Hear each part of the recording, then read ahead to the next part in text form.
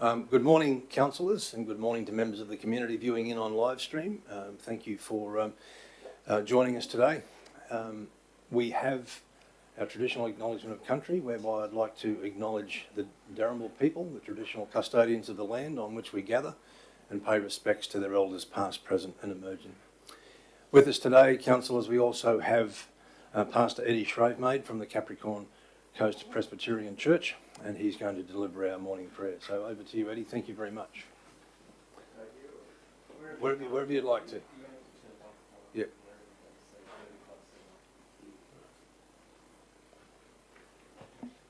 I'll take a seat.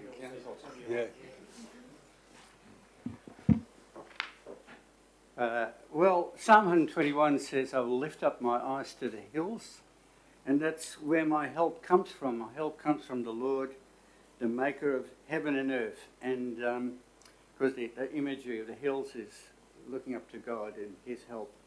So let's pray. Lord, Heavenly Father, we've come to you this hour asking for your blessing and help upon the councillors who are gathered together here this morning. We pray for guidance in the matters at hand and ask that you will clearly show them how to conduct their work with a spirit of joy and enthusiasm. Give them the desire to find ways to excel. Help them to work together and encourage each other to excellence. Lord, you've blessed us with supportive councillors and mayor who seek the welfare of your people and the Livingstone Shire. Lord, who enlightens, we ask for your wisdom as they make decisions in this meeting. Help them to carefully consider the relevant information that has been gathered. May those sharing information get pertinent points so they all clearly understand. Help them to be innovative as they brainstorm solutions.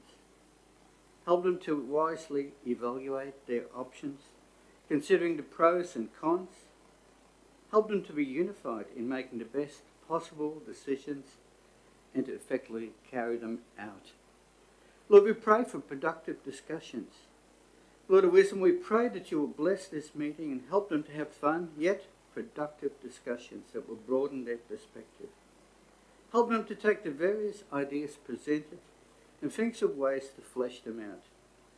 And if they do disagree, let it be on the content and not personality conflicts or power plays.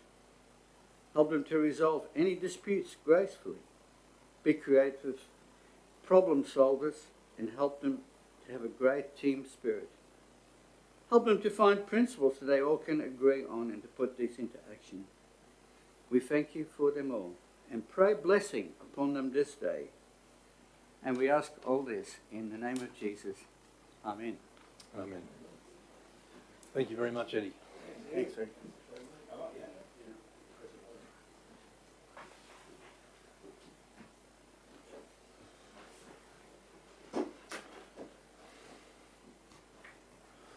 Right, councillors, item 3 on the agenda, we have no leave of absences or apologies. Item 4, confirmation of minutes of the previous meeting. So first of all, we have confirmation of the minutes of the ordinary meeting held on the 20th of April 2021 be taken as read and adopted as a correct record. May I get a mover and a seconder, please? Councillor Watson, thank you. Seconder? Councillor Eastwood, thank you. Any discussion, councillors? All right, so we'll go to the vote on this one. All in favour? Carried unanimously. Thank you very much. The minutes of the special meeting held on the 4th of May 2021, that the minutes be taken as read and adopted as a correct record. May I have a mover and a seconder, please? I'll move. Thank you, Justine. Seconded, Councillor Watson. Thank you. Any discussion, councillors? All in favour? Thank you. Carried unanimously. Minutes of the special meeting held on the 11th of May 2021. That the minutes be taken as read and adopted as a correct record. Moved Councillor Friend, thank you. Seconded Councillor Bello. All in favour? Yes. When we vote, it's not normal that a member asks that their vote be recorded in the affirmative. I'm not saying it's wrong, but it's not happened.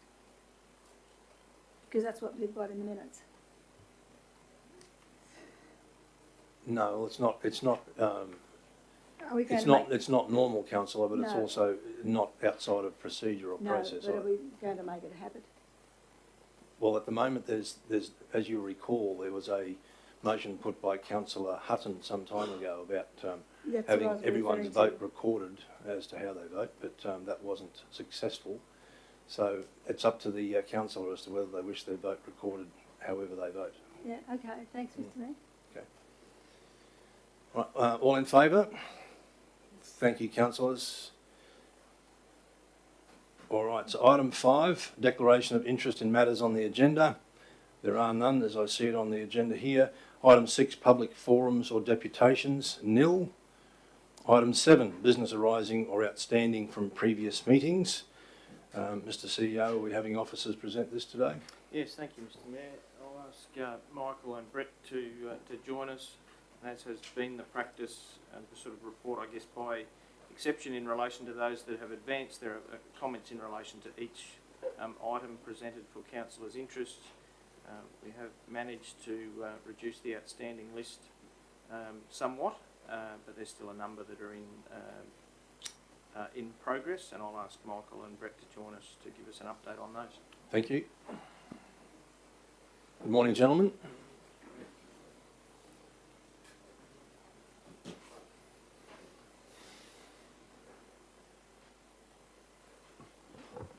Through the Mayor, I'll start with the first one, which is the Marlborough Church sale. So we've provided a condition report to an interested party. We've begun some discussions and we're looking to provide some additional marketing material. If there's any interest from that party, we'll provide a briefing session report in due course. Question, Mr Mayor, through you to the officer. I don't know how long this matter has been going on, perhaps a year, perhaps longer, and we've gone through all the motions and we've got to the point that we have somebody who may be interested, but they're still waiting on information. Do we not have all this information at our fingertips when we've got somebody on the other line? I'm saying this has come back to the table so many times and we're sort of progressing, but it's ever so slow and we're still waiting for information to provide to them. Maybe a question I noticed, Mr Mayor. Well, the officers have the answer. Yeah, yes, okay. I'll answer part of it by saying that it has taken us quite a long time. We do have that interested party at the moment that we're talking to. I'd like to think that we can progress that reasonably quickly so we can get a sense of whether they're interested or not. I'd like to think that officers can bring back a report for the briefing session very soon so we can brief council and decide how we'd like to progress. It has taken a long time, there's no doubt about it. The original resolution was late 2019, so time's moving very quickly. And I'd like to see it resolved either way so we can make a decision about our assets and our budgeting into the future. Thanks, Michael. Thanks, Mr Mayor. Right, microphone, councillor. Thank you. Thank you, Mr Mayor. Item 2 has now been concluded, so that's complete with the lease in place. Item 3, it is understood that the Inlet Association is currently in discussions getting some legal advice on behalf of its membership. Item 4. Excuse me, Mr Mayor. In relation to number 3, I think they're stalling, Mr Mayor. I really think they do because they haven't had a meeting. And if the last time we dealt with this matter, they were taking it to the lawyers then. And if they've been to the lawyers, they haven't been back to the people. And I'm just thinking this is dragging on, another one that's dragging on, and it's not difficult. It's just that there seems to be a lack of willingness to cooperate and share the information with members. That has been my concern all along. All right, well, perhaps Councillor May, through the office of the CEO, we can forward them a letter just asking them for a status and an update on this, and as soon as we possibly can. Mr. CEO. We need to put a time limit on it, because until such Well, time that will as... be part of what the CEO will basically deliver to them, Councillor. Thank you, Mr. Mayor. Item 4 is the unsealed road service standards. So we've been talking to council about that as part of the budget deliberations, and we have one more presentation to make in the next week or so regarding levels of service. The petition for access at Long Beach, number 5, will be discussed today. Pacific Heights, number 6. So I've been talking with a resident on site, and I've been negotiating with the Department of Transport and through the LGAQ as well to try and resolve an issue there, which is a issue around design standards and conditions of the funding agreement for the footpath construction. So I'm proposing to bring a report back in June to the council briefing session to tie in the issues around the footpath as well as speeding issues, which officers have a solution to resolve that. This will be another one, Mr. Executive Director, that'll be good to get behind us, because this has been dragging on for a long time as well, and the people along Pacific Heights Road have had no resolution to this. I'm not blaming anybody in this organisation, but certainly this issue needs to be resolved quickly, because it's just ridiculous how much time it's taken to resolve this. I'm just hoping that this next meeting, the briefing session that it goes to, will be the last one necessary, and the officers get a clear direction as to what they're to do next and finalise it. You're right. Item 7, Adelaide Street parking and traffic issues. So a report was presented at the last council meeting, and we're just awaiting a site meeting with a number of councillors and staff to discuss some of the design issues. I believe that meeting is to be organised very soon, if it hasn't already been organised in the calendars. No, I haven't heard anything, and we need to get that one to Mr. Mayor. It's a simple one, but it's just lacks a little bit of coordination. Well, Councillor, I think we also have to forgive the officers, because it's not like they're sitting around doing nothing. They are very busy. Yeah. I'm not saying that. I don't think any of us have been idle. No. Mr. Mayor, through the officers, I've actually been speaking to the hang gliding group that use that area, and they're interested to know what's going to be happening, because that's their last place that they can actually fly from.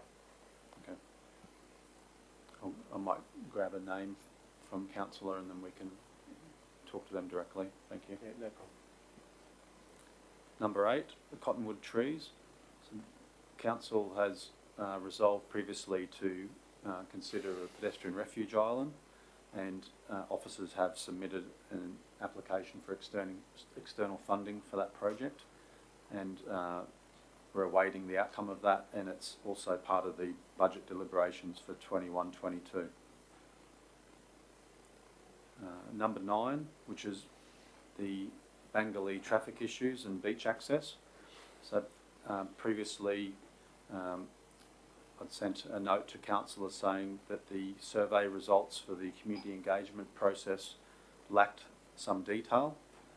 Officers will be undertaking targeted community engagement processes with the residents in Bangalee, and we'll be looking to do that via initially letters with survey questions, which are similar to the questions that we've previously asked, and then we'll be looking to either door knock or have an on-site meeting with residents who are interested to, in a similar way to what we did with Joscalee, so we get to the root cause of any issues. Thank you. Through the chair, Mr. Mayor, to Mr. Creedman. Just for the sake of the community, could you explain again to us what the actual previous consultation was lacking? Okay, thank you for the question, councillor. So previously, officers undertook an engagement activity which included an online survey, as well as a beach day with the four-wheel drive clubs and the user groups. So that was quite a broad collection of stakeholders.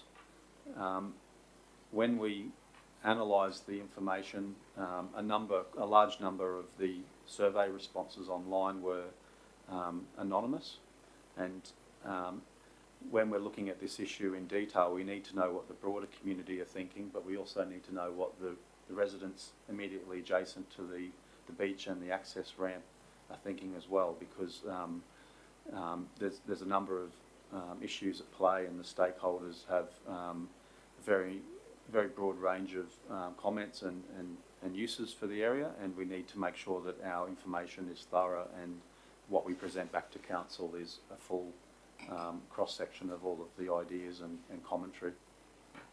Thank you. Question, if I may, Mr. Chair. Just following up on that to the officer. Thank you for your response thus far. Probably more of an observation, but I'm hoping from it you can provide some sort of commentary around how we go about, I guess, advancing the whole issue that's there. And that's based around the survey itself. So we've conducted a survey, no results have been provided to the community. I guess my observation is that without providing those results to the community, how do we defend ourselves in terms of credibility with the community? We've asked for the community to provide a result or to provide a response. We haven't released any information to them thus. Irrespective of what the result of the survey is, I would encourage us to be mindful whenever we're surveying the community to have a time frame when we're going to provide that information back to the community. Otherwise, people can start to get disengaged and cynical and all those sorts of things. So that's my observations in terms of the fact that the information hasn't been provided. Secondary, the elements within the survey nominated certain options, but the options themselves were very vague on actual detail in terms of costings potentially for, say, options 4 or options 3. No monetary values attached to them, so the less detail that's in there, I question the validity of or the authenticity of the survey. So I don't know how we advance that, whether it's not necessarily here and now, but or a better appropriate time to have a look at the survey that's going to go out further from here, or how we refine it. But that's just my observations from the feedback I've received. So I look forward to the opportunity to the director to be able to perhaps have some input into improving that process if possible. And I thank my fellow councillors for the opportunity to comment on that. Thank you. If I may, through the Mayor, just a response to that. My intention with this next round of engagement is to, prior to releasing it to the community and this targeted community, providing a chance for the councillors to just review the letters. There'll be a standard letter, and then there'll be a survey. We need to try and make sure that we compare apples with apples as far as the survey responses go. So we have a list of questions that are currently part of the survey information. I'd like to provide that to the councillors before we go back to the community, so that we can just make sure that we're covering off on all of the comments or concerns that you've had from members of the public or yourselves. I think this is an interesting study on community engagement and how we do things and how can we do them better and how do we close the loop, how do we do it in an effective and efficient way, all of those, and timeliness. So all of those comments are pertinent and things that we need to look to improve. So I appreciate all the comments.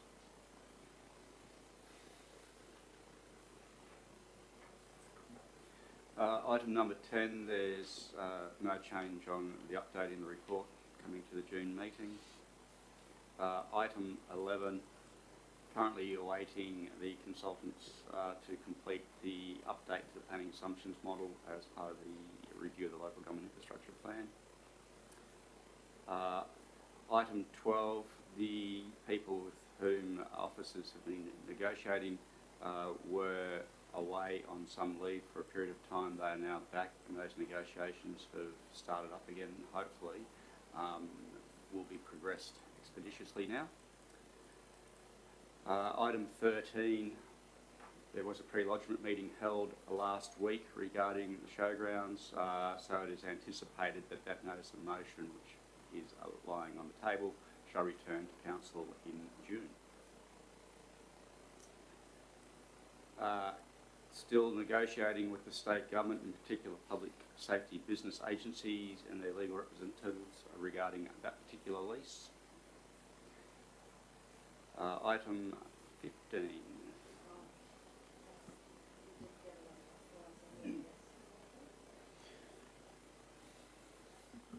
It sounds, Mr Mayor, like there was a response distributed yesterday in relation to item 15. I actually haven't seen it yet, but that'll move towards closing item 15 now. It should do, Mr CEO. Sorry, Councillor Mather. sorry, Mayor, I didn't hear what the CEO said. The CEO, I received a letter from the relevant minister yesterday and asked for it to be distributed to all of the councillors. Okay, So if you haven't seen it, it should be in your inbox. okay, thank you.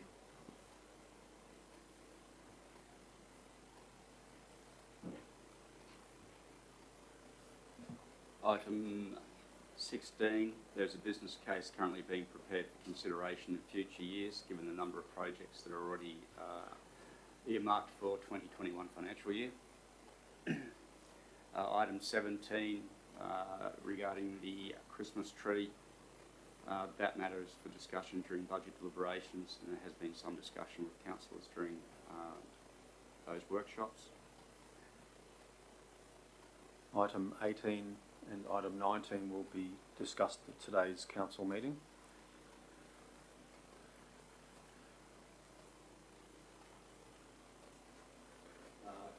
So there has been a discussion with the executive leadership team regarding this particular matter, and it is now scheduled in the next quarter to come to council briefing session for councillors to discuss. Likewise, item 21 will be discussed at today's council meeting. Item 22, the drafting of the local law, new local laws is progressing. There was a teleconference in the last few weeks with some officers and the consultancy undertaking that work, just to tease out a few points and to identify any outstanding or loose ends from some of the discussions that have been had with councillors. So that is progressing as per the project schedule. Certainly, through you, Mr Chair, to Mr Bacon, are we still on track for the 6 to 8 month time period? We are still on track as per the project schedule, councillor, so yes.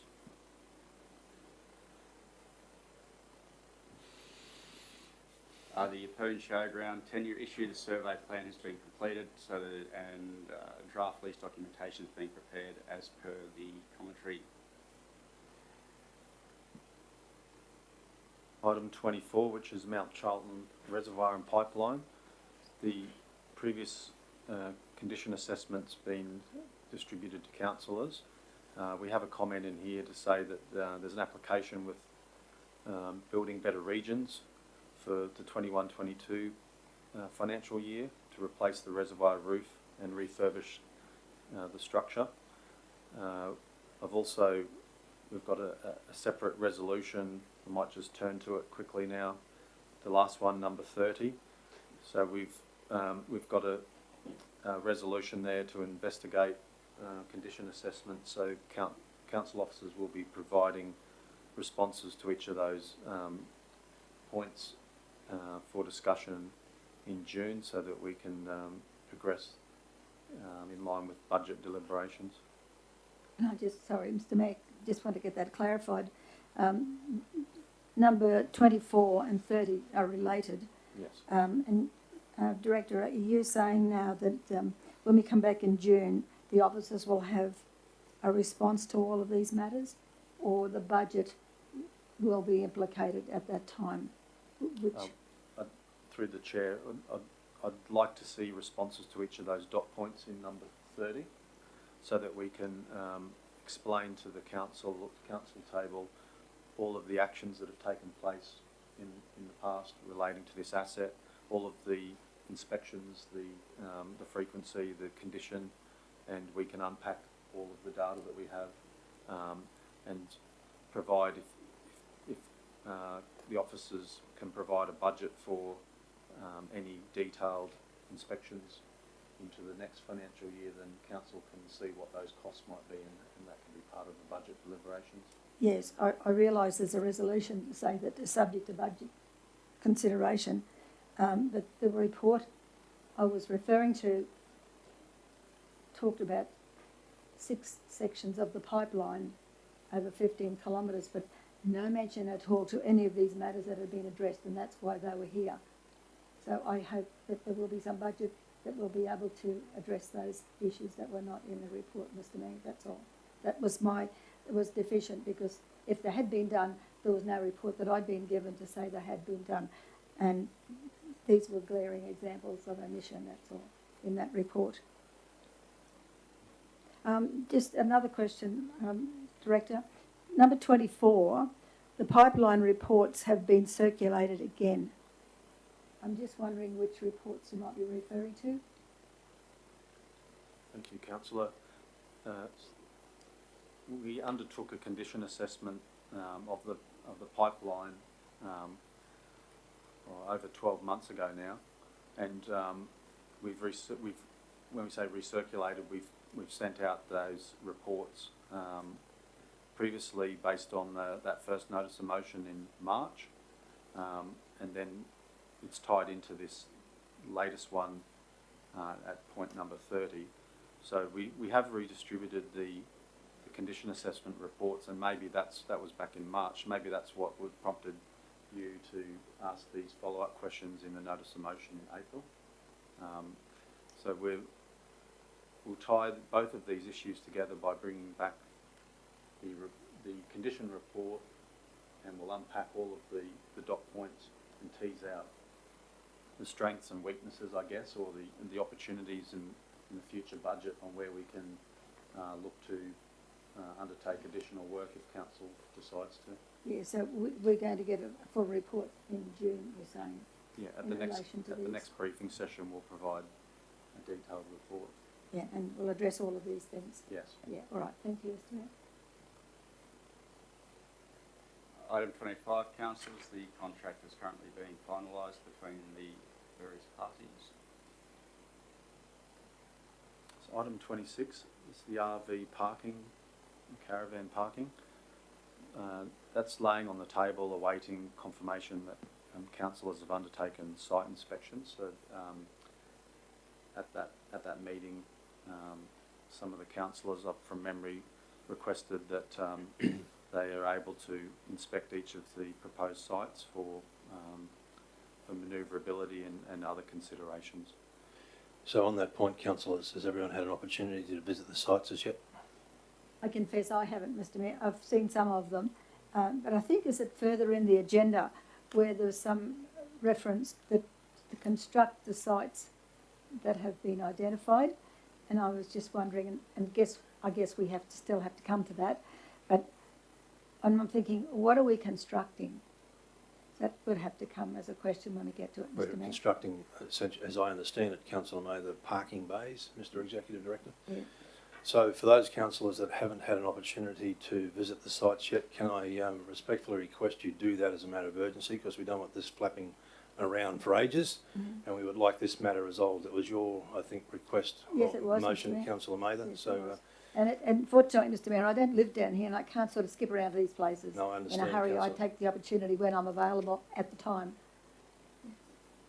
Excuse me, Mr Mayor, through to the officers. I was talking to the CMCA last night about short-term parking and everything, and they've said that normally they don't put hour restraints on signage, just saying that they cannot stay overnight. I'm just wondering if we can look at that as part of the process of when we go through it, because they said as long as the signage says no overnight, then that's what they normally do throughout the country. So just a question to the councillor, who's the CMCA, sorry? Caravan and Motorhome Club of Australia. Okay, all right. They're the ones that I couldn't remember the name of them either. They're the ones that sent us an email earlier in the year when they were asking about possibly communicating with us about having an RV camp in this area. This is when they brought up Just trying to find it right this second. Hang on a minute. Look, I'll come to you with that afterwards. I just can't see it right this moment. Well, Councillor Watts, my understanding is that this will come back to the table for consideration anyway, so we can discuss that at the time. Just a question, Mr Chair, if I may. Sure, go ahead. Perhaps to you and all the councillors, is it possible, or would it be suitable perhaps to put a time frame on that with councillors, you know, so that by the end of May that councillors who want to inspect those locations can, so that there's at least a cut-off point, otherwise we may find it in there for some time to come. Yeah, just great. a suggestion anyway. No, it's a great idea. Thank you, Councillor. So, councillors, can we resolve amongst ourselves that by the end of May we'll have had a look at that? Yeah. All right. Thank you. Mr Executive Director. Item 27, there's no change on the update in the report. Currently working with the Drumble. The notice of motion, item 28, regarding tree planting. So that's currently being worked through with the local law review, the biodiversity strategy, and also the planning scheme amendments in the open space master plan. So that Question through you, Mr Mayor, to Mr Bacon. We understand the biodiversity strategy has now gone to public consultation, and we understand the timeline for the local law review, as you've previously just stated. What is the timeline for the planning scheme amendments in particular, and also the open spaces master plan? There seems to be a lot of trees within developments that are being removed. The community is quite concerned and perplexed by this, and so I'm now asking for a time frame. Thank you. the planning scheme amendments will be dependent upon what influence the local law review has, so you don't end up in duplication or worse still, conflict. And the open spaces master planning will expect to be completed by June 2022. Native title proceedings with the Whopper Borough claim, so Council has provided instruction to law representatives as per that resolution. And number 30, Mount Charlton Pipeline, we've already spoken to that. We'll be talking more in June. All right. Thank you, gentlemen. Councillors, are there any other questions in relation to matters outstanding or business outstanding for the officers? All right. Thank you very much, gentlemen. Item 8, presentation of petitions, and there are none. Oh, I'm sorry. Thank you, Councillor. Getting a bit ahead of myself. All right. So going back to item 7, councillors, my apologies. As Councillor Hutton has just correctly pointed out, we need to adopt this. So the recommendation is that the business outstanding table for the ordinary council meeting be received. Moved Councillor Hutton. Can I get a seconder, please? Councillor Friend. Thank you. All in favour, councillors? Carried unanimously. Thank you. So we've dealt with 8, dealt with 9. There are no councillor or delegate reports. So we're on to 10, which is the Audit, Risk and Improvement Committee report being 10.1, and we have our CFO with us, Mr CEO. I'll just go straight to the CFO, if that's okay. And good morning, Andrea. Good morning, Mayor. Good morning, councillors. So these are the minutes from the meeting held from the Audit, Risk and Improvement Committee held on the 28th of April 2021. I'll speak to the contents of the report and then I will refer to the CEO to speak about a number of the recommendations that are in here. It was a fairly standard meeting, just to summarise it very briefly. It included the self-assessment, which was a deferral from the prior meeting. The update that I provide is largely consistent with what the councillors are provided with on a monthly basis. Also spoke with them in regards to the Q2 budget review process as well as the 21-22 budget process. So we received some positive feedback on what council is doing there. We provided them some assurance on the extra work that we're doing in regards to the asset register validation. And we sought feedback from them in regards to the draft strategic asset management plan. The Acting Chief Human Resource Officer, Belinda Hausman, also spoke to the committee around the internal audit that was conducted on our workforce planning process. So we've received some good actions to come out of that to support the organisation in that respect. And the organisation over the past 12 months has made a concerted effort to reduce the number of outstanding internal audit actions. So the committee was pleased to see that that number had reduced over the past 12 months. Then I might refer to the CEO to talk about the audit risk committee composition. Thank you, Andrea. Mr Mayor and councillors, the committee considered a number of recommendations that I presented to them based on my observations here that our effort into servicing the committee was at the upper end of what comparable councils do, both in terms of the size of the committee. So the statutory considerations for audit committee is membership between 4 and 6. We had 6 members of our particular committee, including 4 external members, 2 of whom's term finished at the meeting prior to this, so we were out advertising to fill those 2 vacancies. And also the meeting frequency. So currently the committee meets 6 times a year, which likewise is at the upper end of comparable councils who mostly, in the main, meet about 4 times a year, and then supplement that as required with using teleconference and other technology facilities to supplement if necessary. So my observation had been that we're probably putting a lot of effort into servicing the committee more so than you would observe at other councils, and not necessarily for additional value. So the recommendations that I posed, firstly to the chair of the committee and then the committee on balance, was that we reduce the size of the committee, the composition of the committee, from 6 members, and I had recommended to 4 actually, but the committee quite rightly wanted to maintain that at 5, including 3 external members and 2 councillors, one of whom we will be seeking a nomination today, and also to reduce the meeting frequency from 6 meetings to 4 meetings a year, but also noting the ability to supplement the formal face-to-face meetings using technology if that proves to be necessary. Though the recommendations that were considered by the committee are presented for your deliberation alongside receipt of the minutes and the balance of the other recommendations made. I would ask councillors, in considering recommendation 2, if there was a nomination, and I understand there has been some brief conversations offline about nominating the second councillor to fill the external vacancy. In relation to the external appointment, the recommended candidate, who was firstly screened by council staff and then considered by the panel nominated by the council, is the chair of the audit committee and the CEO. So Mrs Phillips and myself then considered the applicants, of which there were 15, and the preferred candidate is Mel Jacobs, and her application was considered by the committee and is recommended for appointment to council. I have distributed Miss Jacobs' CV to councillors offline. Andrea might have some closing remarks, otherwise those recommendations are presented to you. All right.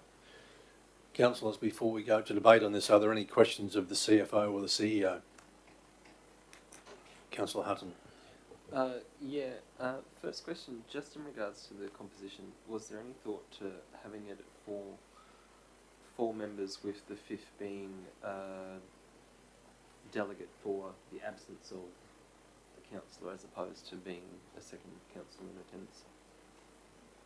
Mr Mayor, yes, that was a consideration, but in the conclusion, the recommendation of the committee was 2 formal appointments. And in regards to the appointment of Ms Phillips as chair of the Audit Risk and Improvement Committee, what was the attendance of the meeting in terms of the committee itself? So I'm recognising we're missing 2 externals at that point, so there was Ms Phillips, 1 other external and 1 councillor in attendance? That's correct.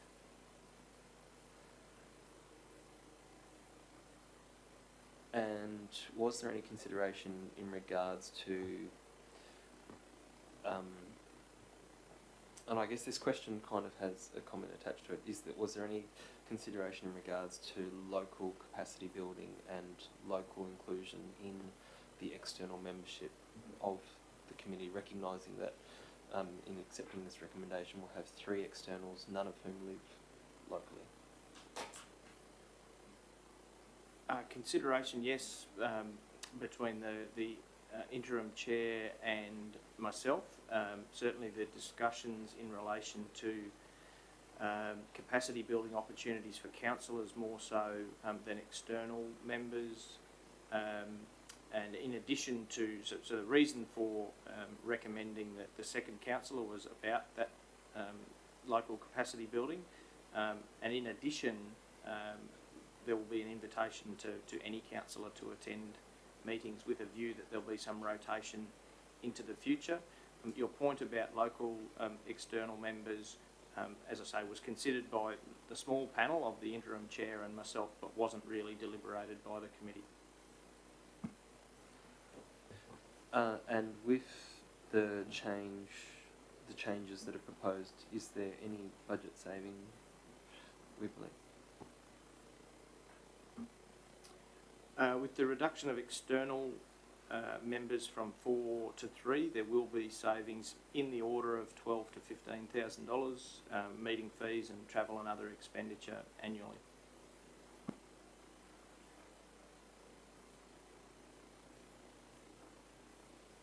Councillor Hutton, you're all done? Yeah. Okay. Any other councillor? Yes, question, Bello? Mr. Chair there. Just in terms of nominating the second councillor, what's the process for that? Is that to be done prior to this resolution being passed, as it sort of forms the resolution? So I'm happy to nominate Councillor Watson in advance of any advice contrary to that. Yeah. Mr. CEO? Mr. Mayor, it can be if there's someone happy to propose a minor amendment to recommendation 2 or add a supplementary part to this particular motion to supplement recommendation 2, then that could be done, or propose the 6-part resolution that's presented to you and then make the appointment separately as a separate motion. Either or would achieve the same outcome. Councillor Bello, with the agreement of the table, I'm of a mind to, rather than in point 2 there, rather than at the end saying 2 councillors, to actually nominate the 2 councillors. So your position will be ratified by the table, and Councillor Watson's accession to the throne, as it were, would also be approved by the table. Mr. Mayor, I'd like to throw the cat among the pigeons and nominate Councillor Eastwood. Councillor Eastwood? I'm just looking at the weight of the responsibilities, and with All right. So there are, and I guess when we go into debate, councillors, we can discuss nominations and those sorts of things. But at this point, I'm just flagging how this will be dealt with. All right. Any other questions, councillors, of the CEO or the CFO on this one? All right. Then we will go into debate on this one. So can I get a mover and a seconder? Notwithstanding, we will have an amendment to point 2, as we've discussed. Councillor Bello, you happy to move? Thank you. Seconder? I'll second it. All right, so Councillor Bello, would you like to speak to the report? Just briefly. Councillor Hutton? Sorry, Mr. Mayor, I just wondered at what point did you want to amend it to include the names? Well, we'll need the official nomination from Councillor Bello first, so we'll go that way first, if that's all right. Okay, well, I guess prior to speaking to the motion, I certainly would like to nominate Councillor Watson for consideration to be appointed to the Arabic, or the ARA, what's the latest acronym? Audit Committee, there we go. We'll keep it simple, as they say. Yep. the question, Mr. Chairman. We have a live motion on the table. What are we doing? Are you amending it or adding to it? Yeah, well, we just said, Councillor, we are discussing it in terms of nominations, notwithstanding point 2 will change. Because we will no longer have 2 councillors as the last 2 words in that particular sentence. It will name the 2 councillors who are on the Audit Committee. Okay? All right. Councillor Hutton. So I just think it's a bit messy to be able to speak to a motion that we know is going to change without having been changed first. I'm wondering if maybe, as we've done with other recommendations, if we get the recommendation right and then go into formal debate to allow us to do that, unless there's debate required about the nomination itself, in which case stick it into a separate recommendation of its own. I understand what you're saying, but the issue of nominations is still sticking in my mind, Councillor, so I'd like to get that nailed first as to who's going to be the proponent. So, Councillor Watson, based on Councillor Bellow's nomination, are you prepared to accept? Thanks. Look, I'm not actually sure. I've been looking at it as I've only been in the job 8 weeks, and I still haven't finished all my formal training. That's my concerns that I have about joining that committee. And I'm not really sure what's required of me to be in that committee either. So you're declining? I'd say I'd have to at this stage, yes. All right. Are there any other nominations? Councillor Mather? Mr. Mayor, just through you, just to the table. First of all, I formally nominate Councillor Bellow, as he is currently on the committee and is doing a fabulous job. I also would like to know why Councillor Eastwood has declined the invitation to nominate. Well, Councillor Eastwood isn't necessarily required to provide a reason, but it's entirely up to him as to whether he wishes to provide one. I do, yeah, it's a personal reasons, Mr. Mayor, and yeah, I don't really want to elaborate on that at the moment. All right. Thank you, Councillor Eastwood. All right. Councillor Hutton. Mr. Mayor, I wonder, acknowledging your financial background, whether you'd be, like, I know that you already attend in a supporting role anyway, so if your attendance is, why not be a voting delegate on behalf of the council to make it sharp and clean? Well, as you say, Councillor, I tend to attend the meetings anyway, because I have a standing invitation, as I understand, Mr. CEO, to all meetings. But given looking around the table, we're not getting any other nominations. I'll probably need a formal nomination if that's the case, Councillor. I'm happy to do it. I'd very much like to nominate you, recognising your financial experience and background in business improvement. All right. Thank you, Councillor Hutton. All right. I'll accept that nomination. Not easily, I might add, but notwithstanding, we need two members. Councillor Bellow. Oh, sorry, you're turning it off. Probably just a question I've got is, do we have the scope, I guess, to perhaps discuss the requirements of the position itself? You know, for any member of council to perhaps consider being on it, almost on a rotational basis. Whether we could look at it as not so much compulsory, but I would hope that all of us would relish the opportunity to be on it, purely for the learnings that you'll get from it, not for the extra burden that'll bring to you, or perhaps you're concerned about not being suitably qualified to be on it. So I would encourage anybody who hasn't been on it to consider being on it, and you will fulfil the role very well, I'm sure, based on your presence here as an elected member. So I hope that would be considered by members who haven't yet been on it. That's all. So I'm probably looking, Mr. Chair, for at an appropriate time. I probably feel you've got enough to do in many ways. I recognise you're more than capable of the role, but I would hope other councillors would recognise it's a chance to step up and relieve, I guess, the mayor from. But I guess I'm entering a debate here, so I'm treading on thin ice, but just wanted to get that in there if I could. All right. So, councillors, are there any other nominations at this point? I'm happy to nominate Councillor Mather, because I don't believe, Councillor Mather, you've been on the Arabic Committee before, officially, or? I was chair of the audit committee during amalgamation. I understood it. We had some challenges. At this particular point in time, I've got issues outstanding that need to be addressed. I won't take on. I'd be happy, as you say, to rotate, share, not a problem, because I like to keep my finger on the pulse. But at this time, I want to get some of these issues off my plate and get some resolutions to some of the problems I'm having before I can take on any more, because I think they deserve my primary attention at the moment. But otherwise, I'd be happy to rotate when they're off my plate. All right, councillor, so I guess we've run out of options because councillor Watson has declined. Councillor Friend, yeah. Look, I don't have a problem with being on it. Just at this moment I'm still learning my ropes. I really am, you know. And I've run many businesses over time. Can't say they're all run well, but I've improved each time, and I've run a few colleges. But just at this stage, I'd say I'm just not ready yet. I'm still getting my feet under the desk, I have to say. Well, it probably takes us back to councillor Bellow's point about potential rotatees, if that's the right word. All right. So at this stage, councillors, it looks like we're going to have councillor with three external members and councillor Bellow and councillor Ireland.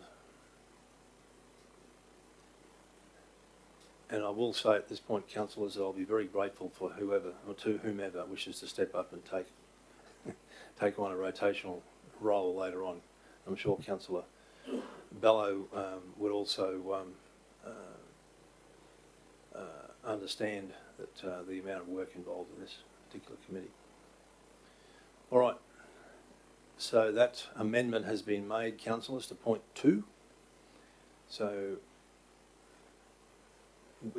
as there are no questions prior to that amendment, we are still in debate. So, councillor Bellow, would you like to speak to the report? Just very briefly. Firstly, I'd like to thank the outgoing chair, Pat O'Connor, if I've got his name correct. Thank him for his time in that role, serving on that committee. I think he did a fantastic job.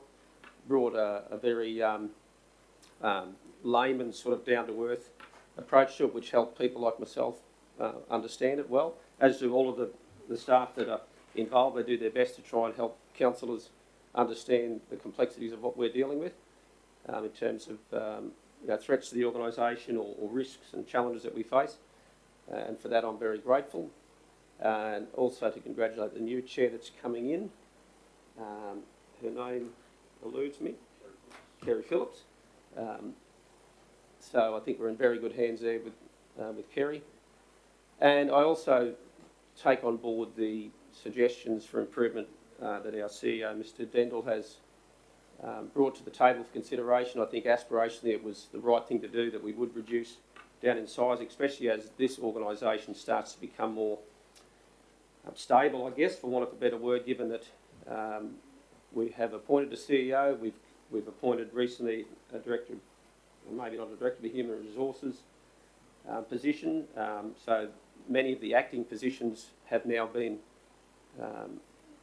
resolved, and I believe this is, whilst there's a small efficiency with financial savings, nevertheless it's something that we look to in all little pockets of our council to save money where we can, but not compromise the ability to fulfil the role and the objectives of the particular items, and I'm confident we can achieve that here.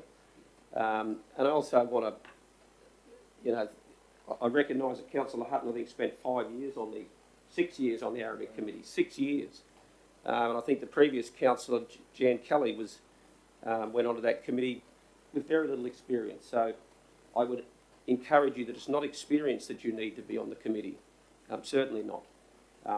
It's just a willingness to attend, and you will be better for it, as I have been better for it. And I think based on that, I've said enough. So I'll leave it at that. Thank you. Thank you, councillor Bellow. Councillors, can I seek your indulgence, please? I've seconded this motion, but I feel a little bit uncomfortable seconding it, given that I'm kind of nominating myself as the second person on the committee. So can I perhaps ask someone else to second it? Councillor Mather, thank you.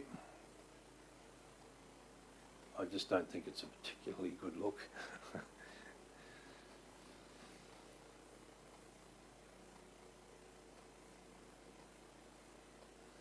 Thanks, Justine. All right, councillors, anyone speaking against the resolution? Councillor Hutton? I am, and it causes me some great consternation to do so.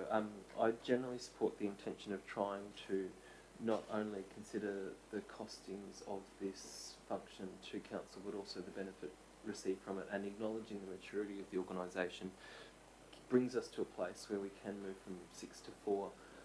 I do have some concerns, and I think it's worthwhile expressing them.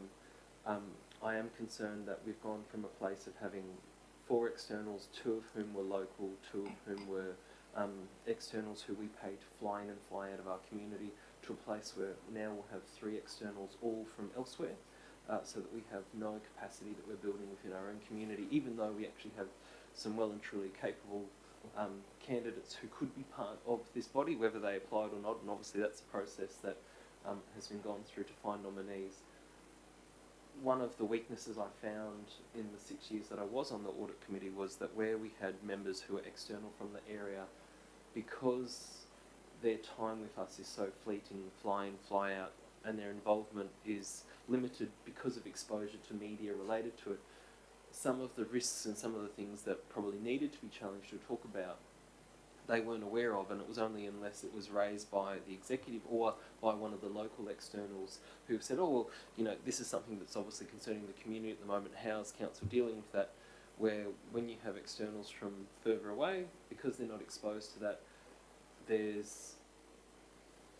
that's lacking, and so if officers' time's going to be spent trying to bring them up to speed with some of the goings-on of the community, to try and inform them, to hopefully provide them with the assurances that they can then provide us with the assurances that the risk is being treated in the right way, I find that quite challenging, and I think that maybe that's not the right mix to have 3 externals, acknowledging that for each of these, not only do we pay an attendance fee for their contribution, but we also pay travel. So while we are reducing the cost by having one less external member, we're actually increasing the cost of travel because we have a 3rd external member who's now travelling to us, knowing that we can do Zoom and all the other different types of virtual connection, but it does make a lot of sense, and where possible to have people in the room so you can have the conversation, and so they can get the assurance of seeing face to face with the CEO or with the mayor or the other parties who are part of that meeting.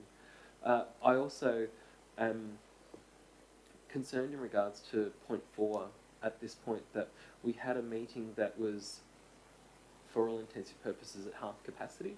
So out of a group of 6 at that point, we had 3 in attendance, one of whom was the candidate to be the chairperson, so therefore there are only 2 members out of a committee that was 6 picking the next chairperson. I think, considering that at the last meeting of council we actually made Kerry the acting chair to allow for the process of the next external members to come on board, why not allow the extension of the acting chair's appointment to give time for the committee of 5 people to spend some time together to determine who's the right fit for that grouping put together? I don't think there's a need to rush into making a permanent appointment at that point, just recognising that you have got such a low number to come from to make that decision. But beyond that, I support the intention of the CEO and CFO and the things that they're trying to achieve there, but just point 3 and point 4 I have some reservations about, and for those reasons I thought it was worthy of expressing them here at the council table today. Thank you. Thank you, Councillor Hutton. Anyone speaking for the resolution? Councillor Mather. Thank you, Mr. Mayor. I don't see having 3 external people a bad thing. It doesn't matter where they come from. Scrutiny, accountability, risks, they all stand on their own legs. As long as you've got people willing to abide by the principles that are required of them. I know in Rockhampton there was a stalemate during my experience, where it was frustrating for the external people to proceed with certain matters because they felt influenced by the people who were within the organisation. They expressed that to me quietly. On one occasion we cleared the room, removed all the staff, got to the bottom of the problem, came back, had resolutions in hand and proceeded from that point on. And the CEO and the Mayor really had no point but to abide by the resolutions. Having external people is healthy, and I can understand about the costs. We're always looking at costs, but sometimes the cost isn't always the factor. We've got internal people here, local people, who can put their slant on everything. They know the area. And if there's anything that the external people have misinterpreted, that can be sorted out very quickly. But I don't see a risk of having external people, all external people. The other thing I'd say too, why do we need to have 4 face-to-face a year? I mean, we could have teleconferencing. What's wrong with that? Is there any legislative requirement to be so many face-to-faces a year?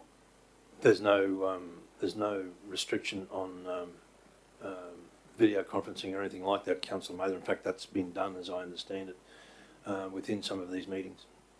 Well, I think that should be considered as part of the sharing cost.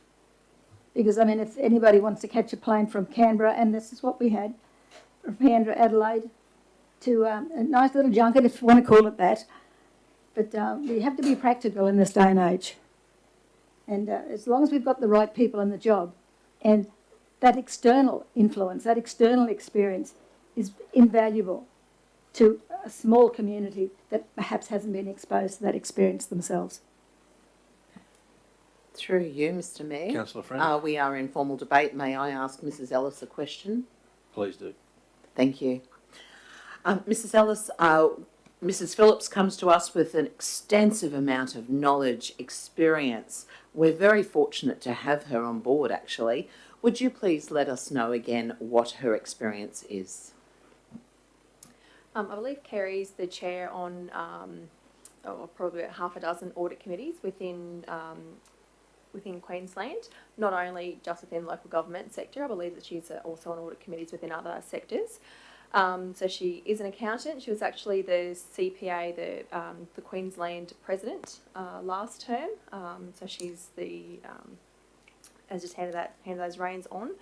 She comes from a wealth of knowledge and experience from both private and public sector, not only within local government but within other not-for-profit councils, organisations as well. So we are really fortunate to have Kerry as well as Stephen Coates, who I believe is the current president of the Institute of Internal Auditors Australia. So we have 2 very well experienced, very knowledgeable individuals who every time I certainly walk away with a sense of assurance that we've certainly got some excellent committee members that are helping provide that the rigorous oversight that is essentially what the audit committee is really about, that next level of oversight in terms of council's operations. Thank you so much. We are indeed very fortunate. Thank you. Okay. Are there any other comments, councillors, before we go to the vote on this one? And look, can I just perhaps clarify something? I don't believe for a second that Councillor Hutton is necessarily criticising the process. I think he's just flagging some concerns that he has. All right, councillors, we've got a mover. In concluding, yes, Mr. yeah, Chair? please wrap up. In concluding, very worthy comments, especially from Councillor Hutton there, who has spent 6 years on it. I can take comfort in that we have included specifically 2 elected persons to be part of the committee as opposed to 1 initially. So I guess I take some comfort in that there'll be 2 elected local people that will at least be able to help inform those externals of local issues, but certainly a very constructive point. And also that we can take comfort that every opportunity, whether it be for live streaming or Zooms, has been taken in the past, and the external people are very much across that sort of technology, and when they deem that it's suitable, they do. When they don't, it's great to have them in person, because nothing really competes with face-to-face communication. So I think we've got a fairly good resolution there. I'm happy to support it and look forward to another councillor taking the baton over from the Mayor in the not-too-distant future. Thank you. Thank you, Councillor Bello. All right, councillors, we'll go to the vote on this one. We've got a mover in Councillor Bello, a seconder in Councillor Mather. All in favour? Those against? Would you like your votes recorded, gentlemen? Okay, Councillor Hutton against. Councillor Eastwood? No, right. All right, so the motion is carried. Thank you, councillors, and we'll move on now to 11.1, the monthly financial report period ending 30 April. And through you, Mr CEO, to the CFO. Madam CFO. Thank you, Mayor. Councillors, I'm presenting the monthly financial report for period ending April 2021. So the results are reported against the recently adopted Q2 revised budget. Overall, Council is currently tracking with an operating surplus, which is in line with budget expectations. Operating revenue overall is within 1%, just above 1% of our year-to-date forecast, and operating expenditure overall is just behind by 5%. Those amounts exclude committals, and so we will look to see that track more in line with budget expectations as we get closer to 30th of June. Cash does remain quite strong. Our cash balances remain quite strong, and our borrowings are tracking on the downwards trend with no new borrowings, nor is there any expectation to access our working capital facility at this stage. In terms of our revenue, user fees and charges is probably the standout item year to date. It's really being driven by the influx of development activity overall.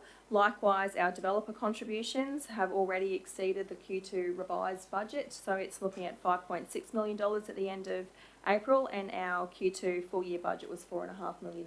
So we will look to revise those estimates as we go towards developing the 21-22 financial year budget.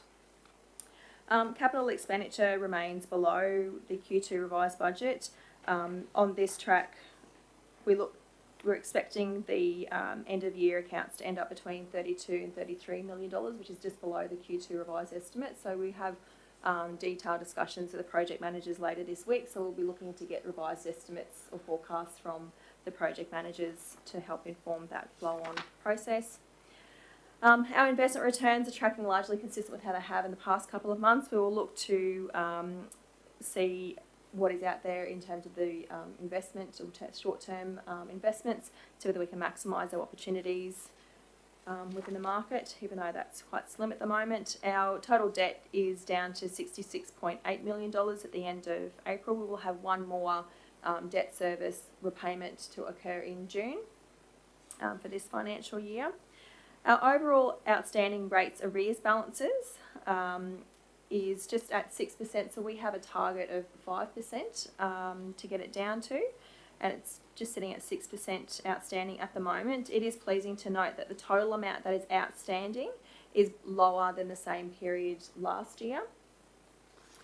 Councillors would have read in the report that we have commenced the land sale proceedings in terms of sending letters to those properties, those 12 properties that would be eligible for sale of land for rate arrears. So it gives them one more opportunity to contact council in terms of getting those accounts to a position where we would not have to pursue that as a course of avenue. The next step here will have further discussions with councillors and a formal resolution on whether or not to proceed with those. Our sundry trade debtors, the large one is still outstanding in terms of the outstanding infrastructure agreement and headworks contributions for the development down at Zilsey, I believe. We also include what we spend within the local community. So year to date, we've spent just under $14 million directly in terms of materials and services within those businesses that are located within the Shire boundaries. So that's just under 1/3 of our total spend altogether. Happy to take any questions from councillors on this report. Councillor Mather. Thank you, Mr Mayor. Andrea, I've been tracking the Council Debt Collection Agency, and it's good to see that they are declining the number of people we have to refer on to them, because it would be quite distressing to all people involved, I'm sure. The Keppel Cove one, we've got an infrastructure agreement for that one. Are we making, are they actually repaying at this stage? I mean, we've got the agreement sitting there, but is it actually bringing in income, reducing the debt? Yeah, that's a very good question, Councillor Mather. I do not believe that they have made any commitments to have any repayments towards that outstanding debt at the moment. We have referred to our debt recovery agent to follow that matter up with them. It is a property-related, it will become a property-related debt at some point, which will then open up another source of recovery. Yes, it's like a lot of other things. We just got to keep our finger on the pulse to make sure that it doesn't just sort of slip through as it does. Another one that I've got, in information that we're giving to the public. We've got $35.5 million in employee costs. Since 1920 to the current year, they've increased by 4%. Can we, I don't expect you to answer that now, but can we have an explanation as to why that is? Is it that we've got more employees, or is it that the current employees are being paid more? Because we can't afford that sort of escalation in costs, because we've only got a small budget compared with a lot of others that are high employee cost. So can we get, I don't expect the officer to provide that information. So I can answer in very broad terms, but I won't be able to articulate the specific dollar amounts for each of these. So it is all of those factors combined that you had just mentioned, Councillor Mather. So in terms of what we consider employee costs, so it's not just the direct salaries and wages, it's also what we have to pay in terms of our superannuation, any training and development that we invest in our employees to make sure that we have a capable workforce of delivering the services that we commit to the community. We also include any of their leave entitlements that are required under the enterprise bargaining agreement. So we have 3 certified agreements, so that has a number of entitlements that go along with that. We're currently negotiating a new certified agreements with both our indoor and outdoor workforce. So the previous agreements have always included wage increases. So it's a combination of all of those factors. So we only budget for the approved establishments that we have. We have a number of people who backfill those positions, and we do have some additional resources allocated for Project Merlin. One of the risks that were identified through the Queensland Audit Office when entities are undergoing large IT transformations is that you need to ensure that you have essentially your best people seconded to those types of projects, and you are backfilling their positions. Otherwise, you'll create undue stress and increase risks in terms of the normal day-to-day operations if you don't backfill the workforce accordingly. We also have a large component of our workforce that are also on our capital jobs as well. With the people that we're moving, like we're seconding to Merlin, is that on the same pay rate that they were originally on, or is it take another step up? I mean, I'm just looking for ways to look to see where we can improve, that's all. Yeah, that's a good question, Councillor Mather. All of the employees have been seconded at their existing pay rates. Thank you. Okay, back to page 32, Mr Mayor. Asset sustainability ratio, 23%. At what stage can we expect, and how are we going to do it to increase that? Because looking at the audit report that's coming up later, there's reference in relation to our assets register, and that not being quite complete at the time that they inspected. And I'm just trying to tie in this ratio with the audit and to see where we're going as far as what money will we have to replace and repair when the time comes to do it. And we don't know when that time comes with some of our assets, given that they're very aged. And that all ties in together for me. Right, well, perhaps the officer can give us an update on the relevance of the ratio itself and how it ties in with the asset management plan and the budget. And how we're going to improve this ratio.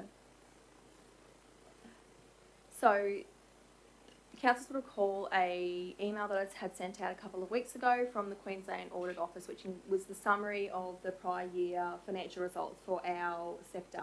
So some of those recommendations were specifically looking at the appropriateness of our sustainability ratios, and they really honed in on our asset management related ratios. There's industry-wide, even from the Queensland Audit Office and the department, that just looking at the simplicity of just using the asset sustainability ratio and having a standard 90% target threshold is actually not suitable for all councils to have that same standard and same metric. So instead, the Queensland Audit Office were very firm in their recommendations to the department to consider more appropriate ratios. So those are the things that we'll be looking at. Well, what is your actual spend on renewals as you had committed to or planned to as part of your adopted asset management plans? So depreciation doesn't necessarily come from your asset management plans. There's lots of components that are in your asset management plans. For example, the level of service that you're committing to, when your intervention levels and all those sorts of things, when assets will require renewal and upgrade. So that information does flow in through essentially to the formula to calculate depreciation. What this one is looking at is in terms of what we're spending on renewal of our infrastructure assets as a proportion of our depreciation. It doesn't make any reflection on what proportion are we spending that we had planned to against our asset management plans. And I think that is the more appropriate measure of how well we are renewing our existing asset base.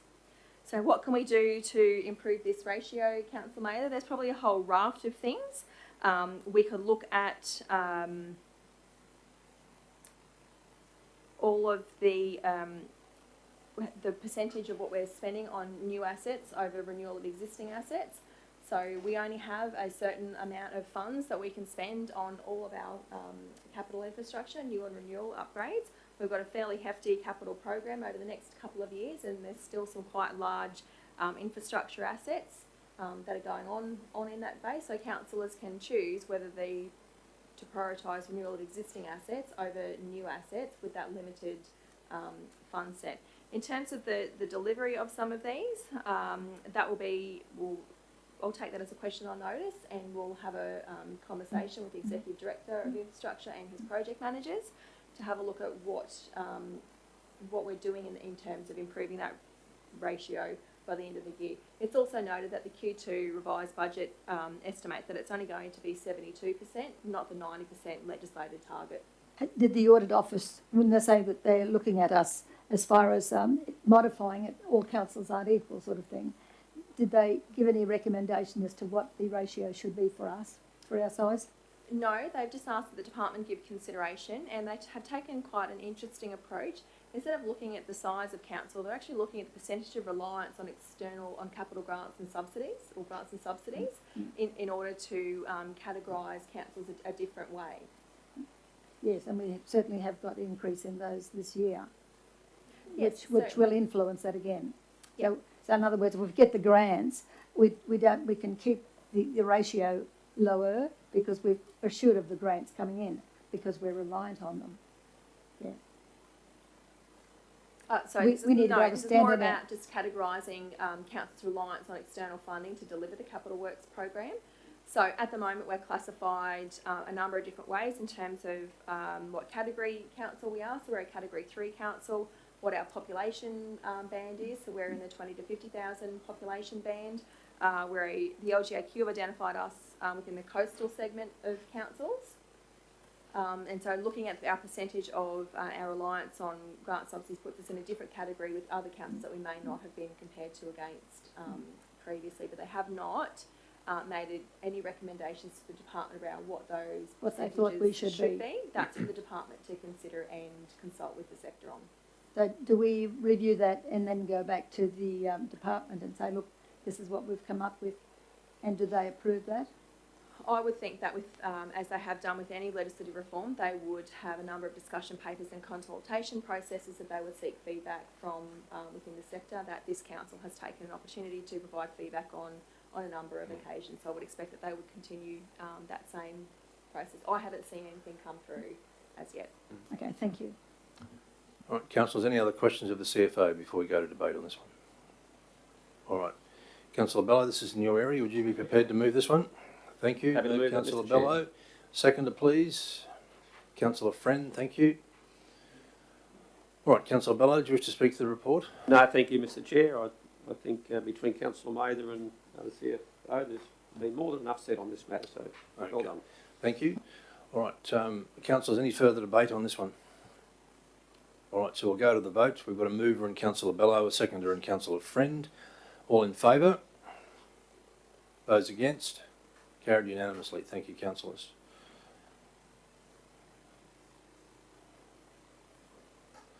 So we're on to 11.2, council. What time is morning tea, Mr. CEO?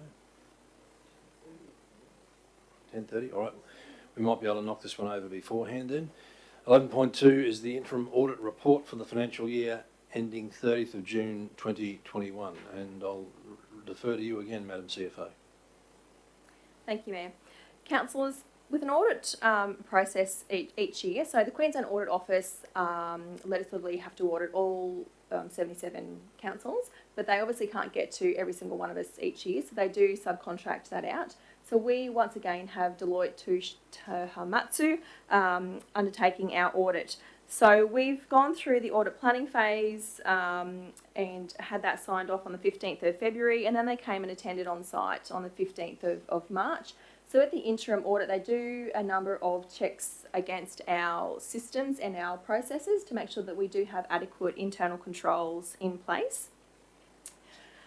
So there's 3 sections to this report. So section 1 looks at the overall audit progress and any emerging risks that have been identified. Section 2 summarises the reports on any deficiencies in internal controls. There were no new significant deficiencies, and a total of 4 current year deficiencies have been identified, including one from the prior year. All of these issues are expected to be resolved by the end of the current financial year. And Section 3 also looks at a number of business improvement opportunities, which they refer to as other matters identified in the current year. Other matters are those things that, if we leave too long, will more than likely become a deficiency or a significant deficiency, but we have an opportunity to make some improvements to our policies, systems, processes now to circumvent that. I won't go through each, it's quite a detailed report, I won't go through each page in detail, but I'm happy to take any questions from councillors.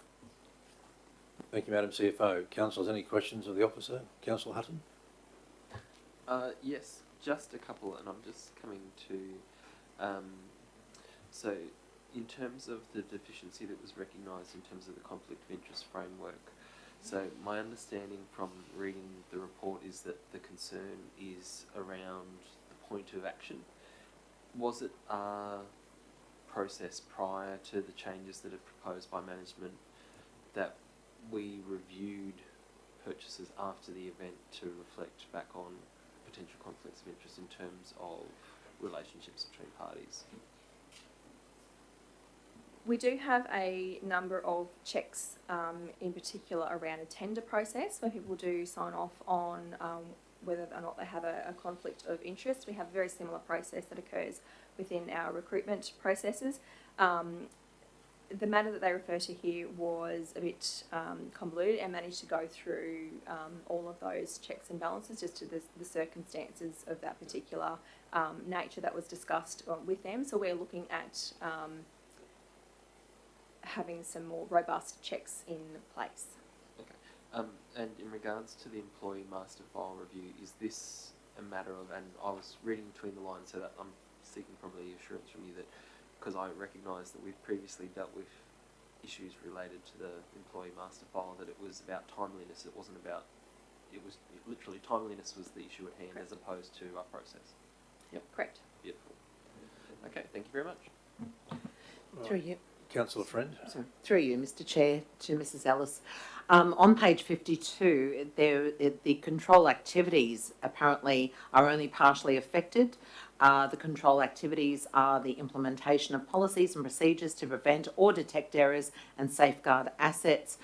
It says here, because it's partially effective, one significant deficiency identified. What was that deficiency? Thank you. This was the matter in regards to the completeness of the asset register, that we had the significant deficiency noted in last year's financials. So you might have heard me refer to, so in the audit committee agenda, there is a standing item where they provide a detailed update on our progress to satisfy that at each meeting. And I believe it is Dan also sitting behind me who's responsible for preparing that report for the audit committee. And from my observations, they seem satisfied that we have the appropriate checks and balances in place now to ensure that we'll identify that. And also through Project Merlin, it'll also add an additional opportunity to ensure that we have the correct information collated in our asset register. Thank you. And so by the time this next report, next audit comes around, that will be then turned green to effective. Hopefully it will drop off and not need to be identified at all, Councillor. Yes, Mr. Yes, Mr. Mayor. Councillor Hutton was on my line of thinking as well. When we're looking at the master file of the employees, do the employees have the same type of, I know we're looking at conflict of interest here, and the audit was quite large on that. They were quite focused on that. Do they have the same, employees have the same requirements as we have because they're dealing with procurements? Like you've got your file, you've got your related persons, you've got your associates.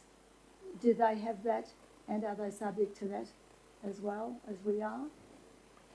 You understand the question, Madam CFO? So the employees operate under, so the councillor's conflicts of interest is prescribed in quite a lot of detail Yes. by legislation.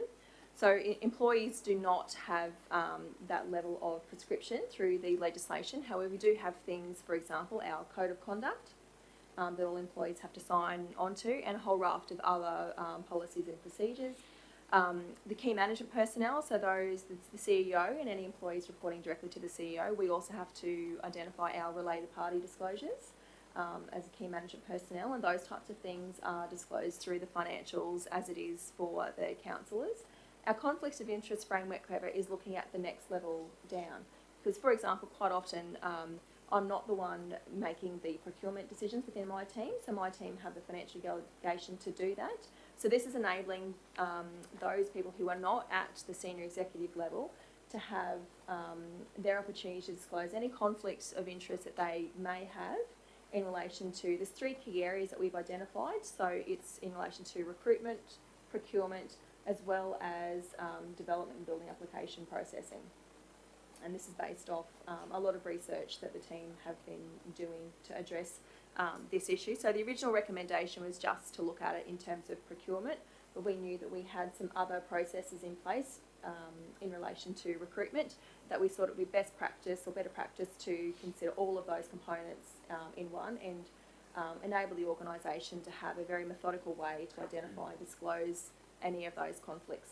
So there's no formal process as such? No, there are some formal processes scattered throughout the organisation. So our framework is looking at bringing all of those disclosures and processes into one central framework. So we're all disclosing conflicts in the same way, in the same manner, and documenting it very consistently across the business. So they're all, so just extra confidence, Councillor Mayor, there are already existing processes in regards to procurement and recruitment that are in place. Mm-hmm. Thank you. So, just for the clarity of the community viewing in, Madam CFO, I'm just confirming, if you would tell me whether I'm barking up the wrong tree or not, but this council, as a lot of other councils do, are quite often accused by members within the community of nepotism, particularly in relation to, as you say before, recruitment, procurement, those sorts of things. So this framework that you're talking about is another step, as I'm reading it, in being more open, transparent and accountable in relation to those types of activities, so that we're actually trying to remove any, or as much as possible, any opportunity for that nepotism to occur. It will also allow the individuals in the organisation, if there is a conflict of interest that they might not have considered previously was a conflict of interest, that there is a process that they can follow to declare and disclose and escalate that matter to their line supervisor, thereby removing themselves from that process. Thank you. All right, councillors, any other questions of the officer before we go to debate? All right, can I get a mover and a seconder, please, for this report? Councillor Hutton, thank you. I'm happy to second. All right, so Councillor Hutton, did you wish to speak to the report? Only very quickly, Mr. Mayor, just to thank the officers for the continued work that they do in this space. I know that it is something that provides both assurance to the community, the council, and ultimately to the state of Queensland by having these activities undertaken, and the fact that when they've identified these deficiencies, and they are quite while all deficiencies are bad, they are quite small on the scale of all the things that could be wrong that could be found within the scale of an organisation of this size and complexity. it gives me great confidence that it means that we're being open, we're being transparent, and we're being helpful. And from my time on the audit committee, the advice that came back again and again from our external auditors undertaking this process was always about how helpful and open Livingstone was to not only about our strengths but also about our weaknesses, and wanting to work with our partners to actually make sure that we were using best practice to make sure our council was on the right track. So I commend the work of officers that's very clear in this report, but also recognising that there are some deficiencies identified that I know that we're working on, and that the impact of them is going to be very minimal to the risk associated with an organisation of our size and breadth. Thank you, Councillor Hutton. Is anyone speaking against the report? Or anyone else like to speak for it? I'll just echo Councillor Hutton's comments, and I don't necessarily see these things as deficiencies. I see them as opportunities for improvement. So I just, as well as Councillor Hutton, commend the officers on their work, and I think, as Councillor Hutton says, in the scale of things, this is pretty good. All right, councillors, we've got a mover in. Councillor Hutton, did you want to sum up at all? Okay, all right. So Councillor Hutton, and seconded by myself. All in favour? Carried unanimously. Thank you, councillors. And I'll put forward a procedural motion to break for morning tea. All in favour? Carried unanimously. Thank you.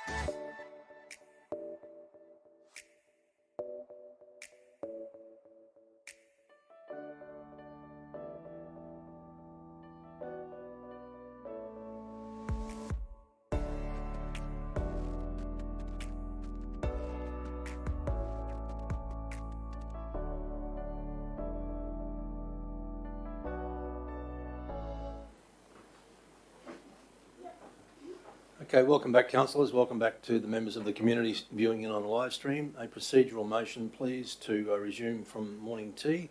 Thank you, Councillor Mather. All in favour? Carried unanimously. Councillors, we're up to 11.3, which is the Operational Plan 2021 Quarter 3 Progress Report, and I'll hand the floor to the CFO again. Thank you. Thank you, Mayor. Councillors, I'm presenting the Quarter 3 Operational Plan Progress Report.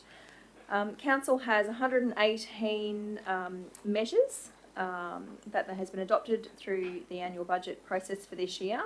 It's important to note that the legislation requires Council to discharge its responsibilities that it's in a way consistent with the operational plan, and this sets out at a very specific and detailed level all of the obligations of what Council is planning to deliver and prioritise within the current financial year. So it's important to note that the budget was structured around to support the fulfilment of this operational plan.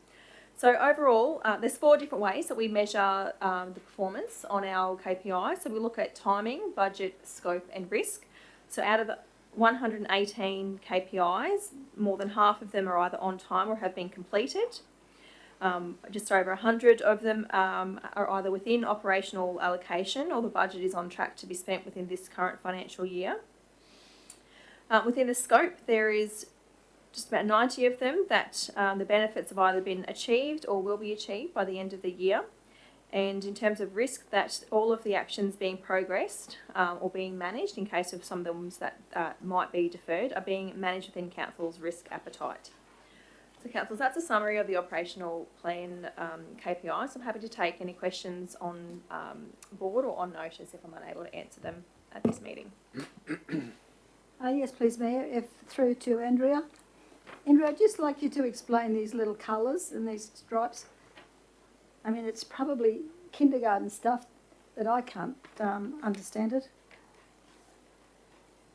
All these little things. Certainly. Yeah, we've got the headings: livable, thriving, natural, but how it relates to all of these matters that we need to deal with. So very good question, Councillor Mather. Thanks for asking. So we have on table 1 a summary of all the 118. So the colours on that table are consistent with the stacked bar chart that we do have. So timing, for example, green is good, red is not so great. If it's orange, it means that there is some matters that we need to either address. Orange or yellow means that we either need to address. So, for example, in green in timing, so there's a lighter colour green and a darker green. If a darker green in timing means that the items have been completed. If it's green, it means that it's on track or on time to be delivered, or it's being delivered in terms of what has been agreed to with councillors. Yellow in this instance is that we expect that the item will be rescheduled. Now that could either be within the current year or rescheduling to complete in the subsequent financial year, and you would need to look at the comments for each of those KPIs. And red under timing is that the item will not be completed this year and will need to be deferred to the subsequent financial year for reconsideration. So for budget, blue is good, so it's within our operational allocation. So that means that we didn't need any additional specific project funds to complete these activities, that it is managed operationally. Orange is budget underspent at this stage, so that can be a good thing, or it means that we're not delivering the project as we had expected, so that's why it is flagged an amber colour. Green is obviously that the budget is on track, that has been identified, and red is that it is overspent. When we talk about scope, is are we delivering the project or delivering the outcome that we had intended to do? So once again, we do use a traffic light colour system for scope. So both the greens are either that, the darker green is that it's completed, and the lighter green is that is the scope is within, the benefits are going to be achieved that we had set out to. Any yellow that we do have under scope is that for a variety of reasons that we may not be delivering the intended outcome that we had expected. And 8 is that it is clear at this point that the benefits that we had sought to deliver this current financial year won't be delivered. And then we look at risk, and we consider this in terms of Council's adopted risk appetite. And it's pleasing to note that under this, the majority of them are within our current risk appetite. So that's why we see the green for all of the last column there. The yellow in this instance is that there are a number of risks that are more than likely emerging and that they are being managed within council's risk appetite. And then we have a very small portion of them that identified risks from the respondents or the responsible areas point of view that are not being managed at this stage. So we've broken it down because we do have 118 of them, just to simplify so you can see at a glance the overall status per theme. So we're trying to link it back to the themes that are flowing down from our community plan, which cascade into our corporate plan. So we break down so readers can see at a glance how we're progressing across all of those measures within each of the themes. Does that help with your understanding, councillors? No, sorry. May I? Andrea, I understand all these colours are on this page. When you go to just an example, how we blend it together. Livable Livingstone. We'll go to the second poll because it's got those colours in it. How do we interpret that? Livable Livingstone, and that's the budget pillar. What do we get from that? So the graph is just a summary. The detail you would need to refer to the attachment in the report.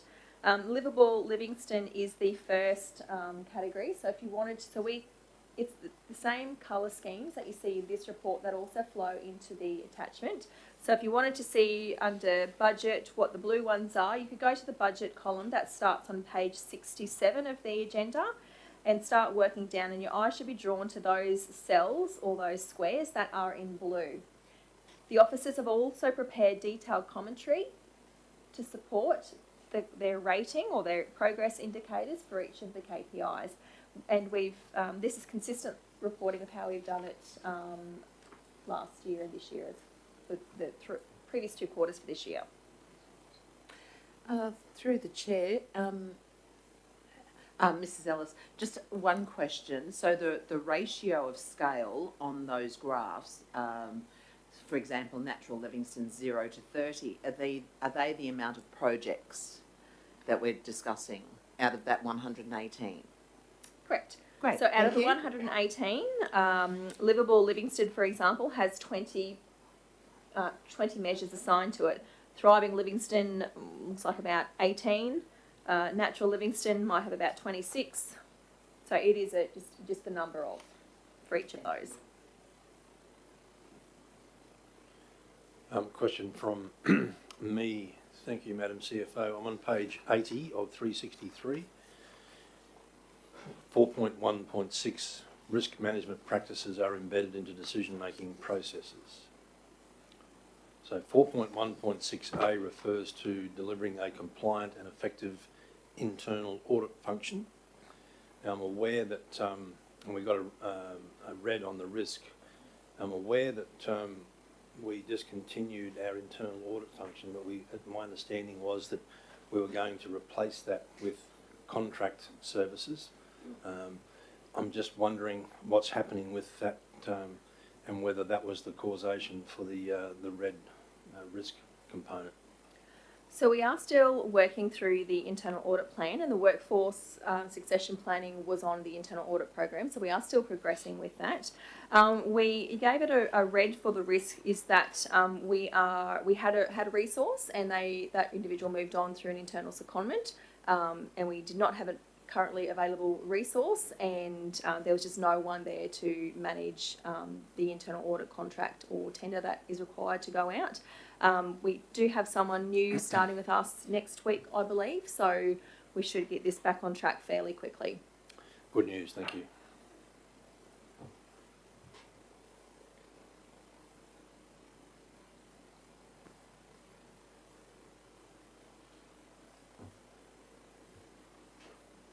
Councillors, any other questions of the officer?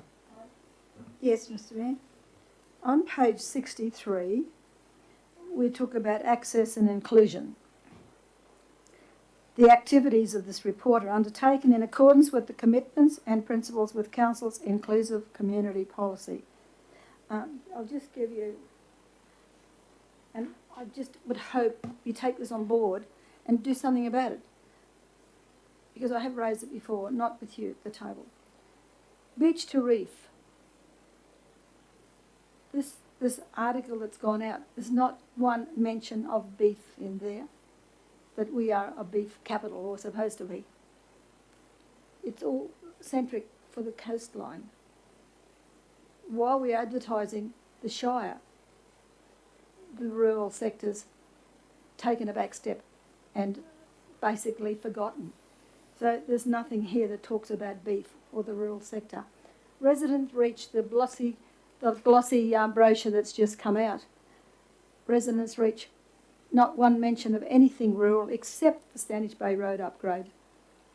So when they see that, they think, well, there we go again, you know, what's new? So I'm just bringing this to your attention that we need to address this. Because we had Beef Week. People come from all over Queensland and interstate and overseas too.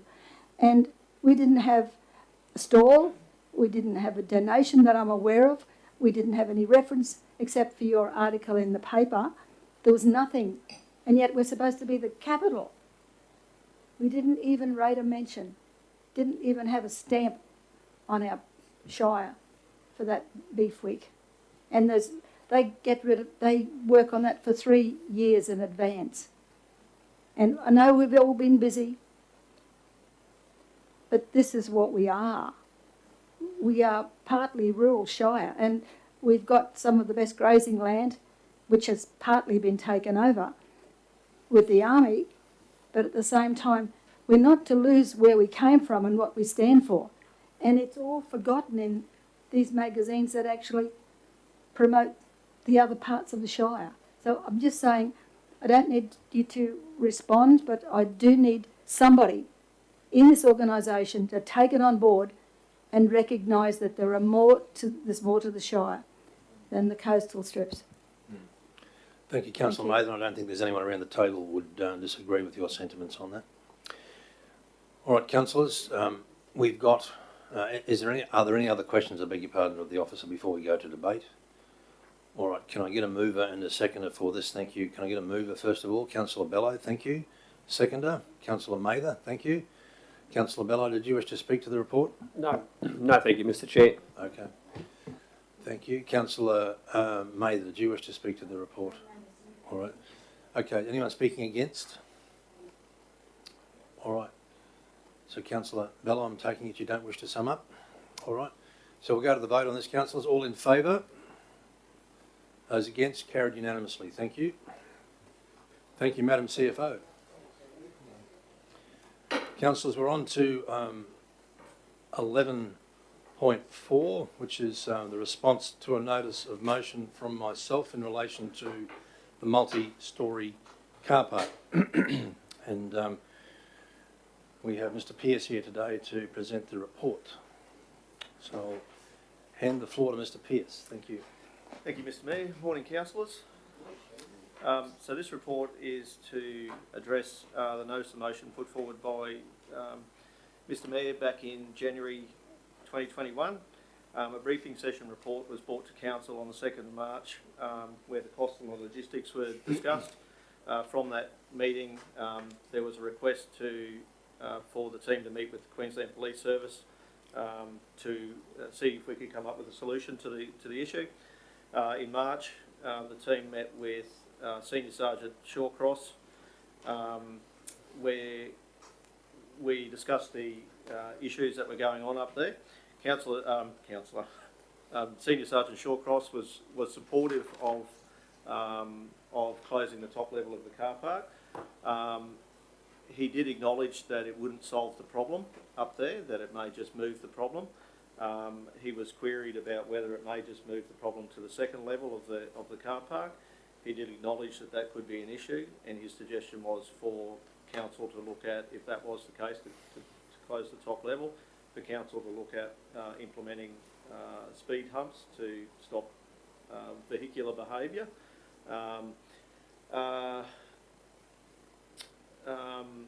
We then looked at the other issue around that is around the opening time. So I think the initial notice of motion looked at reopening the car park at 5 a.m. in the morning due to security contractor issues and other contractor issues. That can't be achieved. So based on that, we've gone through and had a look and put forward the costs associated with closing that. In the report, we've outlined all the risks and issues that we foresee up there. The recommendation from officers is that we don't change the access or operation of the multi-storey car park, and we advocate for the police service to increase patrols to curb the antisocial behaviour and illegal behaviour up there.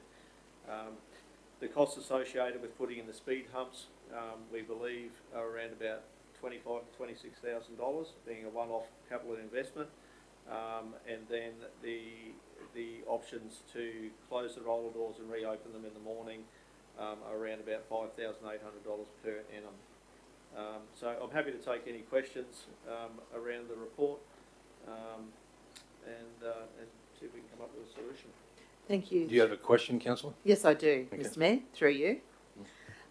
Is there any reason why the top level can't be closed on a semi-permanent basis with a roller door and reopened on special events, such as Pine Fest or something at the foreshore? Why does it need to be opened on a daily basis? As I understand, on an average working day, the car park is not full on up to that level. And the whole point of proposing this in the first place, I believe that it was because the police paddy wagons can't get up to the top level, but they can get to the level below. And if the police, certainly QPS, are in favour of closing it, is there any reason why it can't be closed on a semi-permanent basis? Through you, Mr Mayor. Look, I don't believe there's any reason why it couldn't be closed on a semi-permanent basis. As you outlined, Councillor Friend, the usage on the top level is very, very minimal during daylight hours, and that certainly is an option. Councillor Mather? Thank you, Mr Mayor. I have a number of questions, Mr Mayor. One primary question: why does council have to rotate, alter its structures, increase its capabilities, change its timetable to fit in with unruly youths? We are changing. I won't go into it, Mr Mayor. I'm saying I don't need an answer for this. But why do we have to change what we have put there for the sake of the public, for the convenience of the public? Councillor Mather, sorry, unless there's a question, we're not in debate. That was the question we need to ask ourselves, and I'd be happy to move the recommendation, Mr Mayor. What recommendation, Councillor? This one in front of us? Okay. All right. Any other questions, councillors? Councillor Hutton. I just wanted to seek confirmation that our car park is the only access point for a number of businesses on the top block of Normanby/James Street. Is that correct? Through you, Mr Mayor, are you, Councillor Hutting, are you talking about parking for the business people? Yeah, I suppose one of my questions was going to be, well, why don't we shut our car park at the front doors instead of waiting till they get up to the third floor? But my query with that is that if people have a right of access through our car park to get to the back of Red Rooster, to get to the back of High Alley Blues, if they don't have another legal access point, then my suggestion's moot. So I thought I'd better check before I propose something that wasn't able to be achieved. Through you, Mr Mayor, I suppose the issue with closing the car park altogether is that we don't have the ability to do that unless we'd have to install other roller doors and things like that. We then cut off access to the car wash as well, which is a revenue generating opportunity for council. As far as access goes, as we stated earlier, the top level doesn't particularly get used, but certainly the middle level does, and that does provide that access through down into those other areas. Does that answer your question, Councillor? Not at all. Through you, Mr Mayor, I just want to make it clear, I was talking about shutting off on a semi-permanent basis the top level only. Yeah, I not- think we all understood, councillor. Thank you. All right, councillors, I'm going to introduce a procedural motion at this point. We can deal with that, and if it fails, then we can come back and deal with this particular recommendation.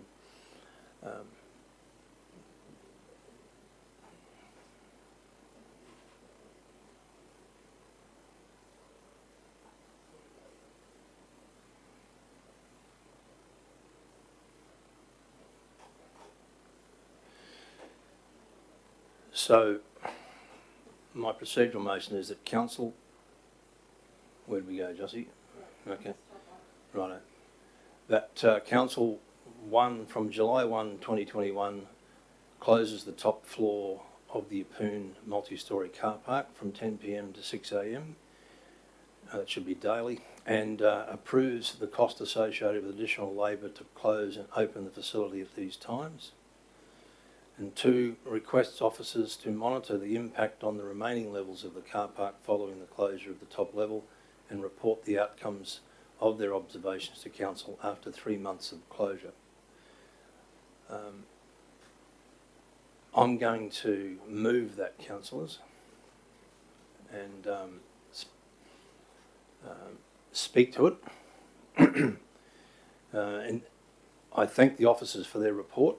I understand where they're coming from, and I understand that they're trying to save council the additional cost.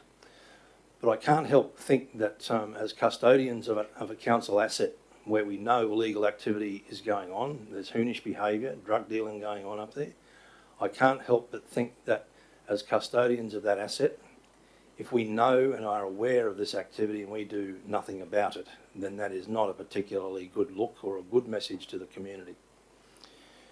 So what I'm proposing is that we actually do close the top level of the car park from those hours or between those hours every day. And yes, it might cost us a bit of money for someone to open it or close it and open it at those times. But I think that's money, in my view, that it could potentially be well spent. I'm also aware of the officer's recommendation that some of this activity may migrate down to the lower levels, and I accept that that's a reality.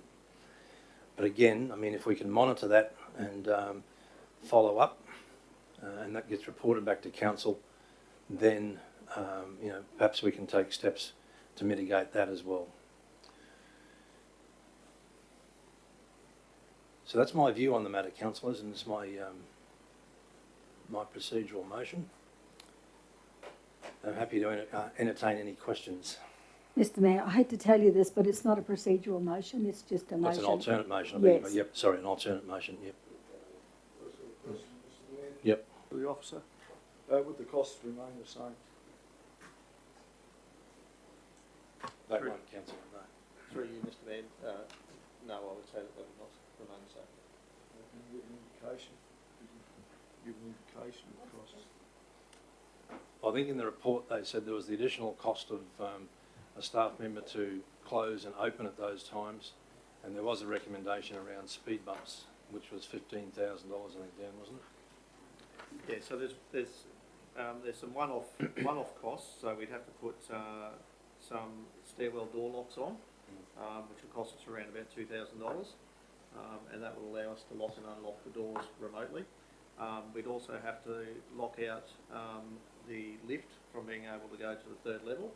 So again, we'd have to put software in place for that. I think that was around about $3,500, and that allows us to lock and unlock the lift, so it only goes to the second level. And then obviously we've got the opening and closing costs associated with each of those. And then if we did go down the path of implementing speed humps on the second level, we're looking at around about somewhere in the vicinity of $20,000 for 10 speed humps. I suppose we just need to be wary that outside of hours that we put the speed humps in the middle, they may still potentially speed around the outside of those, so when it's not occupied. Right. Councillor Watson. Mr Mayor, have we thought about CCTV on the top And it seems like a more in way of capturing than just stopping to, you know.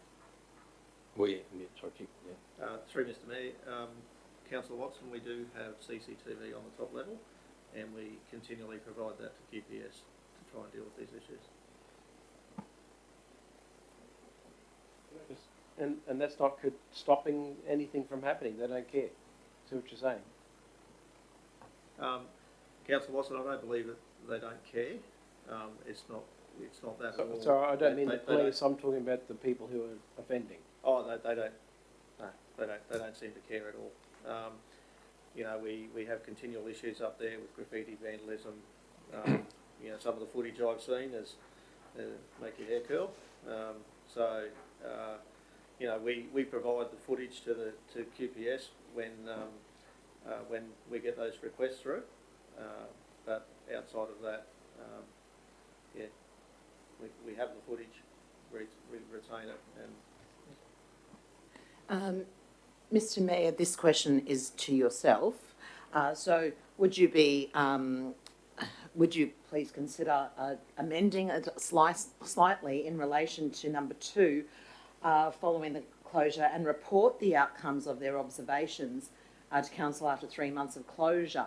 Could there also be alternatives to semi-permanently close to close it, and within that 3 months, then officers can certainly monitor how many people on a daily basis are using that top level. It usually gets used, and I've seen it with my own eyes, in large events at the Foreshore, Australia Day, Pine Fest, those type of things. But on an average working day, it's very rarely used. And if we're going to the cost to implement the locks, the software for the lift, etc., it may certainly be more cost effective to give this a 3-month trial, as you have said, but also then include for the report coming back to us in 3 months, whether it may be an ongoing cost effective way to semi-permanently close it on a daily basis, perhaps even reopen it for holidays, school holidays. That's my suggestion. Thank you. Thank you, Councillor Friend. I guess in attempting to construct point 2, my thinking was around, okay, well, after a 3-month period, and we had feedback from the officers that the closure of the top level of the car park had just simply transferred the problem to lower levels, then we would reconsider whatever strategies might be necessary, because in closing the top, irrespective of whether you do it according to point 1 or whether you do it on a semi-permanent basis, you are still going to shift the problem.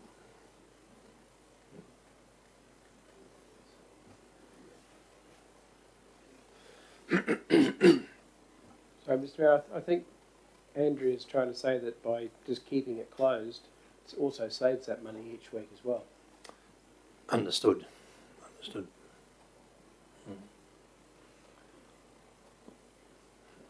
Councillor Hutton? I just wanted to ask the officers of any other alternatives that they've examined around options. So I understand the report was predominantly dealing with the request of the notice of motion itself, but have any other alternatives been examined that potentially could be applied to deal with the unruly or unkempt behaviour that we're looking to remove, even if they may have seemed a little bit perhaps outlandish at first look? What, in your experience, Rick Spoke? yeah, through you, Mr Mayor. Councillor Hutton, we haven't looked any further than really trying to close that off and to have QPS on board to try and deal with I suppose the root cause of the issue. You know, as I've tried to highlight in the report, the belief is that all we're doing is transferring the issue to somewhere else, and Senior Sergeant Shawcross was comfortable for that. That we transfer, if it's not in the CBD, then you know that goes away. But I suppose we haven't looked at any other outlandish ideas. We've got CCTV up there. You know, there's probably no other real means to try and close it off without creating some other issue. So The answer to your question is no, we haven't really looked at any other options. Mr. Mayor, without prejudicing how I might vote on this, I reference in the officer's report that it says that our security team finishes at 3:30 and that's the end of their call. I wondered if maybe to reduce and to not actually add in an extra burden if we actually open up at 3:30 a.m. because. Yeah, I consider that.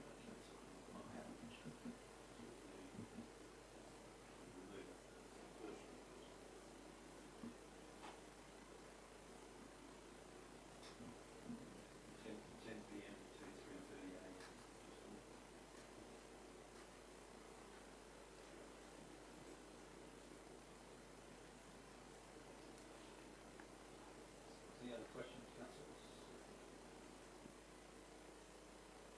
Just to say, Mr Chairman, if other matters haven't been explored, I've got a couple.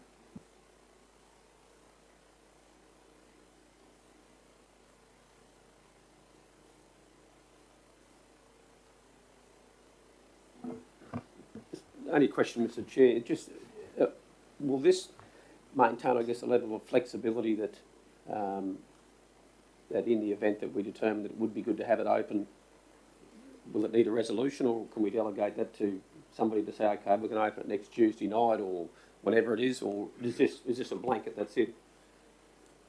Oh, that wasn't my intention, councillor. Okay, but It would ultimately be, as a matter of process, it would normally be shut between 10 p.m. and 3:30 a.m. Yep. Of course, if there are requirements outside of that, where it needs to be open outside of those hours. all beneficial for it to be open, and sort of from the staff's perspective, does a resolution provide that level of autonomy to the CEO, so that you'll be able to, I mean, does the CEO determine that it's going to be certain nights we think it'd be good to have it open, or do you need to come to the table for that decision, or, because based on that there, I would have interpreted it as it was closed 365 days of the year.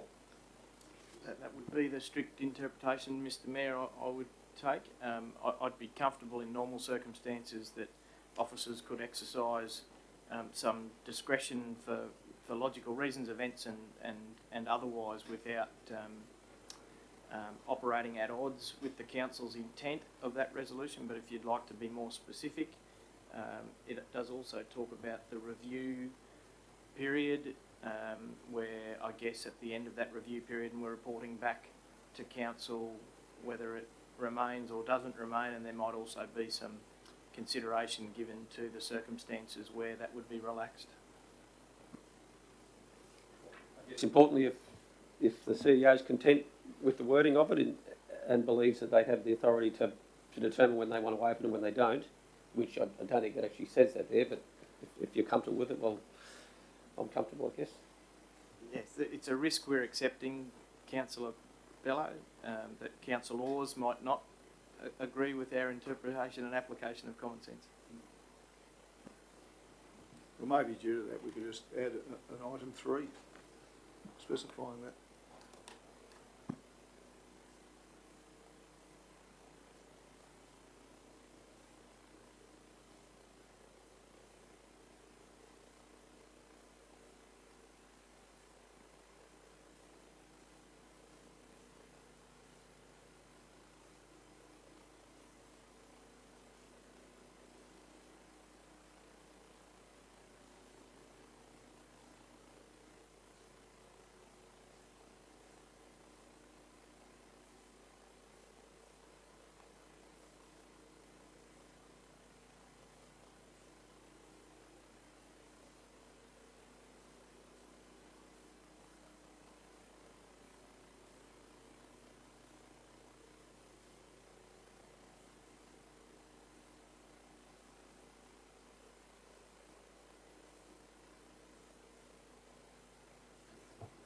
My other question, Mr Mayor, is whether you consider an alternate in terms of the period.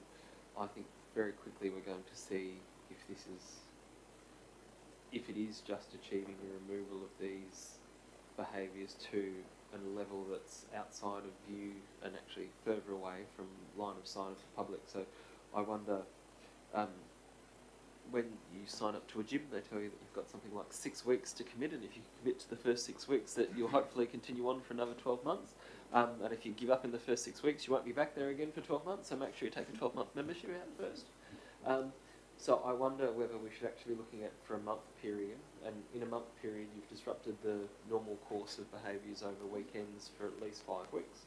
You've also potentially seen if the behaviour's moved, you've reduced the cost to the council in terms of enacting this if it's not going to have a positive or a negative outcome, and maybe that provides some opportunity to go back to the police once more and say, hey, yep, congratulations, it shifted it, but it didn't solve the problem, and we can add some more political pressure on at that point to address the issue at the root of it as opposed to the symptom. Okay. No, good point, Councillor Hutton, and I initially in drafting this thought of 6 months, and then I came back to 3 because I was a bit reluctant to put too much work on the officers in terms of monitoring what was going on up there, but I'm aligned with your thinking in that we will know fairly shortly and quickly as to whether the behaviour is going to change or not. So I'm happy to make that 6 weeks after 6 weeks of closure. Through you, Mr. Mayor, I actually agree with Councillor Hutton wholeheartedly, but playing the devil's advocate, it is winter. We are going to get some cooler weather. Will these children be out? Their main habits are to play up over the summer, the warmer periods, the warmer nights. So I'm still happy to go with 6 weeks, but I'm just stating, will we get the desired outcome over this cooler period throughout the evenings? That's one of those rhetorical questions, Councillor Friend, that I don't have an answer for. Yeah. Thanks, Mr. Mayor. I'm full of them. All right. Any other questions or comments, councillors? And thank you for the constructive criticism on that. Can I get a seconder for the motion? Thank you, Councillor Hutton.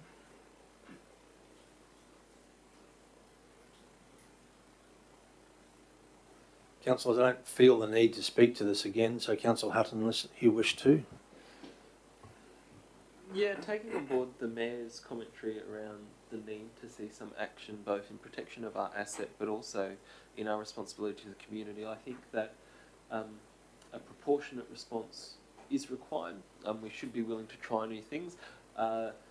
Whether this is the outcome that achieves what we're looking for or whether this is part of that journey, I'm not 100% sure. There is a really interesting study from the US that actually relates Barry Manilow to improved behaviour in public spaces, and so perhaps that it may be something that we need to investigate, whether playing a bit of Barry disturbs the behaviour because they don't want to be there. And it's true, it's a demonstrated, truthful study to demonstrate. We need to take these opportunities. We need to identify if there's a solution. I think that's important in us taking these actions. We're not trying to remove the burden or the onus on police to fulfil their function. If the behaviour that's occurring there is outside the scope of council, we're not trying to be world police. We're not trying to take over, but we are recognising that our responsibility to the community means that we need to reduce the burden in terms of the damage to our assets that's occurring. Every day, for a while there, I was having reports from members of the community in regards to the state of the car park and the excrement that was being left behind by attendees at these events. They're not all young people, but it is described as a young person's problem that's occurring up there.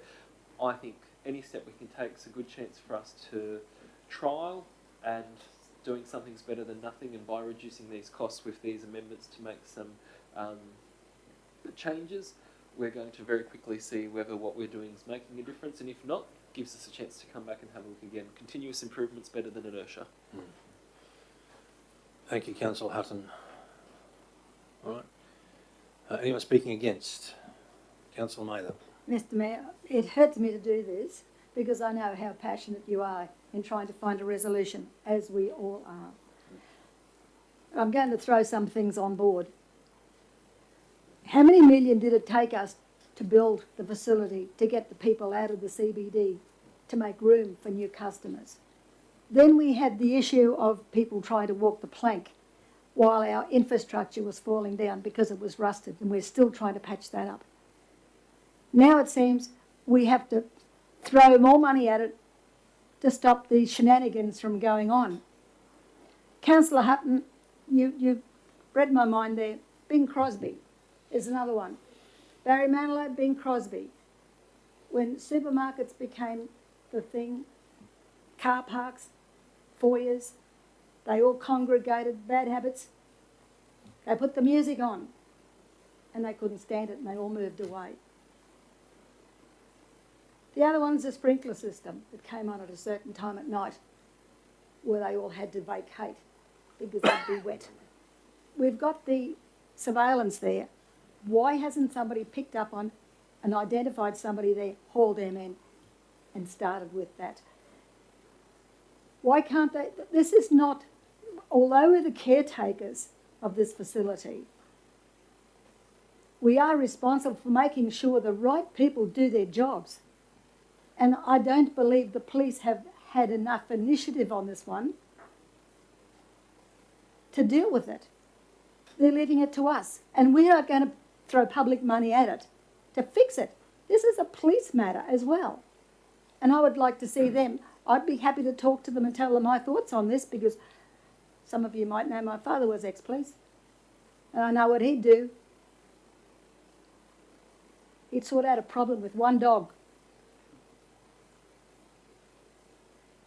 There are ways to deal with this, and the police haven't come up with it. I don't think it's fair to put the onus onto the CEO to use discretion to say when it should be open. That's not fair. It's not his job to do this. It's our job to make sure the right people do their job. You know, if we're looking at $25,000, $30,000 to add infrastructure, speed bumps, closed doors, rollers, whatever it may be, I could spend that money somewhere else a whole lot better, and I assure you all could. This is not the way to deal with it. I'd be happy to go and talk to Erin Shawcross. I've spoken with him before on a number of issues. But it's not the way to go. The excuse that they see the paddy wagon leaving the police station. Well, you don't go out there and flash your badge and say, hey, here I am, I'm come to get you.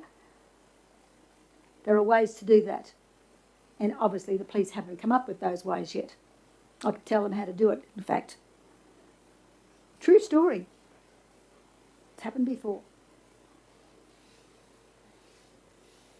There hasn't been enough police initiative on this one, Mr. Mayor, and I don't want to see our members being put in a position of having to waste ratepayers' money to do a job an agency, an equipped agency, is charged with. If the police feel they don't have the resources, it's their responsibility to ask for more resources. Get a task force, get undercover men, get dogs in, block off your entrances. Once they're up there, somebody move in, block off the entrances, put your dogs to work, and they'll round up themselves. You won't need a paddy wagon. Easy. You can start with Barry Manilow and Bing Crosby if you like. But this is not the way to go. Councillor Hutton. Sorry, I just wanted to ask a question of you, Mr. Mayor. In terms of your motion, I understand the costings attached to the changes to the doors and the elevator, but were you also expecting to do the speed bumps? The speed bumps, No. things? No. Right. Councillor Rees, anyone speaking for the motion? Yes, Mr. Mayor. Councillor Rees, thank you.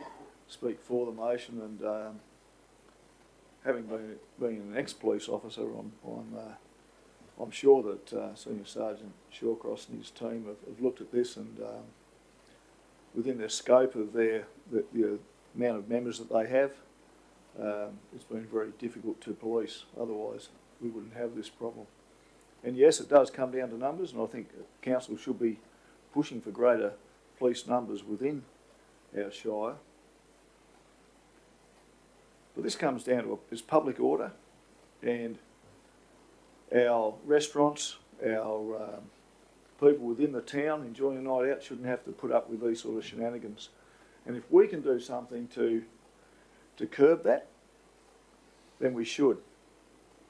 And whether these young people or whoever they are going to go off and do shenanigans somewhere else, so be it.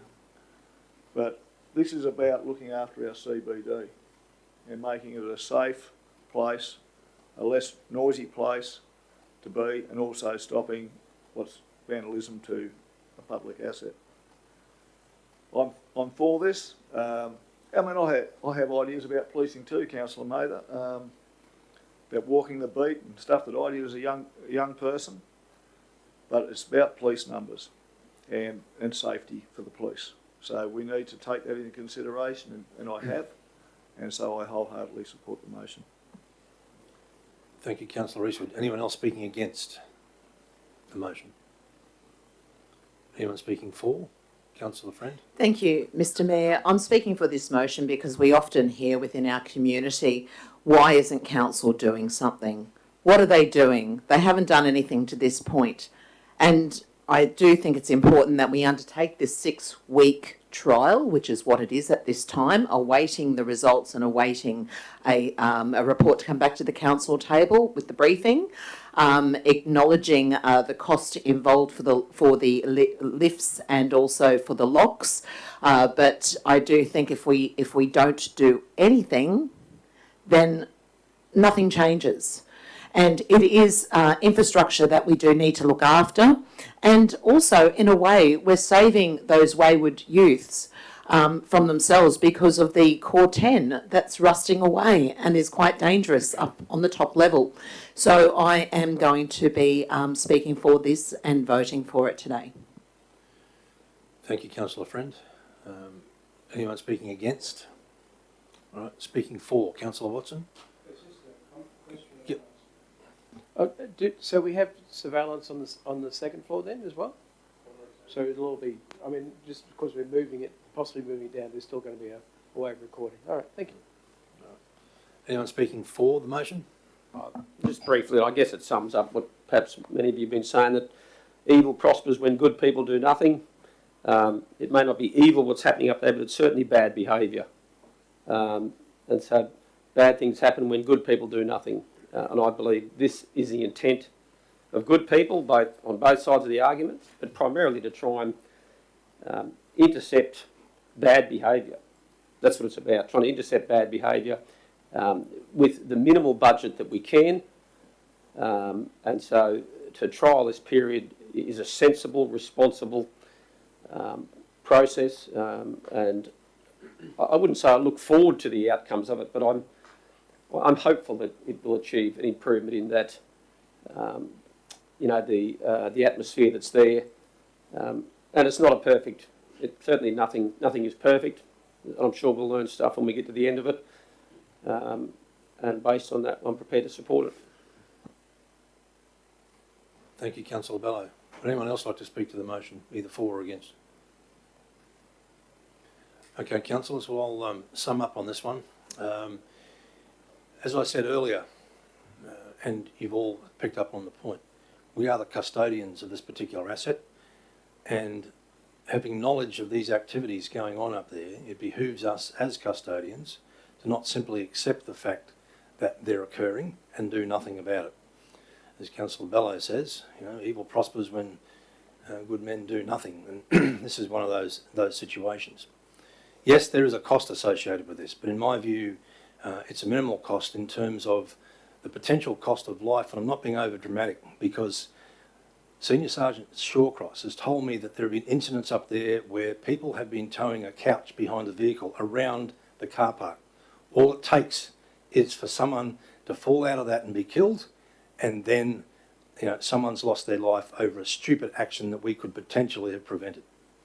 So in my view, councillors, that money is well spent if it stops that sort of behaviour. Yes, it's a trial, and it was intentionally set as a trial because this isn't a perfect solution, and I acknowledge that.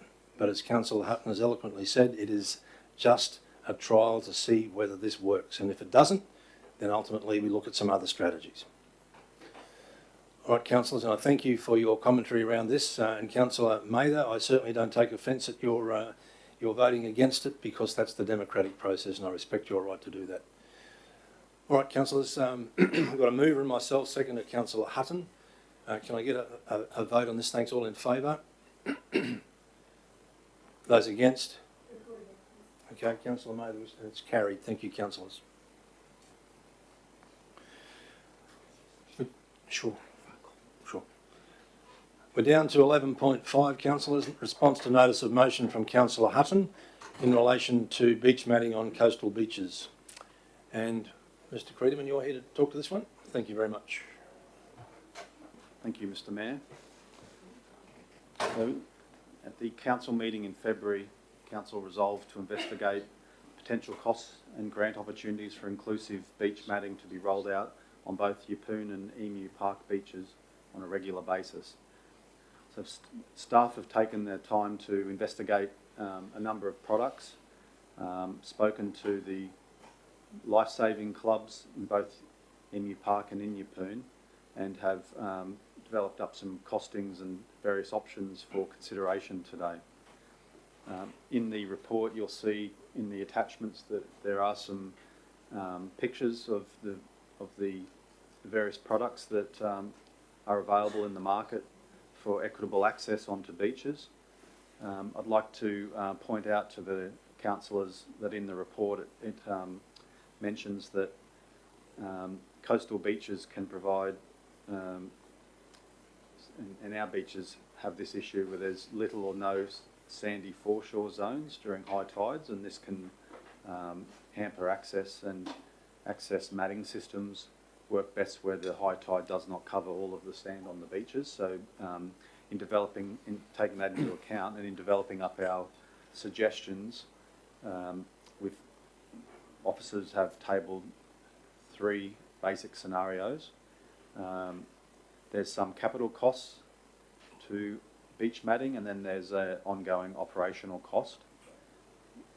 In the report, page 95 of the agenda, option A, we call it, is to purchase beach matting and then for council staff to patrol and move the matting when the tide's coming in, as it would otherwise be swamped as the tide would take the matting away.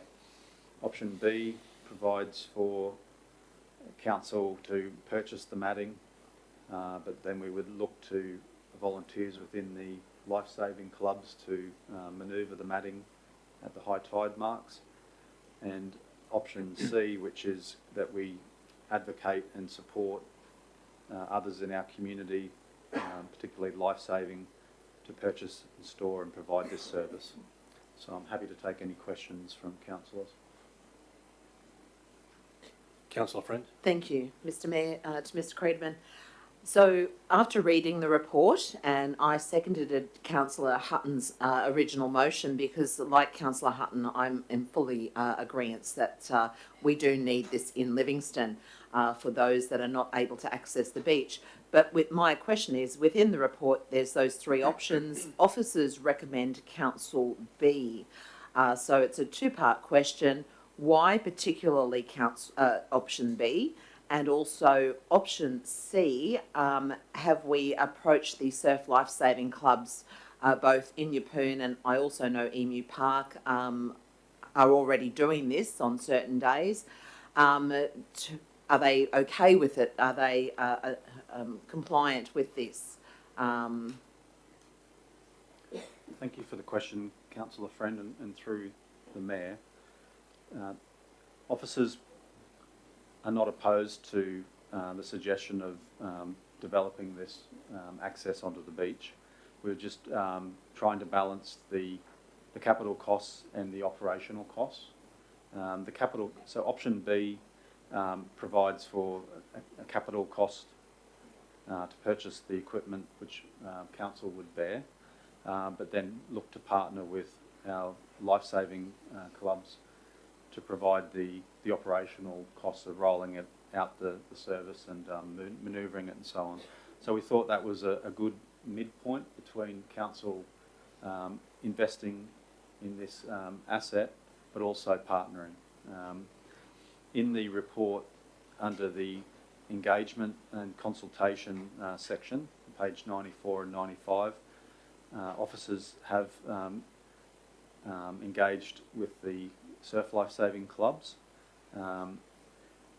There's some reluctance, and part of the issue is them being able to guarantee volunteers to help with the service on a day-to-day basis. So part of our strategy may be that we only look to roll out matting Friday, Saturday and Sunday over the summer period, and that may help limit the costs either operationally or through the use of volunteers. But there's quite a few different approaches, but we've explored some of them, and we're providing this report for council to consider, and we can either begin to budget for capital or operational, or look to support and partner with our community groups to try and provide this service. Councillor Watson. Right, I just have, sorry, through the chair, to Michael, I just have a few questions. This is before I got in, so.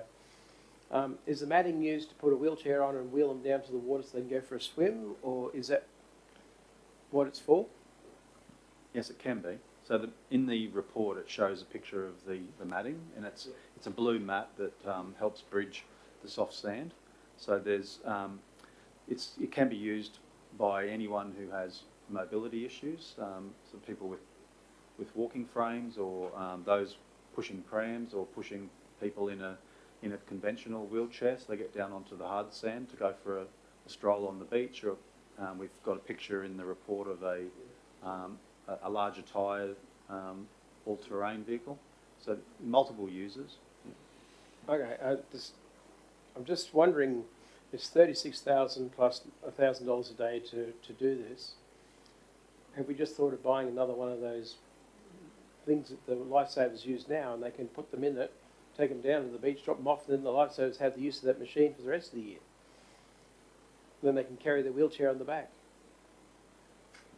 That hasn't been considered at this time. I'm just thinking it's probably cheaper to do that, but it means that we don't have to maintain the vehicle. They can be easily put in there. They still have a seatbelt to hold them in, like they would if they were in the back of a taxi or anything else. And then they can be just wheeled, taken to wherever they needed to go. And I'm just thinking it might be a cheaper cost. Then we don't have that. Basically, people who require this need would simply go to the lifesavers and say, look, I need to get down to the beach, can you help us? And they just be put in this extra vehicle and taken down. I'm just wondering if that's a cheap alternative. Well, if I can perhaps address that, Councillor Watson, the issue there in my mind, from a surf club background, would be insurance for the surf club itself. In mounting someone onto a vehicular frame, whether it be on a quad or whatever it's on, would provide a level of additional insurance cover that the clubs probably would not want to embrace. Mr Mayor, and look, we could even look into that afterwards, but at the moment we're just looking at, as far as I'm concerned, receiving the report.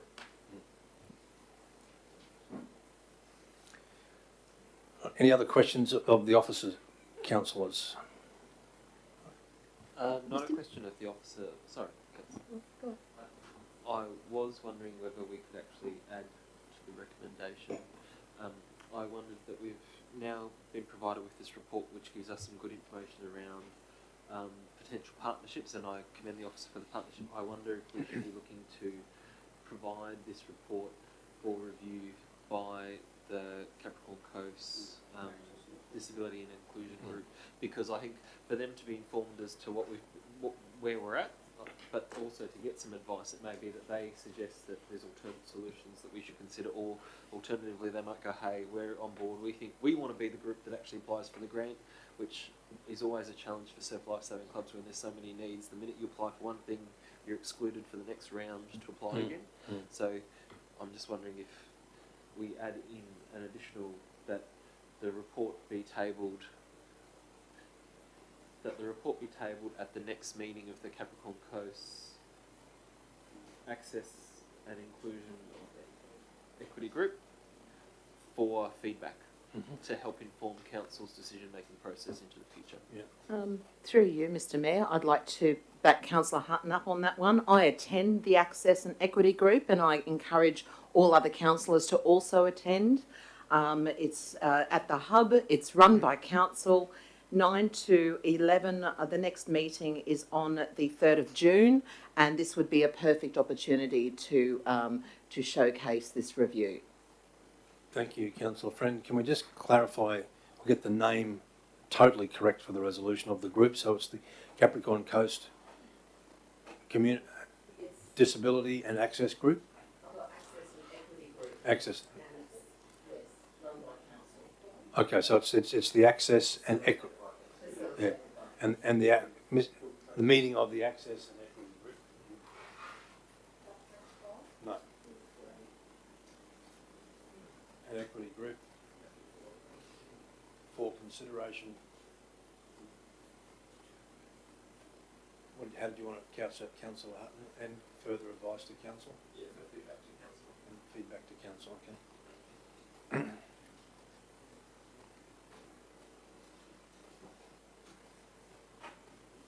And may I say, through you, Mr Mayor, that this would be highly welcomed, extremely welcomed at this group.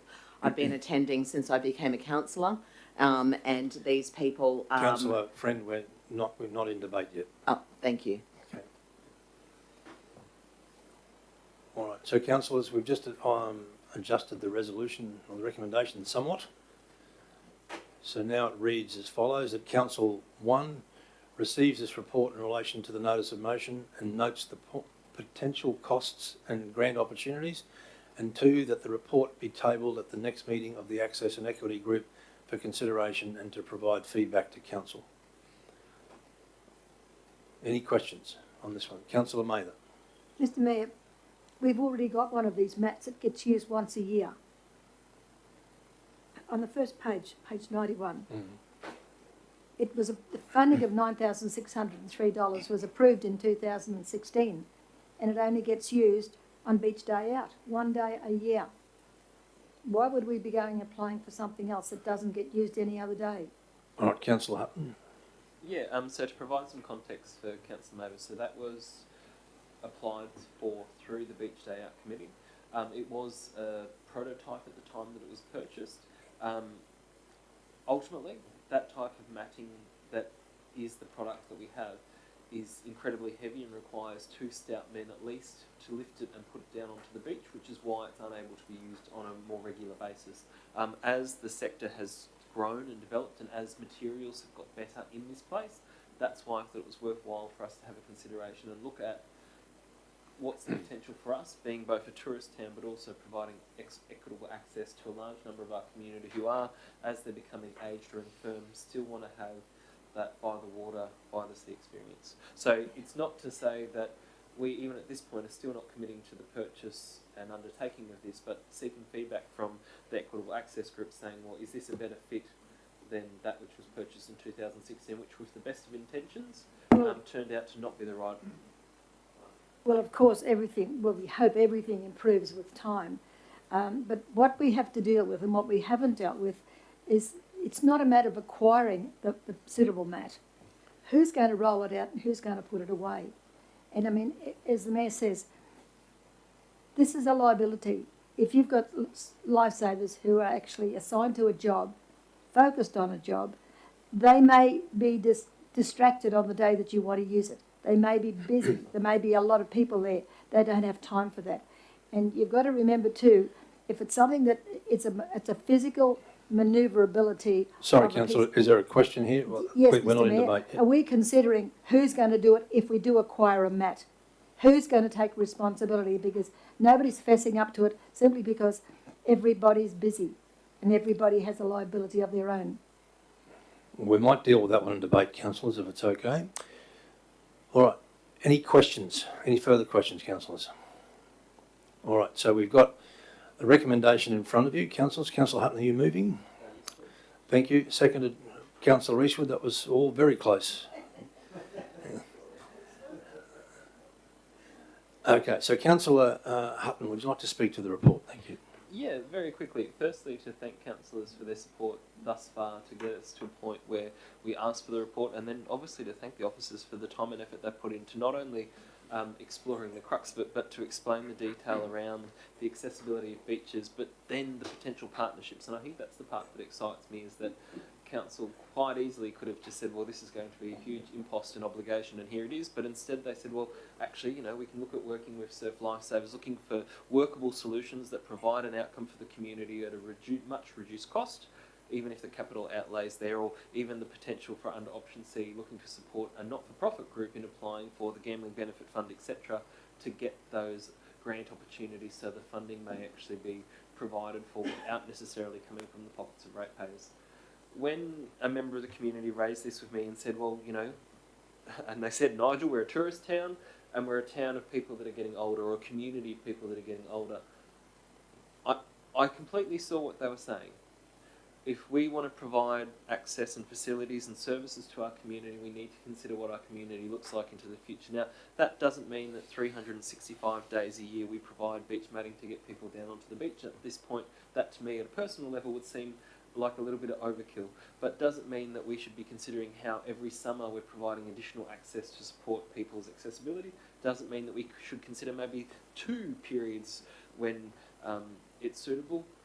There's nothing wrong with exploring that, and the detail that's provided in this report by officers today gives us a really solid foundation to make some decisions around this and its budget implications. But more importantly, by taking that extra step and talking to the access and equity group, what we're doing is we're not trying to make a decision for someone or trying to tell them this is going to fix your problem, but actually saying, hey, we've heard there's a problem, these are some of the options we've come up with how to deal with it, what do you think? And I think it's important that we take the community along the journey for this one, because we are going to be investing ratepayers' money if we choose to go down this path. So we should make sure that it's not just something that was wanted by one person or a small segment, but something that actually meets the needs of our diverse community now and into the future. So I commend it to the table. Thank you, Councillor Hutton. Is anyone speaking against the resolution? Councillor Watson. I just think there must be a better way, and I think it's still unfair that people don't get to use the beach and things like that, but I think there must be a better way of doing it, because I look at this as something that might just end up in a shed and not being used enough. That's how I feel. Okay, anyone speaking? Thank you, Councillor Watson. Anyone speaking against? That's speaking for. Councillor Watson. Sorry, am I speaking for? I beg your pardon. Thank you. Yeah. Councillor Bello, I see your lights on. Yeah, I was quick to get it on there, Mr. Chair. You've got to be around here sometimes. Look, probably really responding to Councillor Watson's, my support of this is based on that this is about receiving the report. It's about consulting with those stakeholder groups that know best. We certainly don't know best. I don't know best. But I know the experience of being able to walk onto the sand or feel the sand on my feet, to touch the water, all those wonderful things that an able-bodied person takes for granted. Through this process, we haven't actually resolved to spend money at this point. We haven't resolved that we're going to solve it this way. We're actually saying that we need to look into this deeper and connect with the people who can advise us on the best possible solutions. Then budgetary considerations come into play, and only at that point can we make really informed decision on how we want to move forward as a tourist community and a community with an ageing population, and hopefully a community that welcomes people of varying abilities and disabilities, that we will have the services that can accommodate for them into the future. So happy to support it, Mr. Chair, and commend Councillor Hutton for getting it this far. Thank you, Councillor Bello. We'll just open the floor. Councillors, anyone wish to speak to the resolution, either for or against? Councillor Eastwood. Yeah, yes, Mr. Mayor. I mean, we call ourselves Liverpool Livingstone, and that should be for all sectors of our community, whether they're able or disabled, whether they're aged and infirm or young and fit. And I just think that this is a really good move in the right direction. As you would all know, I've got a son that's intellectually disabled, and one of the things that he loves doing is getting onto the beach and feeling the sand between his toes and walking through the water.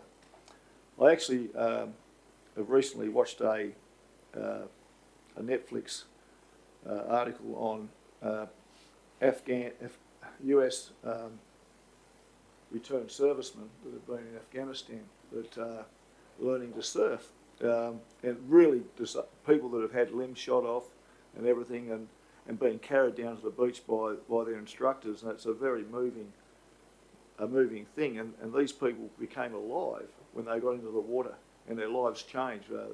It helped with mental illness conditions, etc. And there is something about getting in the water and having that access to water where you can be free.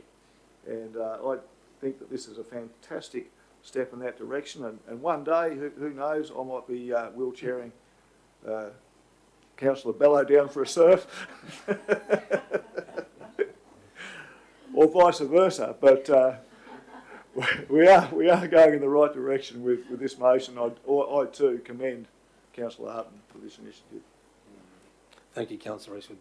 Councillor Friend. Yes, Mr Mayor, I don't have a lot more to say except I also commend Councillor Hutton for bringing this to the table, and I also give you all, as councillors at the table, understanding how busy you are with previous and other work commitments, an opportunity to come to the 3rd of June from 9 a.m. to 11 a.m. at the hub for the Access and Equity Group, as this I'm sure will be tabled then, and I'm sure it will be well received. Thank you. Thank you, Councillor Friend. And councillors, look, my 2 cents worth on this. I also congratulate Councillor Hutton for getting it this far. I think I had conversations with President Gerard Crowe from the Emu Park Surf Lifesaving Club last year in relation to this particular subject, and he assured me that they as a club would be more than willing to do what they had to do to make this type of facility available for the disabled. And I have no doubt that Yeppoon Surf Lifesaving Club would also bend over backwards to make it happen as well. Operationally, Councillor Mather, I think they would make it happen because patrol hours are set by Surf Lifesaving Queensland and the individual clubs. And if during patrol hours the matting wasn't able to be rolled out, I'm sure either before or after patrol was completed, that would happen.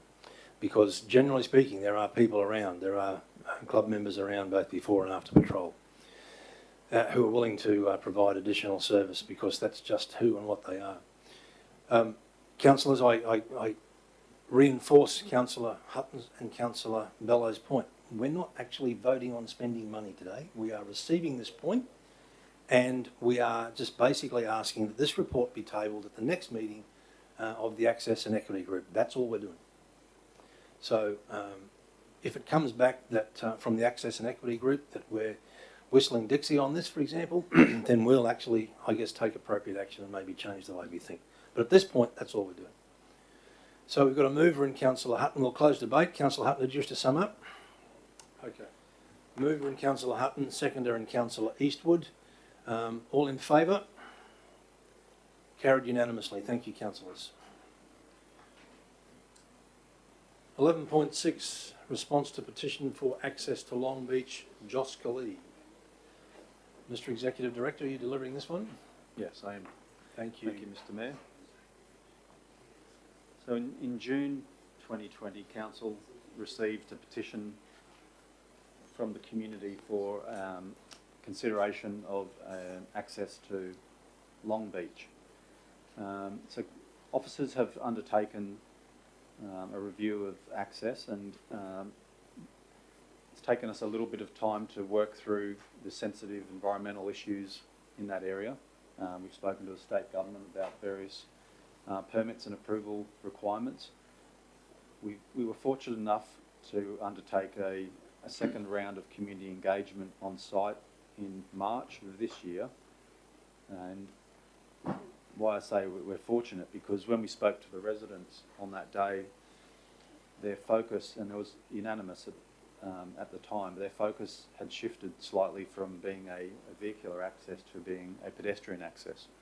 And fortunate for us because from a technical point of view, engineering, permitting, and also for the environmental impacts, pedestrian access is much lighter on the environment than a vehicular access. So officers took that as being a good thing, and we've researched the opportunity for pedestrian access, and within the report we have detailed that's part of the alignment could be gravel on the existing surface, but then there's some parts which would need to be boardwalk over mangroves and within the coastal marine district. So it doesn't come cheap. If council reviews this report and decides that we look to design and then in the future construct a pedestrian access to the beach here, it would cost in the order of $465,000, including design permits and approvals. So it's not a simple project. It's not cheap, but this is in response to a number of community engagement activities, and I'm happy to take questions from the councillors on this issue. Thank you, Mr. Executive Director. Councillors, any questions? Councillor Mather. Thank you, Mr. Mayor. Michael, had you considered going back to the community with the information that you've required and putting the costs to that community? Because they're reasonable people, they're sensible people, and they'll realise that the costs involved in their eyes would go beyond their expectations. Had you thought about going back to the community with that information? Thanks, Councillor Mather, and through the Mayor. We haven't done that at this stage. The process that I like to engage with the community in this matter and any other matter is that we do the work, we come up with some options, then we talk to the council about them initially, because some of them may be discounted from the table before we settle on an option or a number of options. So we're here today to talk about the options. If you, as a council, choose one way or the other, then we'll, in the recommendation, we'll notify the head petitioner of the outcome, and we're happy to do further community engagement, but we'd like to take council through it initially before we go back to the individuals in the community. Thank you.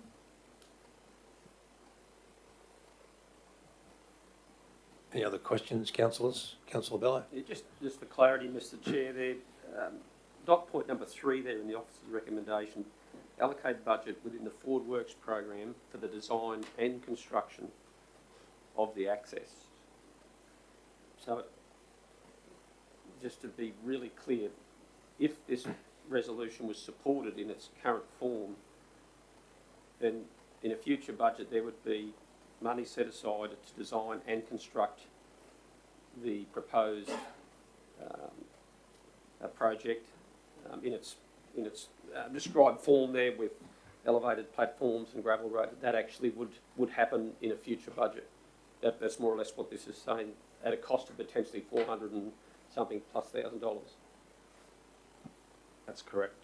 Through the Mayor, on page 108 of the agenda, we've broken it down into year 1 planning, detailed design, permits and approvals, 50,000, and year 2 construct the gravel pathways, 15,000, and then construct the boardwalks in year 3, 400,000. And that's just an indicative. That can be rolled up into a 2-year program, or could be a 1-year program. But officers have digested the information and taken on board the community sentiment and the desire for an access, and recommendation at this stage, as Councillor Bello suggests, dot point 3 would be to, if this was resolved, then it would be to look to allocate into the Forward Works program over that 3-year split.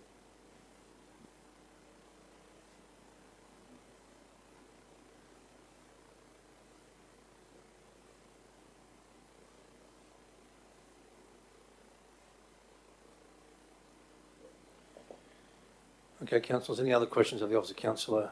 Sorry, Councillor Friend first. Thank you, through you, Mr. Mayor, to Ms. Creederman. When we all met with the residents of Joscalee and we had this public consultation with them on that Saturday morning, as far as I'm aware, this was the cheaper option. They were quite happy with the walkway and the gravel and the boardwalk. And at the time, officers said that this was doable. It was the cheaper option. Is that correct?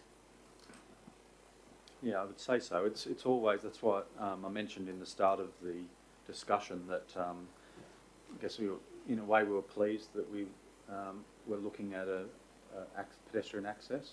So vehicular access would be at least twice as wide, so that would have a detrimental impact on the environment unless it was designed in a sensitive way. We had some issues around how we would get across the tidal zones. We wouldn't want to be building bridges for road vehicular access, and it's very difficult to build on grade through tidal zones for vehicular access, other than what they're doing now, which is ploughing up the mud and getting to the sand dunes. So this would be the cheaper option for people to park and then walk and enjoy the environment. Councillors, could I perhaps suggest, Councillor Watson, okay, could I perhaps suggest an alternate motion? I've got one, Mr Mayor. All right, Councillor Mather. You've heard yours first. All right, I was just going to suggest that I'm not going there, Councillor Watson. That council resolves to 1, support pedestrian access to Long Beach and the Joscali Road Reserve, and 2, notify the head petitioner of the outcome of the council investigation and seek feedback.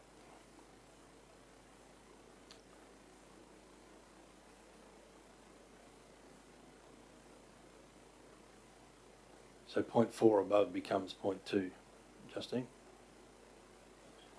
Notify the head petitioner of the outcome of the council investigation.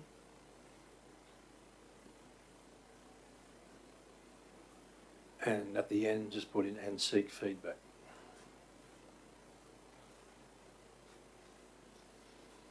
Because my thinking, councillors, around this is that it's kind of pointless developing a business case if, once we go to them, the members of the community, and say this is going to cost $400,000 or nearly $500,000, and they say, oh, that's too much money, we've expended more time, more resources in developing a business case when potentially they say no. So I'm just suggesting that, yes, we do support the pedestrian access, but we need to go back to the community and say, well, this is what it's going to cost, and what do you think?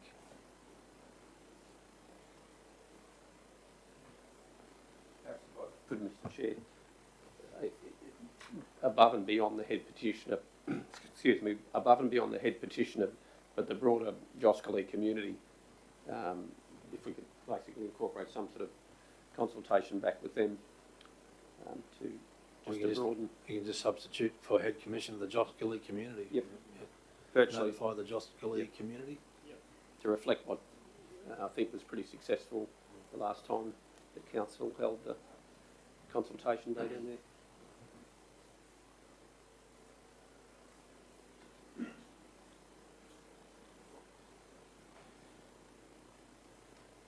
Councillor Mather, was your alternate motion? It's not different? far off from yours, Mr Mayor, but I'll just say one thing first. It's only courtesy to contact the head petitioner. She was the one who contacted us first. Yes, certainly consultation, but we go through her. And I'll tell you what's wrong with yours, Mr Mayor. Anyway, this is mine.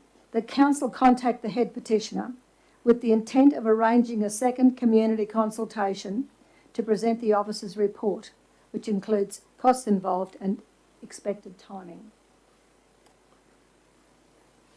I'm going the other way around. You've actually adopted the report. You've exactly I haven't adopted anything. Access. You support the access. Yeah, I'm saying, I haven't adopted anything, Councillor. no, that's what the first one says. No, it doesn't. It says we support pedestrian access to the Long Beach along the Joscali Road Reserve. We support it. You've supported it, yes. Yeah, we're not saying we're going to do it. We're just saying we support the idea. Well, I would rather leave that to the public to tell us what they think of it, what they think of the report. Yes, if you... All right. Well, I'm good, aren't I? Aye. councillors, what I'm proposing is we deal with the alternate recommendation first. If that fails, then we'll go to Councillor Mather's. that council contact the head petitioner. All right. So is everyone clear on the alternate recommendation? Have a look at Councillor Hutton's. Councillor Mathers, I beg your pardon. Yeah.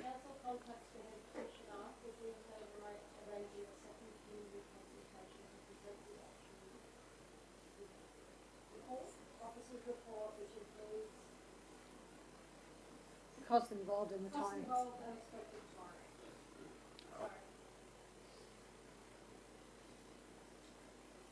Which, if I could believe the meeting is very similar in content or context to the chair. Let me just add the line at the bottom saying that we still go back to the consultation. Well, that's what it's saying. That's what it's saying. Just put it as another threat. I'm just, All right, we can put Councillor Mathers in as point 3. Yeah. no, I don't go with one. I don't agree with one. That's just support. Support pedestrian access. We're going back to them with the information to say, okay, well, okay, guys, what do you reckon? This is the difficulties. This is what it's going to cost. What do you think? We're not saying we've adopted it or we support the access. They know we're supporting the principle of discussing it. But it means that we've made up our mind we're supporting the access. Well, Councillor Mathers, I'm not prepared to remove point 1 because Oh, I that's think okay. It's your I motion. think that really what we're about here is supporting.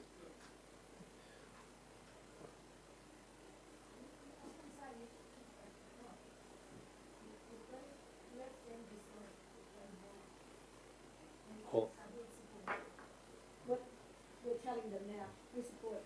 What do you think? Are you going to come along with this?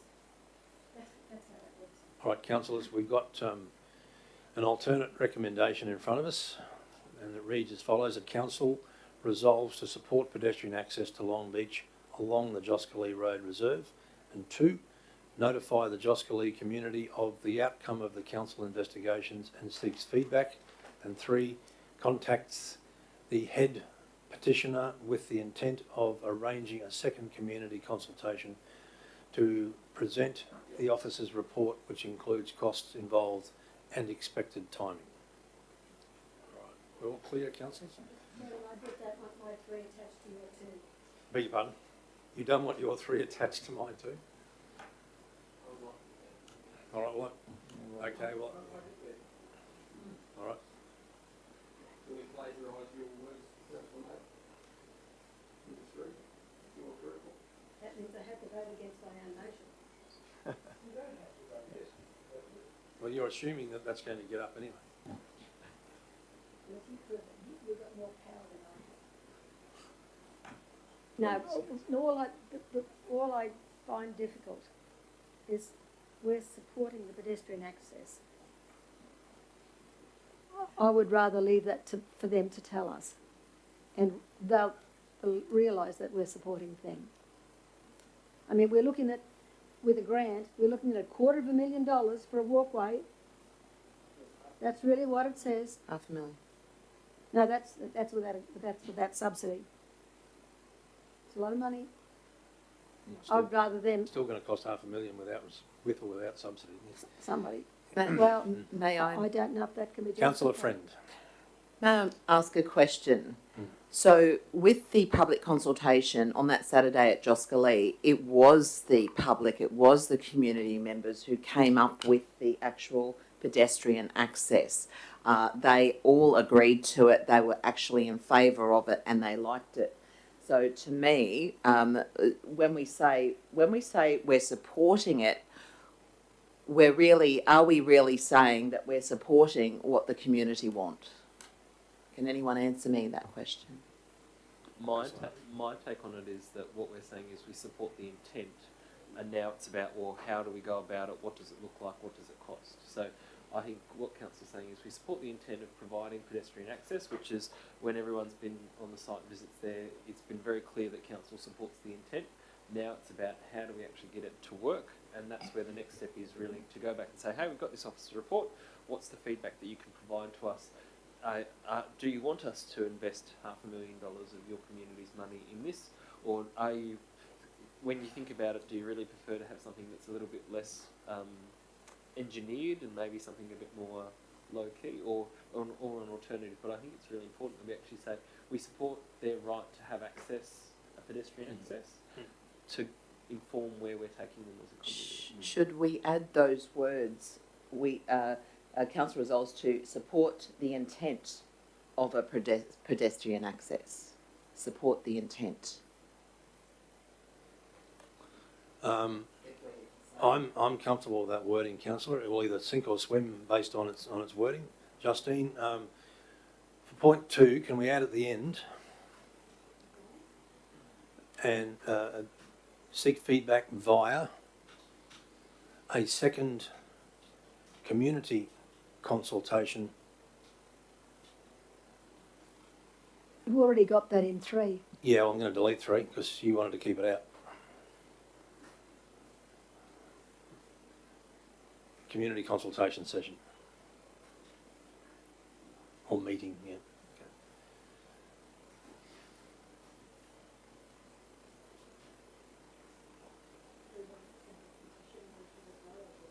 No, I'm just going to leave it as that. So the alternate recommendation now, councillors, is that. So we're supporting the pedestrian access, notifying the Joscali community of the outcome of the council investigations, and seek feedback via a second community consultation. Councillor Ballard? Oh, look, it may be splitting hairs, Mr. Chair, but I just wondered whether you consider picking up on Councillor Hutton's point, if something to reinforce that this is supporting the existing use of pedestrians, with the existing access to the pedestrians to the beach. My concern would be around the connotations of supporting pedestrian access, supporting then the project in a sense. That does worry me a little bit, but I'm picking up on Councillor Hutton's point. It's more about, well, what is the definition of, I guess, that we're trying to capture this in. And for me, it's the existing use that currently happens there, and happy to support that use. Well, the way I read point 1, it's not supporting a boardwalk or anything, or a track, or a gravel track or anything. It's supporting pedestrian access to Long Beach. So we're essentially saying, on one hand, we support the traditional practice of using that track, or we could potentially be saying we're supporting an upgrade of some sort. But in general, we're supporting pedestrian access.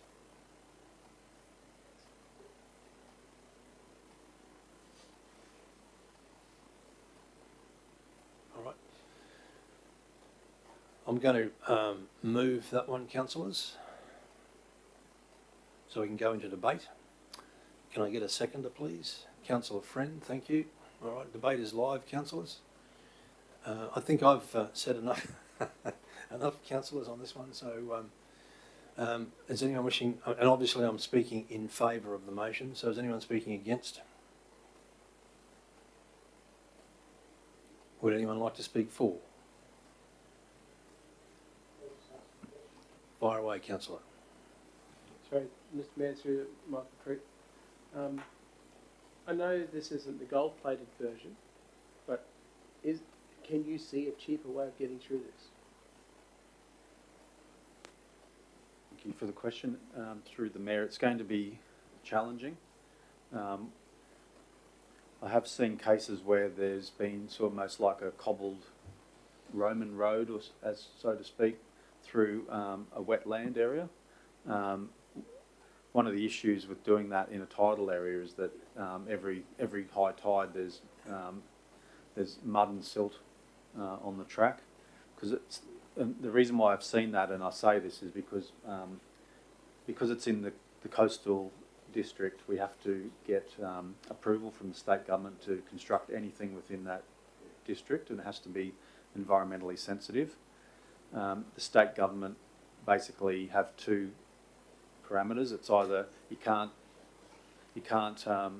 obstruct tidal flows, so you either put something on the ground and let it wash over, or you elevate it up. It's often better for public liability insurance to have it elevated. It costs more, but then it's all weather. We don't rely on people understanding the tides or getting stuck if they need to wade through half a metre deep water to get back from the beach. So I have seen it in the past, but it's not something that I would recommend. That I'd go with the option on the table as a happy median at a cost though. But yeah. All right. Councillors, any further comment or debate around this one, please? Councillor Friend. Thank you, Mr Mayor. I'd just like to say that this is a step forward for the Joscali community that have been asking for at least an upgrade of the walking track, trail, whatever they might like to call it, for a number of years. Our council took the time to go and visit with them to hear of their concerns and what their preferences are, and this is what they overwhelmingly, as a group, came up with: an upgrade to the pedestrian track. So I am fully in agreement with this, and will vote for it. Thank you, Councillor Friend. Anyone else wish to speak to the resolution before we go to the vote? All right, councillors, we'll close debate. We've got a mover and myself, seconder and Councillor Friend. So can I get a raise of hands for those in favour, please? Those against? Did you wish your vote recorded, Councillor May? The motion is carried. Thank you, councillors. We're on to 11.7, which is the Emu Park Sewage Treatment Plant Procurement Strategy. And Mr Deakin, you're talking to this report? Morning, councillors. Afternoon, councillors. Sorry. First thing, I'd just like to apologise to councillors because I have printed this up accidentally in A3 size, and so as manager of waste, I regret that strongly. However, back to manager water. So this is about the Emu Park Sewage Treatment Plant. It's a sequence batch reactor process, which means that all the sewage treatment processes effectively happen in one tank. There's an inlet works up front, but this process is quite complex. It goes through sort of filling stages, aerated stages, aerobic stages, and so all the various bugs that are required to activate and therefore treat the sewage happen in this one tank, in each tank I should say. Because of the fact that it's a batch process, it means you have to have two tanks to be able to keep the sewage treatment plant running continuously. This project is about upgrading the aeration in those tanks to ensure that we can correctly treat the sewage, and the couple of consultants' reports have suggested that the aeration process is not sufficient to ensure we get nitrification, and nitrification is the process that removes the nitrogen from the final effluent and therefore gives an environmental benefit. So that's the thing that particularly is deficient in the tanks at the moment. The project has been going for a long time. We've had a couple of reports from the consultants as way back as 2017, 2018. And most recently we had a new report from Hunter H2O, which again confirmed that there's a deficiency in the aeration. As well as identifying the process deficiency, they've also flagged safety deficiencies and other deficiencies that we need to address as part of the project. Unfortunately, the project has, as I say, been approved a long time ago with what now proves to be an adequate budget. We have secured 60% funding from the state government towards the cost of the project, but that will be at risk should the project not be delivered or should the project cost a great deal more. Initial discussions with the state suggest that they, if the objectives are still delivered, then fine, council would still get its grant. However, if the cost goes up, then there's no guarantees that the contribution would increase up to 60% of a higher cost. So where we are with the consultant is that they've come up with a much bigger number to say this is what it will cost to deliver the objectives, and we've got a range of prices, so we're not confident that the consultant's got this right. There's quite a few competing technologies out there from different contractors that may be able to resolve the problem, and we'd like to engage with the market to give those suppliers the opportunity to come up with a solution for us rather than relying on a consultant. And so that means that we need to go to an expression of interest process. Under Local Government Act, we need a specific resolution of council to allow us to do that, and that's the recommendation you can see in front of you. There's a couple of riders in there in terms of we want to encourage the suppliers by agreeing to make a capped payment to them, and that would allow us to take 2 or maybe 3 suppliers up to the stage of giving us a concept design and a reliable cost estimate. And in return for that, all of those contractors who are engaged would receive this payment up to $25,000. And then we would go into a formal tender process with maybe 2 or maybe all 3. And one would be successful, subject to council funding, etc. And we'd take them through on the process. The others would walk away with only their $25,000, which we estimate to be a small amount of the cost that they'll bear to get the project to that stage. But as I say, our recommendation is to run the EOI process so that we can fully engage the market and put this money up so that we can give them some confidence that council is serious about it. Council, as I said, would still have the option to walk away at the end of the EOI process and decide that the solution was unaffordable. We'd still have the problem that long term we need to improve the process to ensure environmental compliance with our licence. Thank you, Mr. Deakin. Councillors, any questions of the officers? Councillor Mather? I struggle with this one, Mr. Mayor, and I understand the officers are struggling with it too. We've had quotes in the past, but they've been so far in the past that they're not relevant now because time's moved on and costs have risen.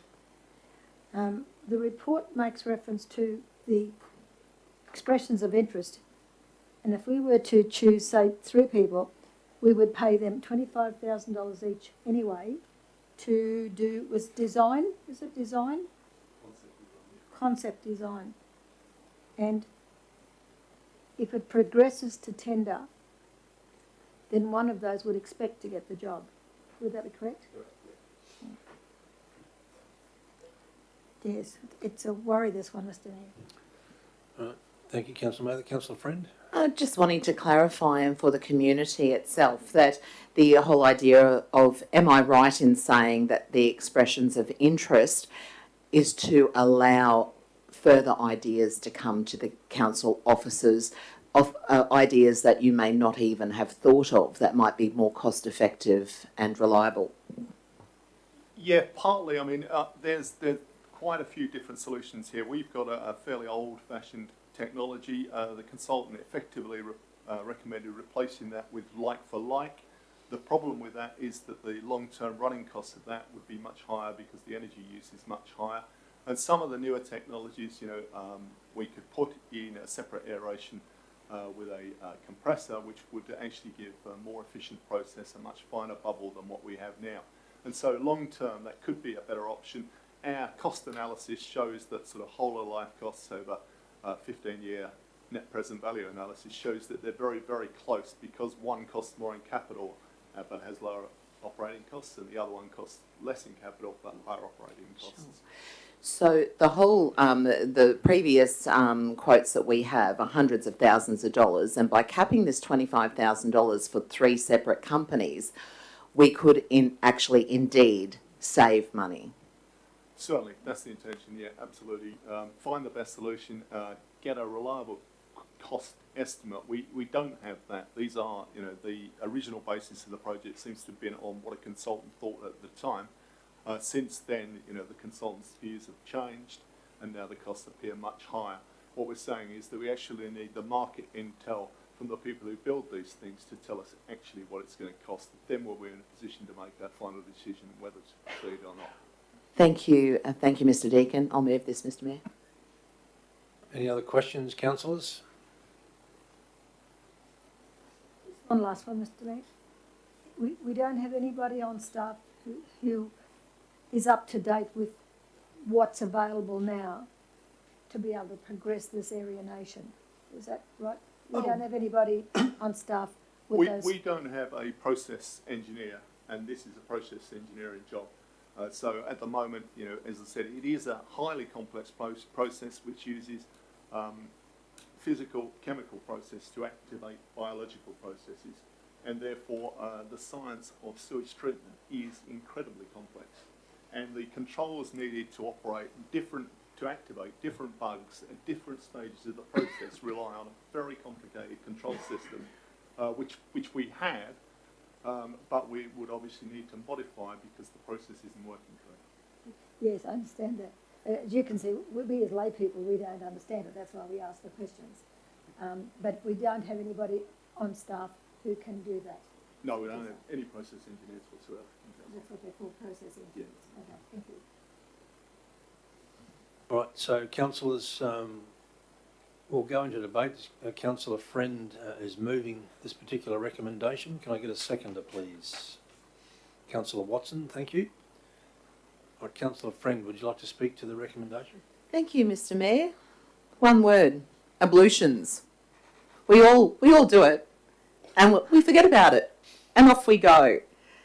If this is not followed through, it's so important that it's so important that we upgrade the Emu Park sewage treatment plant to meet the environmental licence obligations. And I know that our Water and Waste Department and Council's project management team have come up with this innovative solution to invite these expressions of interest and to encourage contractors who are the experts to suggest cost-effective and alternative solutions.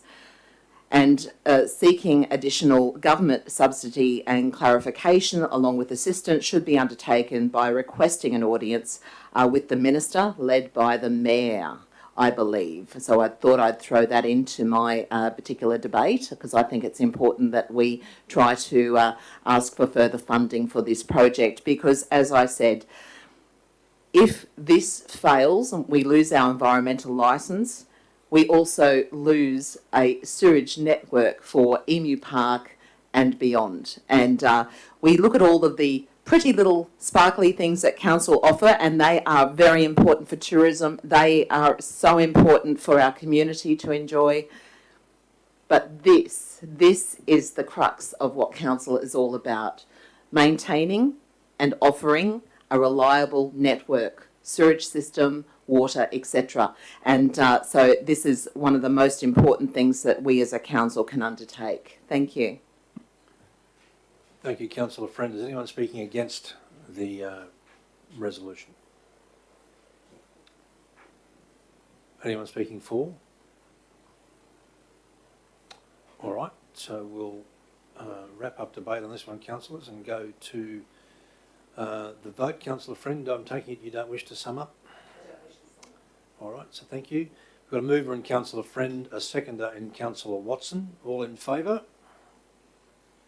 Carried unanimously. Thank you, councillors. And on that note, councillors, given the next item on the agenda is more than likely going to take a bit of time, I propose that we break for lunch. So I'm going to move a procedural.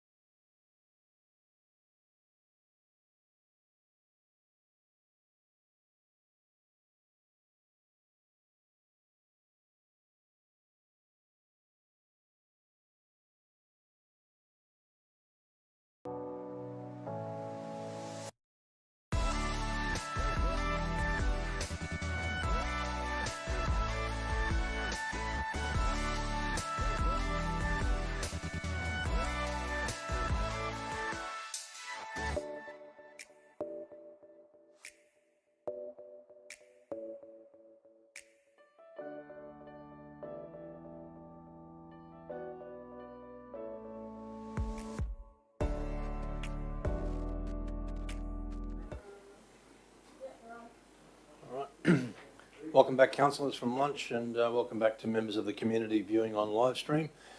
Procedural motion to return from the break. Thank you, Councillor Mather. All in favour? Carried unanimously. Thank you. Councillors are up to 11.8, which is the Livingstone Shire Boundary Signs Works for Queensland funding options. And who's presenting this one, Mr. CEO? Okay. All right, over to you, Ms. Barber. Thank you. Good afternoon, councillors, mayor and CEO. This report is a request in response to a request to bring back to the table some options in regards to potential unspent funds that were allocated for Works for Queensland for boundary signage. At a previous meeting, councillors determined out of the $100,000 that was assigned to the boundary signage in the Works for Queensland budget money, that we would go to TMR standard signs with a photo on them, with an approximate cost as quoted by TMR of about $5,000 each installed.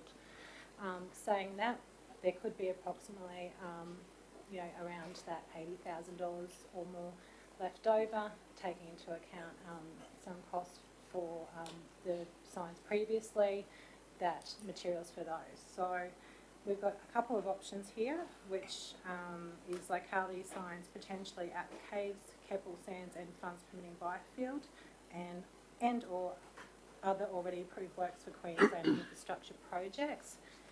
At the time of the report, when it was sent out, we didn't have the full costs of the locality signs. We received those last week, and an email to councillors last Thursday. I advised that for the proponent to design, fabricate and install the signs, they would be an estimated maximum cost per locality of around $35,000 plus GST. The signs, this quote is for signs to be completed in 3D white lettering, with each letter approximately 1200 high by 900 wide, and including a laser cut customised artistic edition. We did provide some examples. Obviously they're examples only, and that price per sign includes design, engineering certification, all material, fabrication, labour, powder coating, earthworks preparation, footings, delivery and installation. So that is one option for consideration, which also takes into account the ongoing entryway and place grading signage strategy, which was presented to councillors in January for their consideration.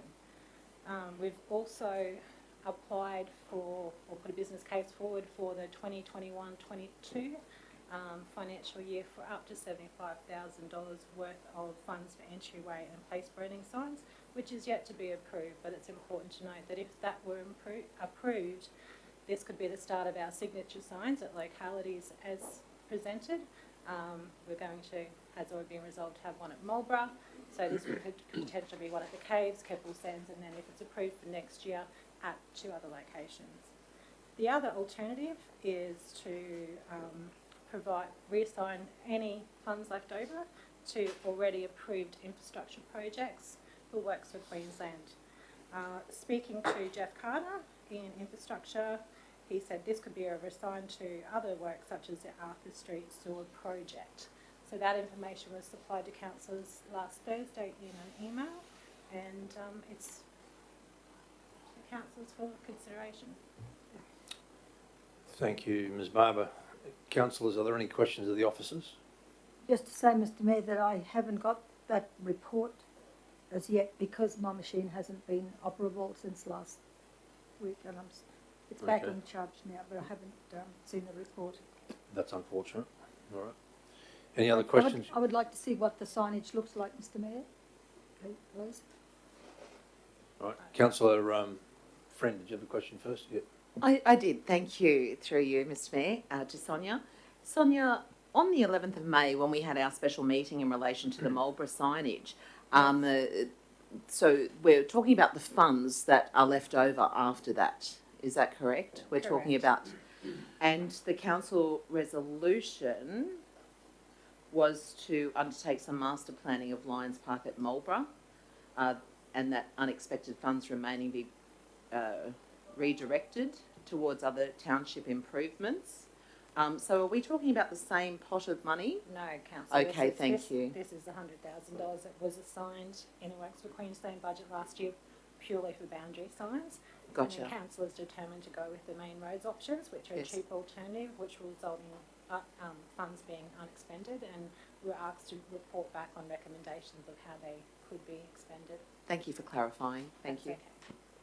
Okay. Councillor Bello was next, I think.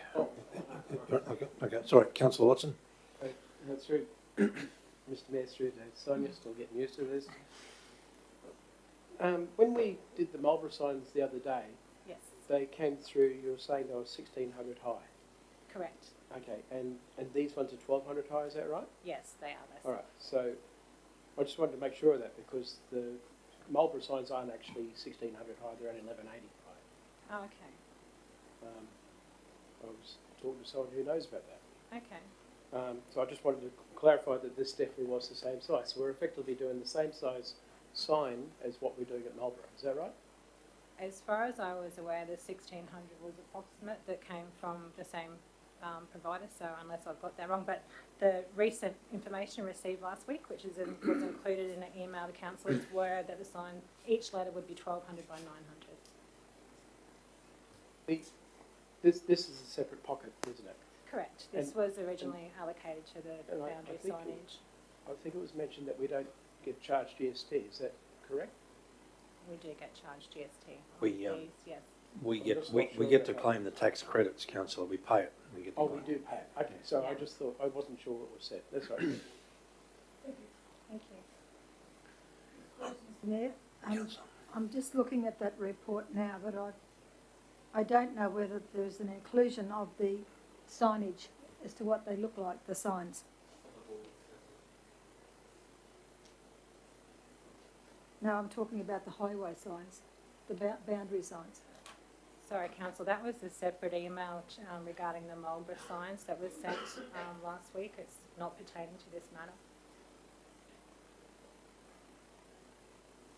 Understanding it's confusing with both.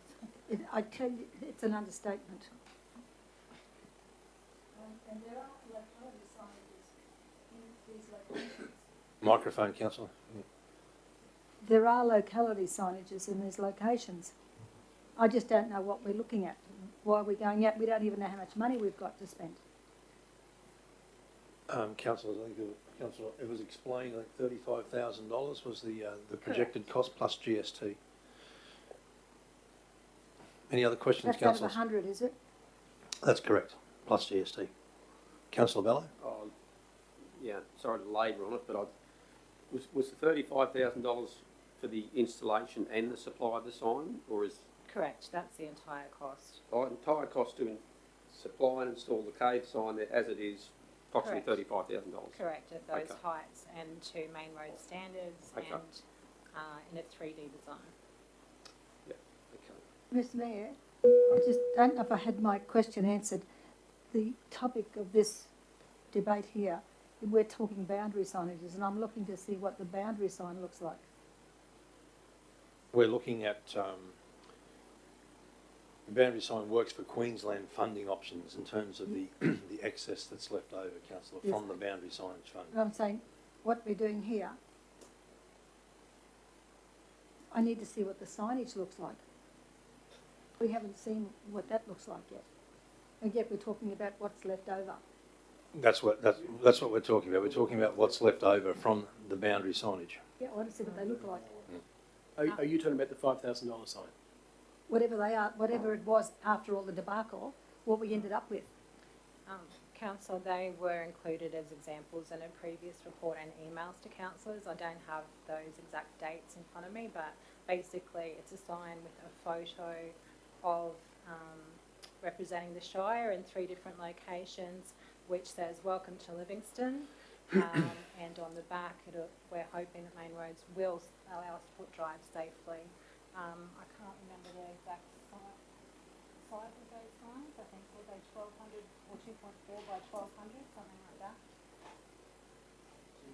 Well, I think they were in 2 metre range, yeah. Councillor Mather, a question?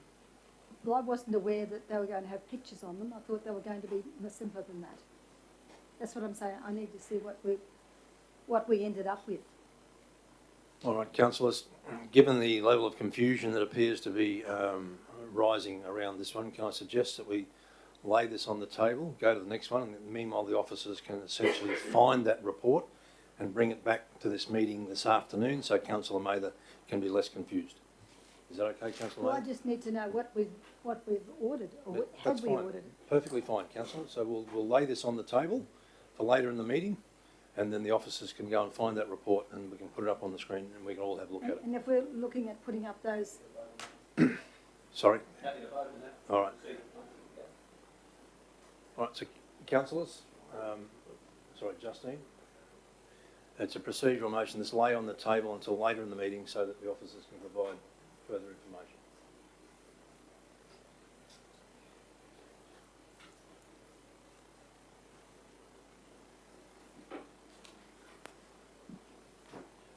All right, and someone please remind me this is laying on the table.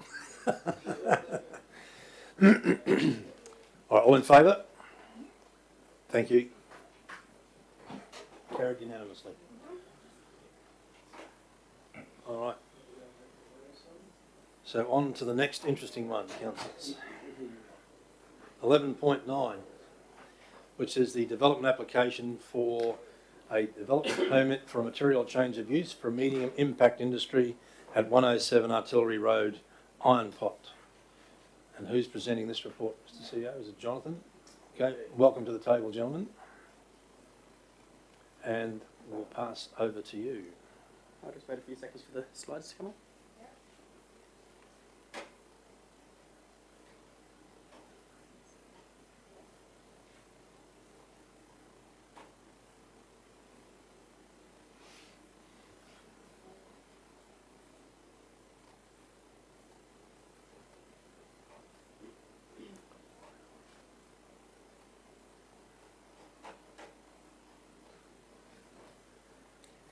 Okay, well, good afternoon, Mayor and Councillors. Today I'll be presenting the decision report for proposed medium impact industry for the KB Waste Group located at 107 Artillery Road in Iron Pot. Okay, so the subject site is located on Artillery Road, approximately 1 kilometre from Yeppoon Road. The site is approximately 44 hectares in area, is heavily vegetated with an historically cleared area of approximately 1.4 hectares located over the proposed operational area. The site has been cleared along the road frontage in the northern corner of the site and along 30-metre wide electricity easement that runs east-west through the property. The cleared portion of the site, where the proposed operational area will be, has been historically used for quarrying activities and for the sale and hire of quarrying equipment. The overlays of note over the site are the biodiversity overlay, where you can see that the historically cleared area for the existing site in this little area here is not actually mapped as environmental significance, but there will be some clearing within that environmental significance area to the west and south. The site is also mapped in the bushfire hazard overlay area, and which covers the majority of the site. So the locality is characterised by predominantly rural uses and includes an historic quarry site located on the opposite side of Artillery Road, to the north at 96 Artillery Road, and has a current operational works permit for filling of the old quarry area. The perimeter of the proposed operational area will be approximately 400 metres from the nearest sensitive receiver, being the dwelling house on Lot 2 Yeppoon Road, Iron Pot, which is just down to the south, just down here. Okay, so the proposal is for a medium impact industry for a commercial waste management facility and a bulk collection depot for the Containers for Change program. The commercial waste facility will be for the receiving and processing of waste material, including construction and demolition waste, into recyclable and reusable components. The concrete waste will be processed using crushing and screening plant to separate into reusable resource such as road base.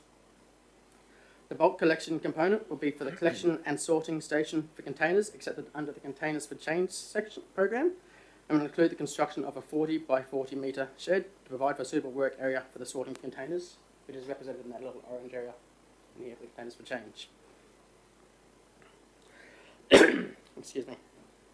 As part of the application, the Department of Environment and Science have granted an environmental authority over the subject site for operating a facility for receiving and mechanically reprocessing for non-putrescible waste only, and for resource recovery and transfer facility operation for receiving and sorting, dismantling, baling, or temporarily storing scrap metal, non-putrescible waste, and green waste only.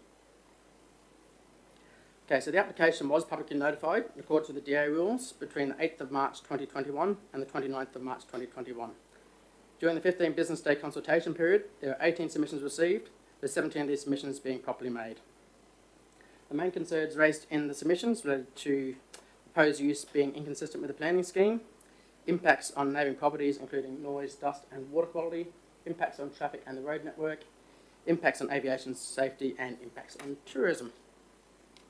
The concerns raised in the submissions have been addressed in the report that has been prepared.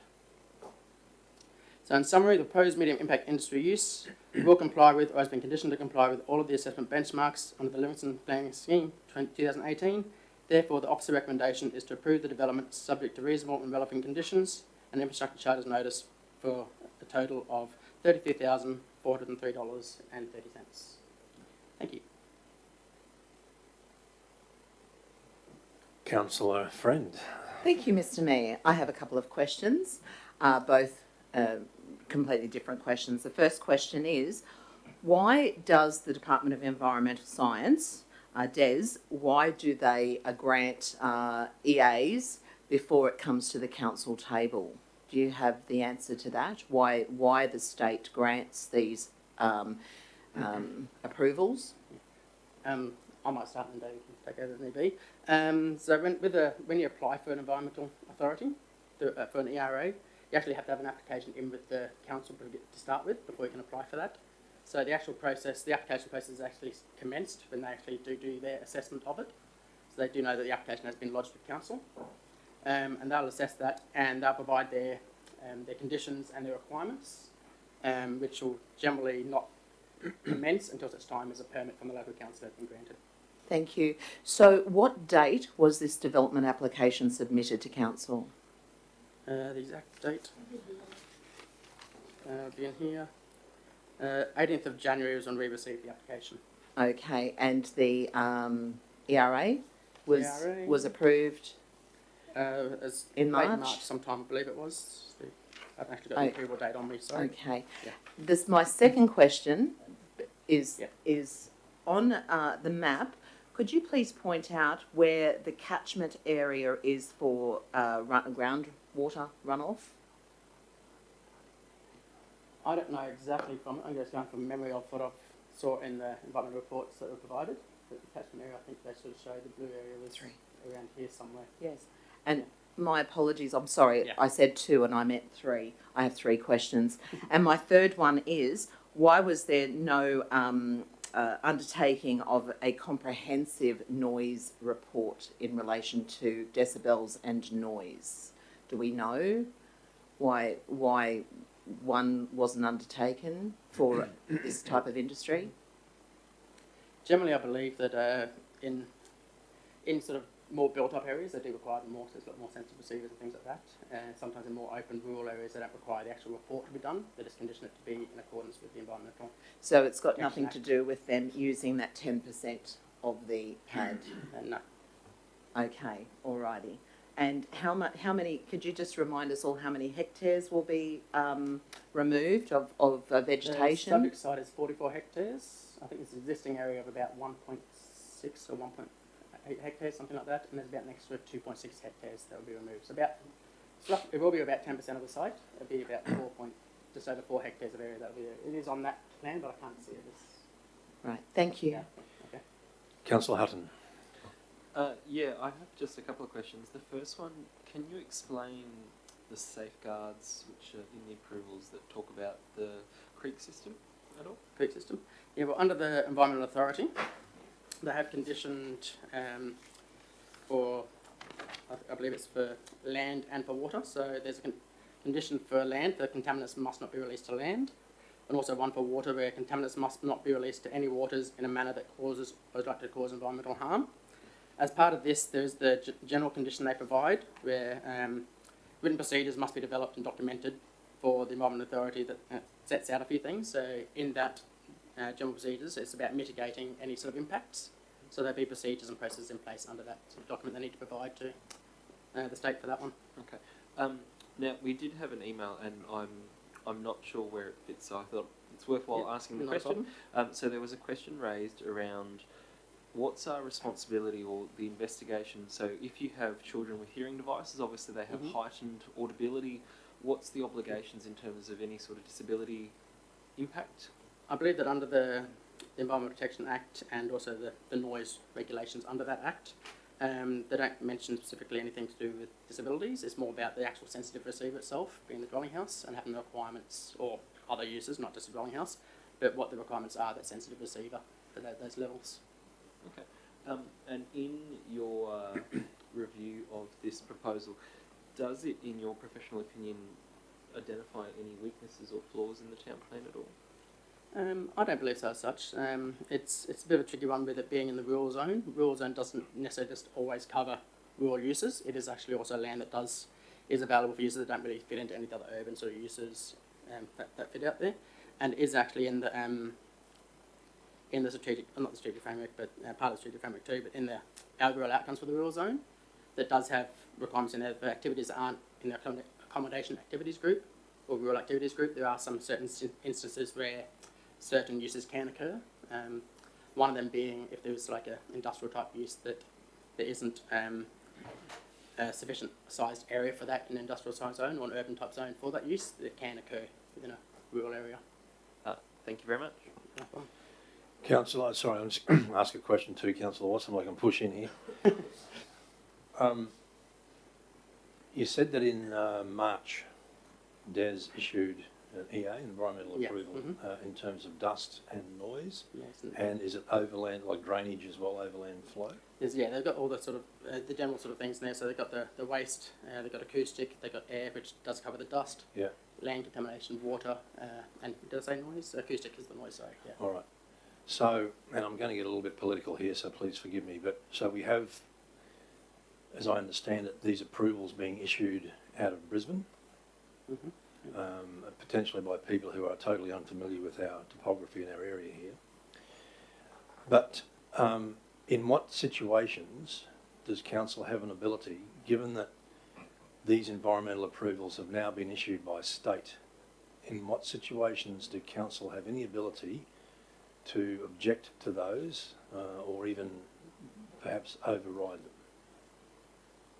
It's hard with the actual conditions they provided. There is still scope for councils if the proposal doesn't comply with the planning scheme for a refusal.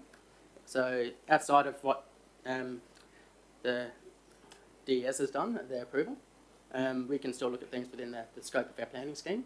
And if we believe that doesn't meet certain requirements of the planning scheme, it hasn't got grounds for approval, we can still refuse it, even though they have granted that EA.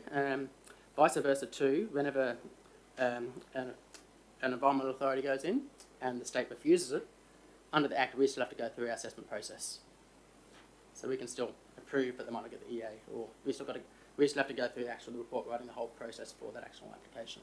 All right. So if in dealing with this particular application, any of the councils believe or disagree with any of those aspects of the environmental approvals already awarded by DES, we have the ability to do that.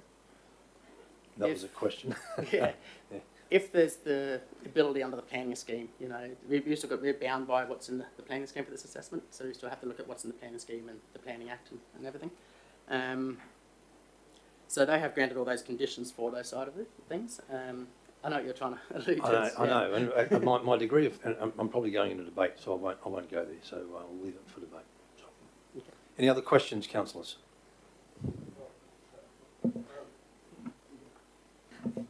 What type of equipment will be used in this particular so-called medium impact industry? What type of crushers? I've heard of tumblers. What equipment will be used? I think in the environmental report that provided, they said tub grinder or similar. Tub grinder. Tub grinder is sort of only really more for that green sort of retrieve that sort of waste. So green waste, the or similar part of it. That's where they looked at, and I'd like they look at a jaw crusher or a concrete crusher, I believe it's called. So a concrete or jaw crusher. Yeah. And they're not made of felt. No, they're not. No. Councillor Watson. Just when we were talking the other day and we were up at the block, they talked about clearing that land. Mhm. Do you know how far it is from the area where they have cleared, where they are now, to where they're going to clear, how far closer to that house it's going to be? I think it was 25 or 30 metres. 23 metres, yeah. Because I just did a quick check with the Global Earth thing, and at this stage it's 350 metres, which means it's going to be only 325 metres from that house. Yeah. And With that existing house that's there too, excuse me, where that is on that mapping, that house is, I believe it's only a shed and a caravan. Is that correct, David? I think it's a shed and a caravan there, I think. Yeah, that's on the mapping, yeah. Yeah, so where they're actually going to be building their dwelling house, I think the lady stated that it's about 480 metres from the centre of the site, so it'll probably end up actually being about 400, 420 metres approximately, where the actual dwelling house will be built. The topography of the land in which this particular industry is proposed to be set down is on a kind of a lower level ridge. The other residential, or not residential, the other dwellings on the other properties, be it a caravan, be it a house, are also on ridges. Do we know how noise travels or sound travels? Does it say anything within that acoustic report? I know the conditions they've got it's with the Department of Environment Science, they're more outcome based with how they condition things. So they've conditioned in accordance with the Environment Protection Act and the noise policy regulation under that. So they have got the requirement there for in that table I think you emailed the other day, Councillor, regarding the 1 hour and the background. 5 decibels over that background. I'm not an expert in noise, unfortunately, so I can't go too much into how they calculate that and what they do for that. So, and just so I've got that right, that's only the background noise. That's not what. I was having a bit of a look at it. Don't quote me on this. Yes. I was having a look at the noise policy under the Act, and that does have the table at the end for different types of. This one is the LAEQ adjusted for 1 hour. And there's ones I think there for 15 minutes and 8 hours. I think the other ones I have in the table. And I had a look at the table. And I think for a dwelling house, I think the background on that was 50 decibels at the external side of the dwelling house. And that's the background. I think that's what they. I believe. Don't quote me on that. But that's what they base that on. Yeah. Thank you. Thank you. Councillor Bello. Oh, actually, sorry, Mr. Chair, I don't even think Rose. you beat me. No, I didn't beat you. If you are before me, then you should go. Very good. Thank you. To the officer there, Jonathan, so when we talk about the zoning of the lands currently rural, Yeah. could you confirm then that virtually any rural land anywhere across Livingstone Shire that's zoned rural, in the event that an applicant proposes an activity there that is not rural, but there is nothing to prevent them or preclude them from putting that through an MCU process for consideration by the council? Okay, so that's, I guess, for me to understand, and Yeah. perhaps the broader community. There's obviously other parts of that, the zone code and the strategic framework you'd have to look at, and they still have to comply with those requirements as well. Yep. So any rural land can be targeted for development of some sorts. However, if the planning scheme, I guess, was mature enough in a sense that council had identified where they don't want something to occur, is that the mechanism by which they then change that rural zoning to a different zoning which would not allow then for any application to come over that land? Like, think of another zone that area could be called. You know, we might think it's a lovely green belt or something. Therefore then, based on that, an applicant identifies that they'd like to put it there. However, because of the zone that we've got a green belt, hypothetically, officers would then say, or do you have the authority to say, look, we cannot accept that, or do you still have to accept the MCU and then it still comes to this process? We still have to accept the MCU and then we still look at it and But you might, without putting words in you might deem a refusal because it's in a green belt, hypothetically. Yeah, we could do, say it's mapped as a biodiversity corridor. Yep. Maybe something like that might limit it being able to be built on that site. Or So the decision then lay with the elected people to determine if they think it's potentially the best use of that land. Like, on what grounds do I sit here and try and determine whether I think this is good or not good, when there's all this science gone in behind, and you guys are respectfully recommending for approval, and yet I'm still here faced with making a decision whether I want it to happen or not, based on whether I believe the land best fits our community expectations or our community outcomes that we want. Is that kind of where my decision lay? It is always quite difficult with impact accessible ones when you're looking at the strategic framework and trying to find out how it fits in. If there's scope within the strategic framework of the planning scheme for it to be approved, really that's what the idea of the strategic framework, because that sort of guides down the whole of the planning scheme and the different codes and everything. So the strategic framework identifies what type of uses where and the other limitations and potential there. So I would say that if it could be there, the justification under the planning scheme for it to be there, and that justification is, if you believe that justification is sufficient, that's what it really comes down to. So it's your interpretation of the justification that's provided, and you believe that that's sufficient or appropriate for that land use on that site, and that'll be, I guess that's what it comes down to. Okay, thank you. Councillor Watson. Sorry, it's from Mr. Mayor. You, Jonathan. When we were on that property the other day and they did that sound test with us, do you believe that could have been fair income with the way it was done? Because you'd have to admit what we heard and what we felt was pretty horrendous. It was loud.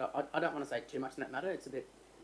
But what I'm getting at is, if we've witnessed that, how does the state government come to the assertion of the point that that's not going to be offensive to other people? I'm just trying to understand how the state government can make that decision on its own. I know I'm out of place, but I'm not sure what to ask in this case. Well, I guess we'll leave that to debate, councillor, and just in fairness to the officer, he's not an audio engineer. And I don't think that. I apologise if you thought that. Yeah. So, any other questions, councillors? Councillor Eastwood. Yeah, look, I do have one. This is carrying on further with Councillor Bellow's question.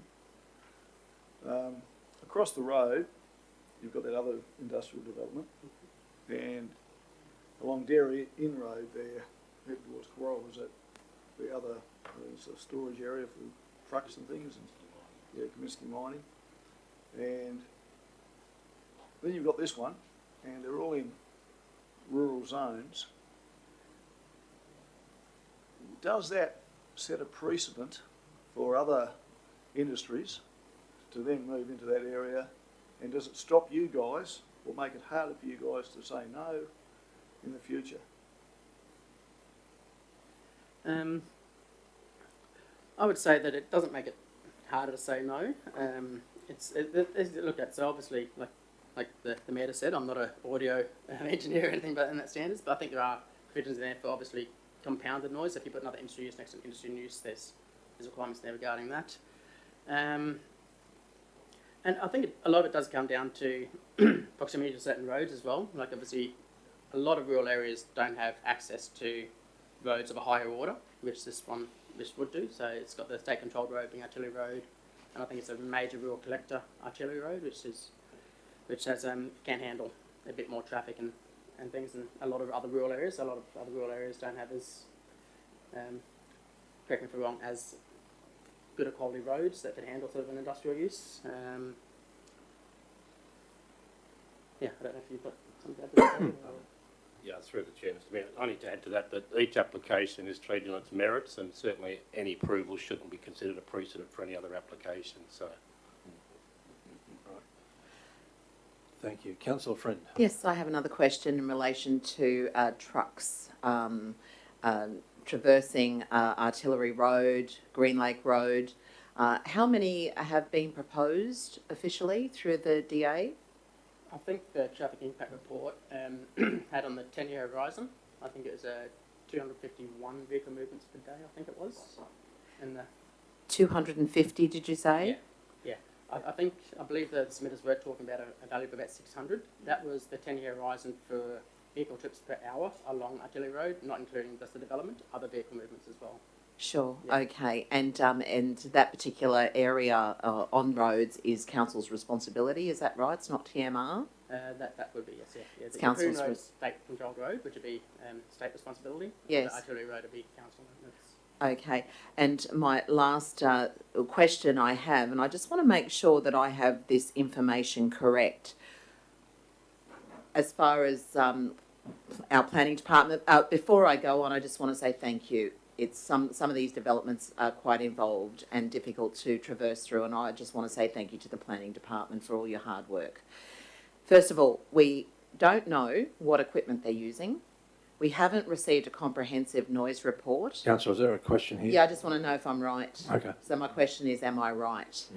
And we don't know what catchment for groundwater there will be. Is that correct? Am I right? So what were the three aspects again, sorry? So we don't know what catchment for groundwater will be. We don't know what equipment they're actually going to be using. And the third one was, I went backwards. And I went backwards. The overland water flow. Yes. Into the catchment, Yeah. yes. That's fine. I didn't write it down. I didn't write it down, but, Yeah, no, that's and the okay. equipment, Yeah. yes. Oh, and the noise report. Yeah. So the catchment was provided in a stormwater management plan, so it's done by people that do their modelling and base it off catchments and how they do their modelling. I'm not expert by any means in that, and it was assessed by our internal engineers. They had a look at that, and I believe that they were happy with what's provided there.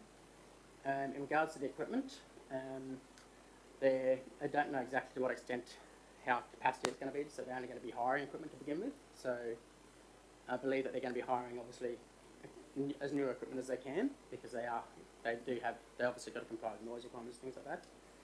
In regards to that equipment too, they do have the requirements under the Environmental Authority, which they'll have to meet. So obviously the equipment's going to have to meet the standards for the dust suppression, the covered area for the screening and things like that, and obviously the noise as well, and the noise report. Yeah, the noise report wasn't provided, so but you still have the requirements under the EPA, Environment Protection Act, to meet. Sure. With crushing of concrete, glass, baling of metal, accepting construction and demolition waste from domestic premises as well as commercial, why is this medium impact? That's a good question for planning, instead of it high impact, medium impact. I believe you're at the development meeting, right, Aaron? Or?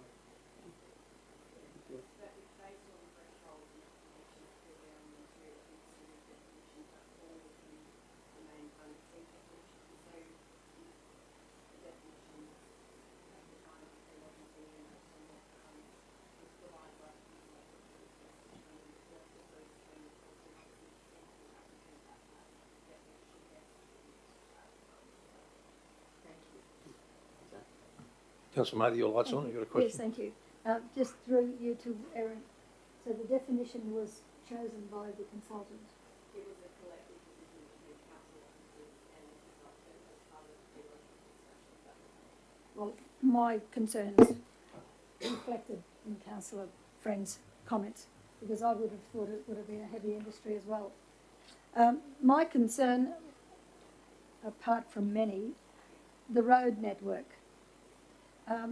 It says, in terms of infrastructure, the existing road infrastructure network will be conditioned to be upgraded to accommodate the safe and efficient movement of vehicles, etc. What upgrade? Because from what I can tell, there is nothing determined, except perhaps turnarounds at their entrance. Because they don't, when I asked the other day, where's your haulage route? Because they're taking tons out of Shoalwater Bay. And where's your haulage route? And he didn't know. He couldn't tell me. Yeah. So for starters, yeah, you did mention about the network out the front. So they have actually been conditioned to do turn warrant treatments for egress to the site, and there'll be that requirement. In there as well, we've also got a condition for a road maintenance agreement, so that'll be based on tonnage, and that'll be a levy that will be provided to council based on the tonnage that we provided, and that goes towards the maintenance of at roads, and not necessarily just out front, but obviously other parts of artillery Well, road as not knowing where the haulage route's going to be, it could come from the Darien intersection, from Rockhampton, Yeppoon or other places, or it could come from the north, from Green Lake Road, or it could come from Oliver State. I believe with the locality of where they've located it is to have multiple access, so you get access from both sides of Yeppoon Road, so from Rockhampton and Yeppoon, and then also probably access from like north, like Marlborough, Shoalwater Bay, etc. They'll come probably Green Lake and Artillery. So there probably wouldn't be one exact haulage route. They'll probably come from multiple areas. For right, and this would pose the question for me: from where to where are they responsible for the infrastructure upgrade or maintenance agreement? Where does it start? Where does it stop?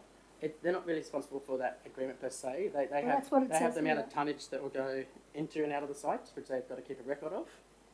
And for that, based on that tonnage, we will get I don't know how it's a cent per tonne. I don't know that their values are from the head.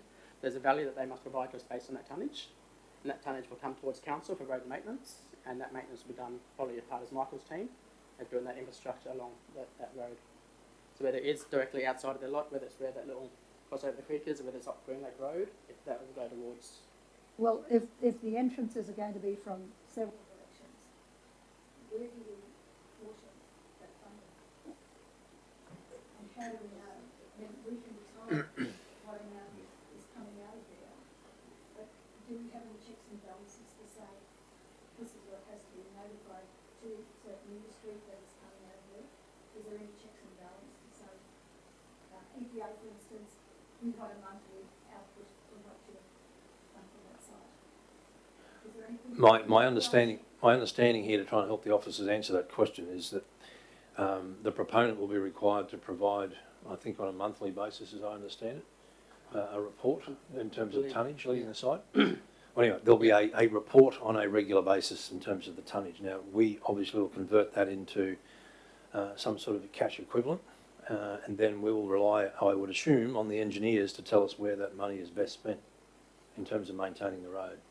It's not only going out into the original site, but it's within the site. Correct, yeah. Well, my understanding is the measurement, the weighbridge, measures it going in and coming out. And there was reference to earlier in relation to the operation across the road. Well, that's carrying on there, but even though there are a number of subsequent approvals for that site, the primary approval, we're told, has not commenced. Are you talking about the site across the road, Yes. Councillor? Well, that's ultra vires to this conversation, I'm sorry. Well, I'm saying it's in the report. Well, I'm saying to you it's probably not part of this consideration, though. No, it's not, but it's in the report, so it is an influence. It is an influence. Well, I can tell you we won't be discussing it, Councillor, as part of this debate at the moment. Well, I'm happy to do that, Mr Mayor, but because it was identified that this is happening across the road, I'm saying it hasn't commenced even though it's been approved. But as you say, it's not part of this debate, but I would question why it was in the report in the first place, if we're going to be on a standalone decision on facts.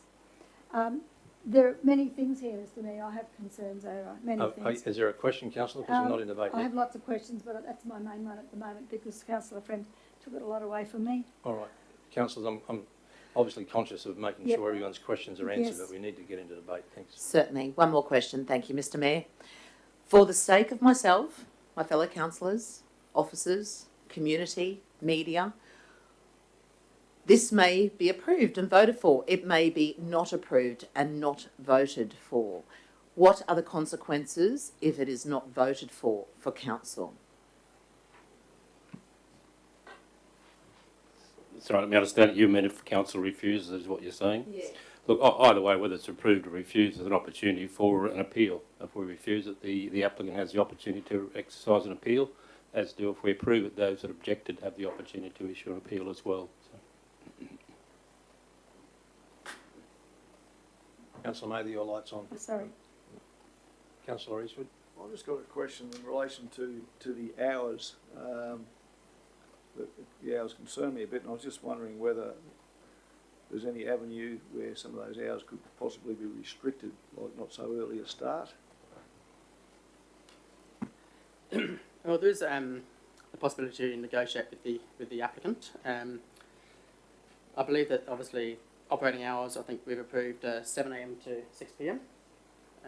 But we could maybe amend those conditions if need be, if it makes it better to maybe the mechanical processing. So when you are using those machinery that will create more noise, we could maybe condition that they can only be within a smaller time frame. There's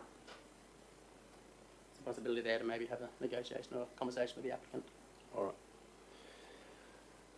Okay, councillors. Councillor Hutton. Yeah, so on that end, is there a reason why that's not been included so far in the report? Like, I know that there have been conditions attached like that to other items, and there may have been places where they've negotiated them out or tried to negotiate them out.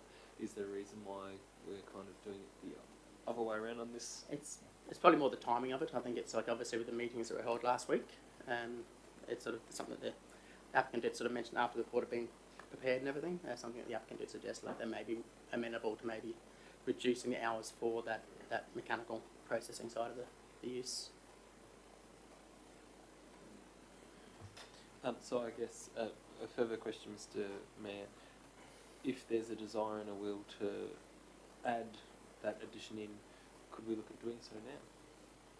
Is why wait for tomorrow something we can do today? We could potentially work in a kitchen with that, or I don't know what the process would be, but yeah, something we can resolve. So we can resolve the other condition. Yeah.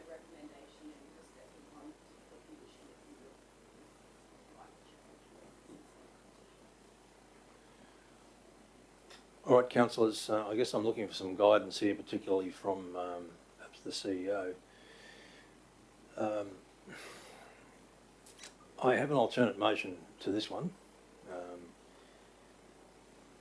I'm conscious of the fact that there was just a request for an amendment to this particular recommendation as well. So, Mr. CEO, I'm sort of taking advice from you and my colleagues as to which way we go from here ultimately. It would be useful, Mr. Mayor, if you were to foreshadow what your alternative is. Councillors are not obliged.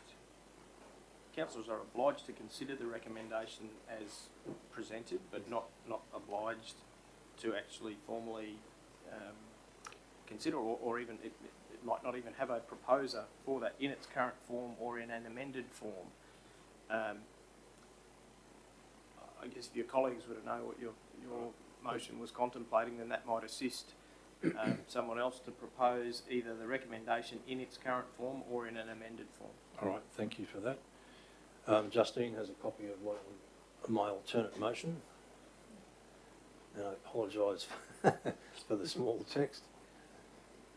I'm proposing, councillors, that the matter lay on the table pending further advice from the applicant as to how stormwater runoff is to be managed so as not to affect the neighbouring properties and creek systems. Now, I'm aware that that's covered within the report and our engineers have had a look at it, but I have to say I'm still extremely concerned about overland flow and the potential impact on Headlow Creek. So on that basis, and I know some of my colleagues have concerns about noise and dust as well, and I'm happy to amend that if it suits their needs. But my concern particularly is about the water runoff. It's all very well to say that it's going to go down into this dam, which is approximately 3 megalitres as I recall, and that's going to catch it all. Talking to the neighbours, they tell me that they have a dam behind their site that's 5 megalitres, and that fills up in a matter of hours when there's a decent downpour. So ultimately, we're looking at a situation potentially of contaminating the Headlow Creek system, and to me, that's unacceptable. So that's my alternate motion there, councillors. Councillor Watson. Could we add to that motion by adding a B to it? With, absolutely, yeah. I'm happy to entertain having something where we ask for some actual information about the sound, the noise, and all that. I need help with the wording. I'm sorry. The noise, yes, the noise emissions, because it wasn't in the report, and I believe that's a very important part of this. All right, Justine, can I have that alternate motion up again? Thanks. We can just amend that. Sorry, Councillor. Yep. Yeah, just while that's coming up, what's the time frame for decision on this, and how long have we got to seek this further information before we'd have to go back I for believe it's- consultation? Yeah, I believe it's only a few days. That's like 3 or 4 days from now. But if we have to extend, we can extend. I don't think the applicant. I can request the applicant to extend the decision period based on this information. Another point in the process, we can request the applicant to extend his decision phase further. They may or may not agree to that request.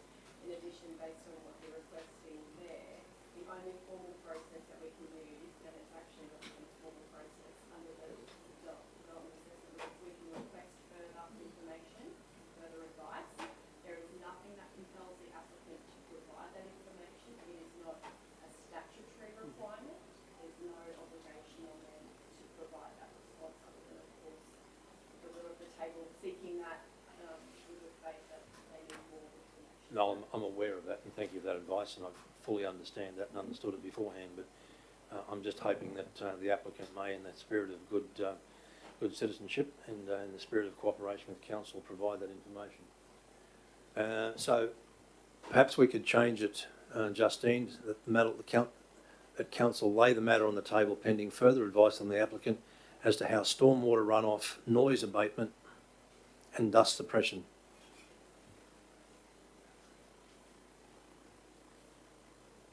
is to be managed.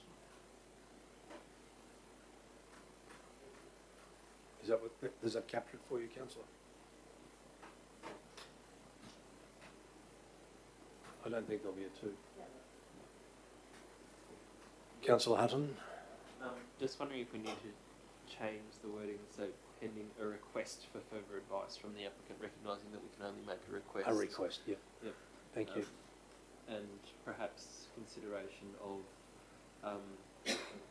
the matter lay on the table pending a request for an extension, or do we need to request the extension first before we can request further, or is that just an implied action? Councillor Watson? Can I just say that if the company is planning on hiring equipment, then they now have an idea of the noise that these machines will make. So we should be able to get that sort of information from this. Well, hopefully. Well, so, Mr. CEO, we're going to deal with the alternate motion now. If I move it? Yes, Mr. Mayor. Yep.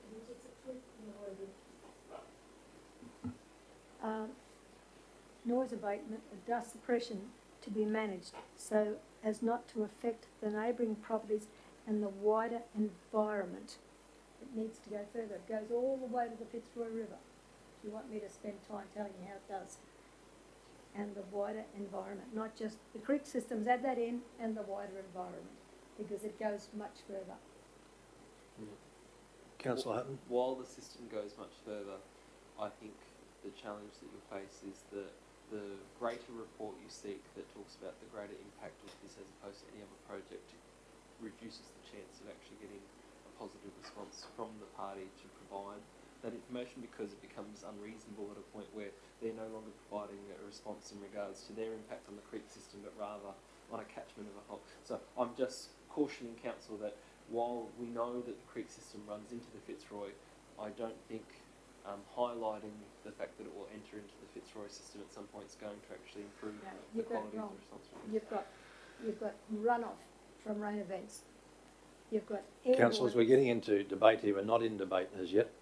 So, No, I'm just answering that question. yeah, we'll just park it if you don't mind, councillor, because I'd like to get this dealt with. If it fails, then we can basically go down another path. But I'm going to... Mr Mayor, what, any other questions? I was just wondering whether this would be a place where we maybe could add to that in relation to restricted hours, or would that be somewhere else? I'll divert that question to the officers. When and where is the appropriate time to raise that? Well, if we are requesting sort of further information anyway, I don't think it'd be an issue to raise that with the applicant and see if they are amenable to some sort of reduced hours for that side of the operations. All right, so we can make a point too now, Justine, after this. That Council 1 lay the matter on the table, and 2, what are we're requesting consideration, are we, or what are we doing? requesting consideration of, Request the applicant to consider amended operational areas for the... okay, request the Yeah. applicant to consider amending the hours of operation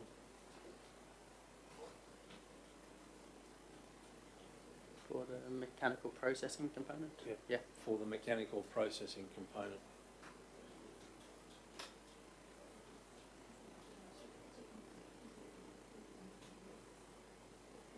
You're saying amending or reducing? Yeah, put Yeah, it reducing. Yeah, reducing. reducing. Yeah. An amendment can be an increase. Yes. Yeah. So I Alright. still think they probably would want to have the same hours operation, just for that side of it to have less. They can still have cars come in, bit of containers can change, but it's that mechanical side of reducing that. Yeah. All right. Mr Mayor, that last one, number 2, the way I read it, and I think any ordinary person would read it, it's saying that looks like a goer, just change the hours and you're right, mate. That's what it looks like. It's a tacit approval. Mr Chair, if I could just make probably an observation, rather than actually being an alternate recommendation, is it not, or the intent of it is a procedural motion effectively to lay on the table to allow for a whole scope of other considerations to be considered prior to coming back, and then there may be an alternate recommendation, or there may not, but it's really the procedure of we need more information. Well, you're right now, except for point two. Point two basically converts it from a procedural motion to an alternate motion.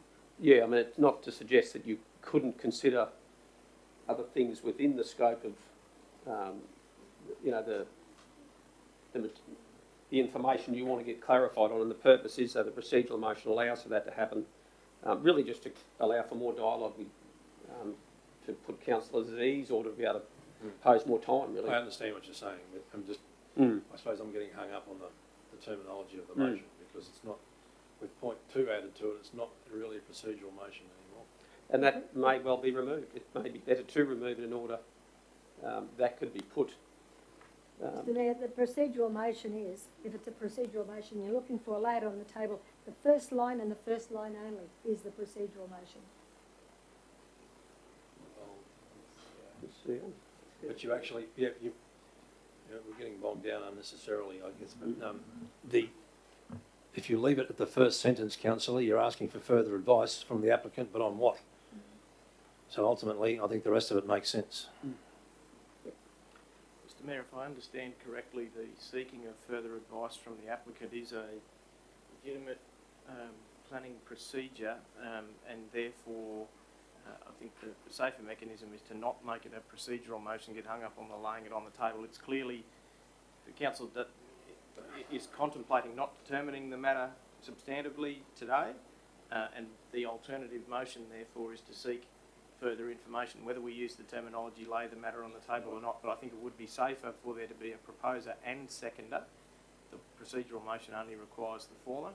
I think it would be better to be a complete motion, proposer and seconder, seeking those requests in line with the planning allowances.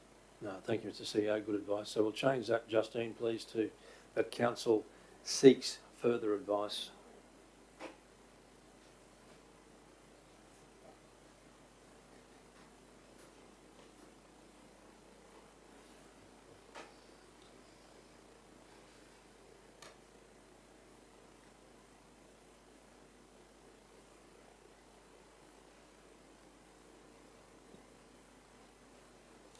Any other questions, councillor? I'm not really comfortable with point 2, I have to say. So I might actually take that out, councillor Eastwood. I understand what you're trying to do, but I'd prefer to take it out.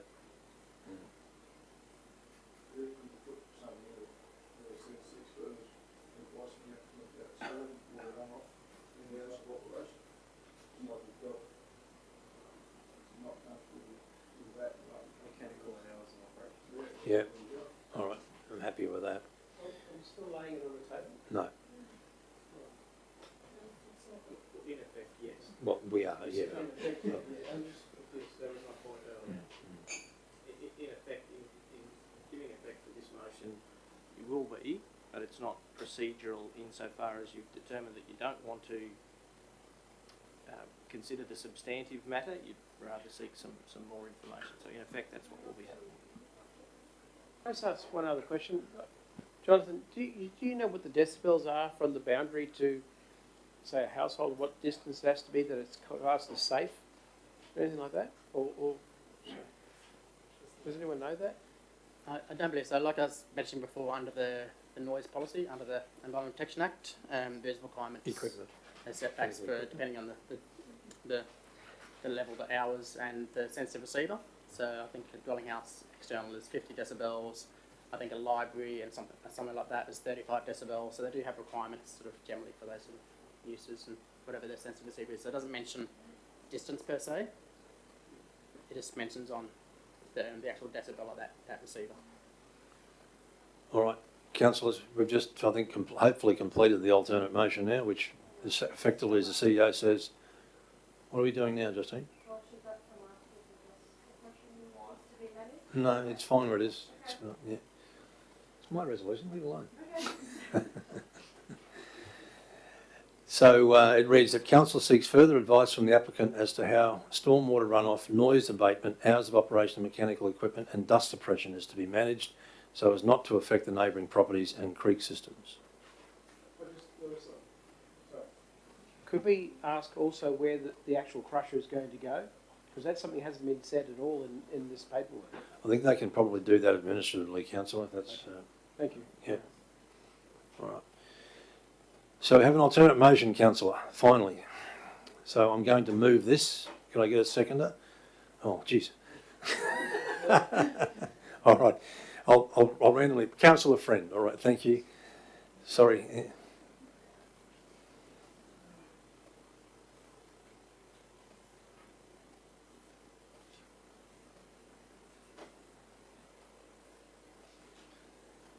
As the CEO said, this is effectively laying it on the table, so we will look forward to the reply as soon as you receive one. Yeah. Gentlemen and lady.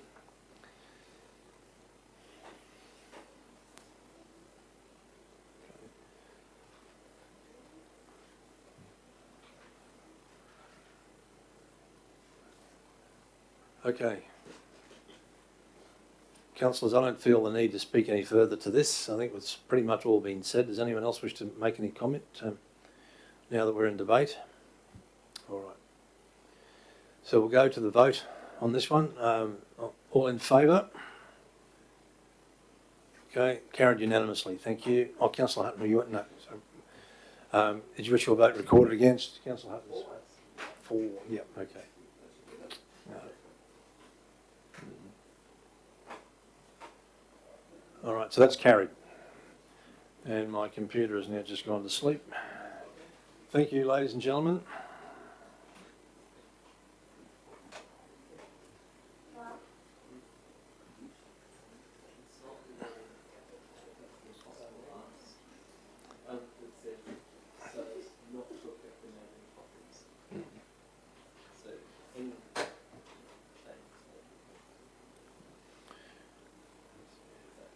Yeah. We'll see where it goes. Yeah, no. All right.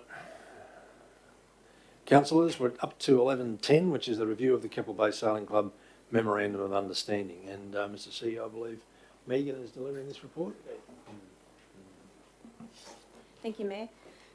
So, councillors, we brought a report to the briefing session on the 6th of April, and now we're bringing the report back to council for council to resolve 5 points, one of which is the discontinue of the current memorandum of understanding that's in place with the Keppel Bay Sailing Club, future management of the sailing events and regattas conducted by the Keppel Bay Sailing Club through the temporary event process, approve the road closure times for the Sunday sailing days from 2300 hours on the Saturday night prior to the sailing day until 1600 hours on the Sunday of the event. Authorise council's officers to progress discussions with the Keppel Bay Sailing Club with respect to the possible options regarding tenure over the area indicated on attachment 1 of the report, and require payment of the temporary event application fee in accordance with council's adopted fees and charges, along with an annual security bond of $3,000. Any further questions? Just a question, in your discussions with the Keppel Bay Sailing Club team, is there general support for this? Yes, there is general support for it. Yes, there was a few concerns, and one was the road closures. And obviously when we first spoke to them about it, we had concerns about the loss of income and closing it off for so many hours throughout the day, especially in our peak tourism times in summer. But we worked around that, and yes, they're in favour of this. So. Okay, thank you. Any other questions, councillors? Councillor Hutton? Yeah, just in terms of number 2, so the MOU previously provided for these activities individually to be dealt with collectively, or did they still have to be dealt with individually? The MOU, they were still dealt with individually, but when I say individually, they give us 6 months worth of dates, and we approve 6 months worth of events, and that's exactly what we'll do under the temporary event process as well. Okay, so they're not going to fill in 6 months worth of event forms for each separate event? No, that's right. There'll be one temporary event form with all the dates listed on that temporary event application. Okay. But only 6 months, yeah, not the 12 months worth. Yep.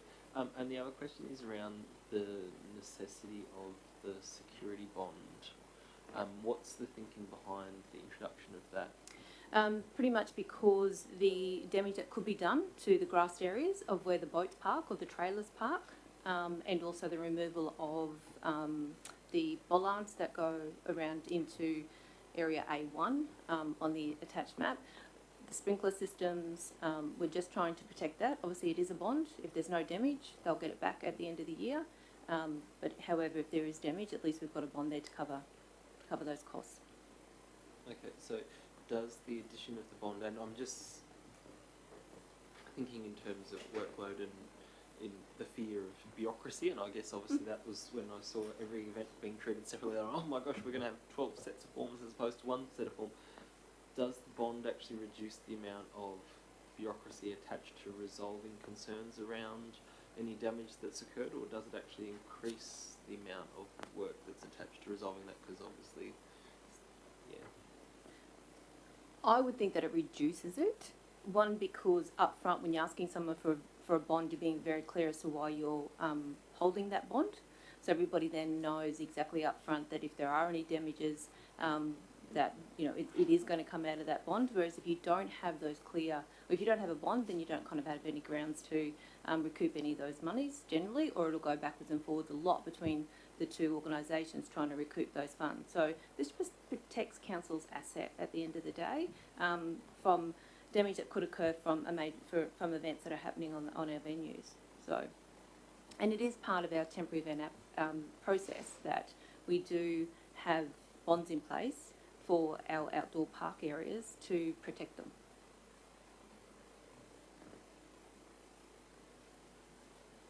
Any other questions, councillors? There's only just to probably pick up a little bit more from where Councillor Hutton has probably already well and truly covered and needs probably answered it, but so the required payment of the temporary event application fees in accordance, so by virtue of it being fees, is that saying each time they apply for a temporary event there'll be a fee attached? That's right. Every single time they do it? So there'll be 2 temporary event applications for the Sunday sailing days put in a year, right. With a list of dates attached to one of those for 6 months. Yep. But each one of those dates, so each Sunday sailing day that they put in, they will be charged a fee based on our community rate, on our adopted fees and charges, which is the park high rate. Okay, so they've identified that they're going to have, say, 18 consecutive Sundays or whatever it is over the year. Each one of those Sunday events will attract a fee of $247 or whatever the case may be. That's How right. does that differ from what the MOU had? Did they have to? No, that was free. They paid nothing when the MOU was Okay, so we're going created. from zero fee Yes. to now every time they use it, Yes. even though they can clarify and identify that we're going to use it 18 times. Yes. We're saying we now want you to pay for every time you use it. That's right. That's Okay. right. Mind you, when the MOU was done, there was Yeah. no paid parking in that area either. So council has now got a loss of income by having that road closed for their Sunday sailing days. So Council's got a loss of income because because that road is closed. Yep. So the paid parking in that area is closed off to the public. So no one's paying for parking in that area because it's closed for every Sunday. So if we have 18 Sundays in a row, we have no income coming in from that paid parking area there. And was the paid parking in place before the MOU? No, it came in after the MOU. So by virtue, correct me if I'm wrong, but the council's position is that paid parking should knock out the free use of that area because there's revenue that can be attracted through the paid parking, which they're foregoing because of the MOU that's in place. Yes, I wouldn't say a direct knockout, but one of the reasons that we now charge is because, yes, we've got a loss of income because we can't do paid parking there anymore while there's road closures in place. Yep. The other thing is that we're being consistent with people using our venues. All, community and commercial organisations use our venues and they get charged a higher fee. As part of the adopted fees and charges, we do have a community rate in there that is substantially lower than a commercial rate that is designed for community groups to be able to afford to use our venues. So, because we still have to pay for the water and the maintenance that goes on in those parks, and if we're not recouping any dollars for the amount of, in this case, Sunday sailings that do occur in that area, then it's costing council to have those events on. Costing council, or council potentially believes that they're prepared to absorb the cost of that for the community benefit that comes with it. So I guess that's yes, that's the the different pathways based on perhaps our philosophical viewpoints or our feeling towards that. Just on another slightly digressing a bit, the community development centre rooms A, B, C, and them, they're free of charge for community groups like Toastmasters or what have you? They used to be free. That's right. Yes. And they're still currently free. They still are free at the community centre. Yes. So we've got hard infrastructure there that incurs electricity, water, sewerage, all that sort of stuff. That's no charge. Yes. But we've identified this area here that we now want to start regulating, perhaps in a way that attracts a charge. So we're not starting to. So that area there has always had a fee attached to it, and other organisations that have hired it pay that fee. But the Keppel Bay Sailing Club has never been charged a fee to use that area. But we're not just starting to charge that area now. It's always been in our fees and charges since it was created. But they've never paid in the past. But they've never paid it. But other organisations have. The area where there's been identified. That's right. And what other organisations would be? We've had market stalls there. We've had trampoline company there over the school holidays. Commercial. Commercial, yes, commercial okay. operators. For profit type thing. Yes. Okay. Yes. So. Okay. Thank you very much. Councillor Watson was first. Councillor Friend. So just a quick one. When they're using this area, will the public still be able to go through and all that sort of thing? No, it's completely blocked off. It's a road closure. But I mean, like when people just say they come off the beach, are they allowed to then just? But there's a safety issue there, Councillor. Yeah.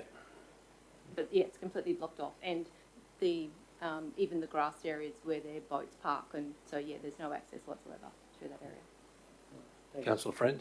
Before the development of the lagoon, and as it was being developed when it was still a road along there and part of Anzac Parade, is that when the Memorandum of Understanding came into being with the Keppel Bay Sailing Club to allow them constant access so that we could redevelop that area?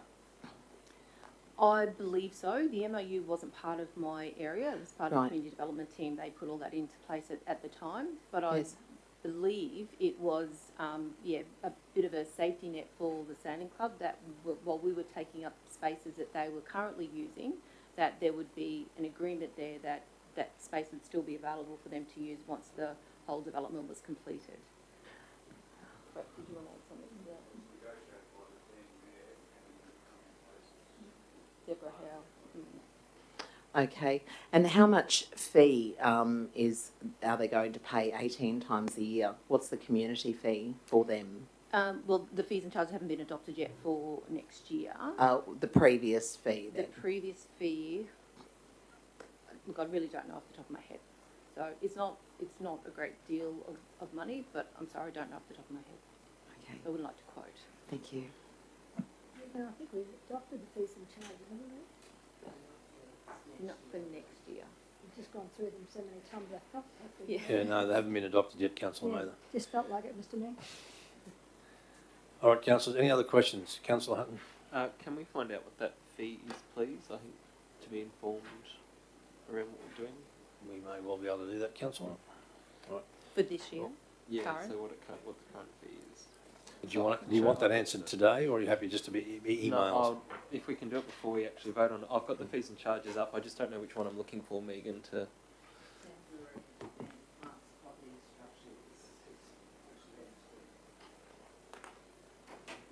Are we on page 32? Well, no, I'm searching it online on the council website. I'm not using the fees and charges.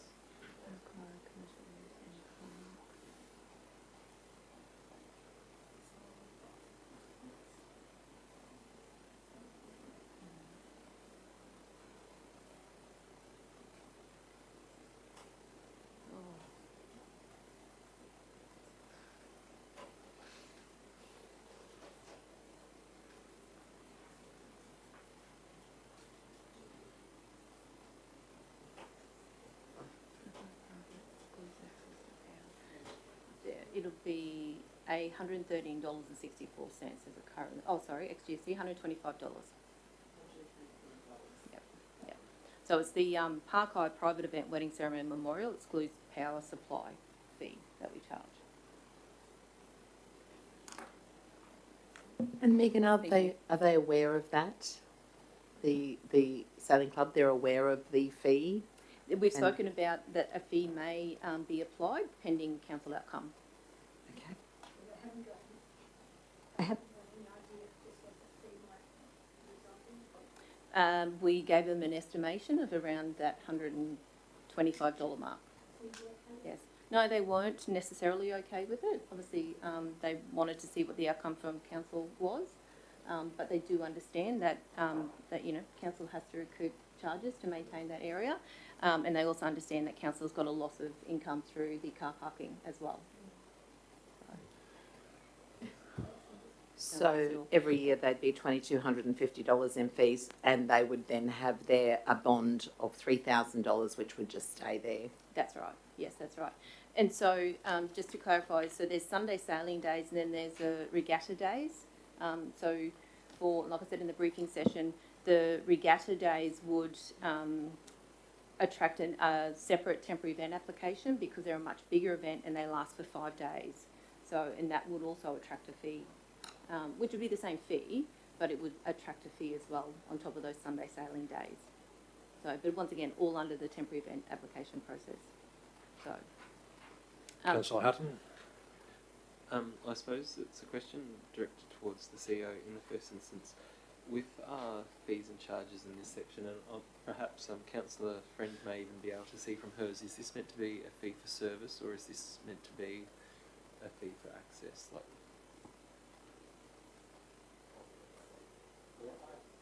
Certainly, Councillor Hutton, I was under the impression it's a fee for access because we're not actually providing a service to them. Sorry, you know how you're using the booklet that has... Oh, yes. Are we charging a fee for profit, or are we charging a fee for service? Like, there's the terminology we use attached to the booklet in regards to... Sorry, I've just gone out of it. My apologies. 32. And a secondary question, do we know how much revenue we generate from these spaces on an ordinary Sunday?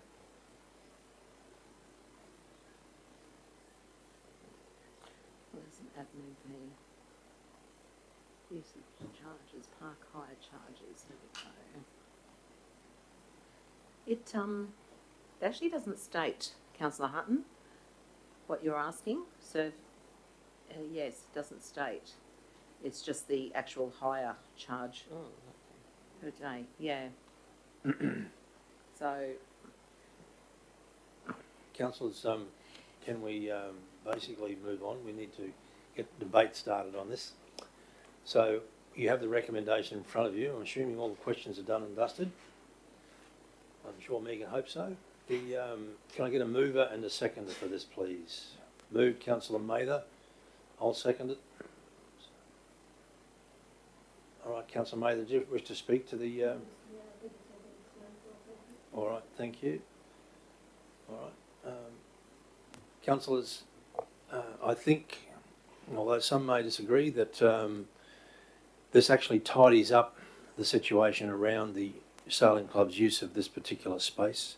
It also is equitable in my mind in the sense that it brings it into line with what all other community groups within our beautiful Livingstone Shire are required to do when they utilise council or local or our space. So from that point of view, I think it does tidy it up. I do understand the sailing club's concern, perhaps at some of the fees and charges, but I think a lot of our community groups need to understand that in situations where we do potentially lose revenue, that's coming directly out of the community's pocket.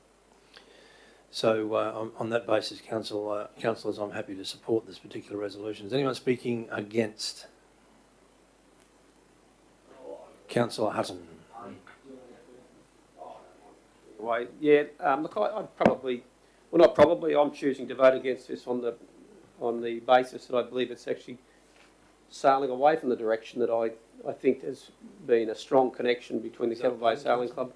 Sorry? Is that a pun, Councillor? I've never really been good at puns, but I've tried. So thank you for picking that up, Mr. Chair.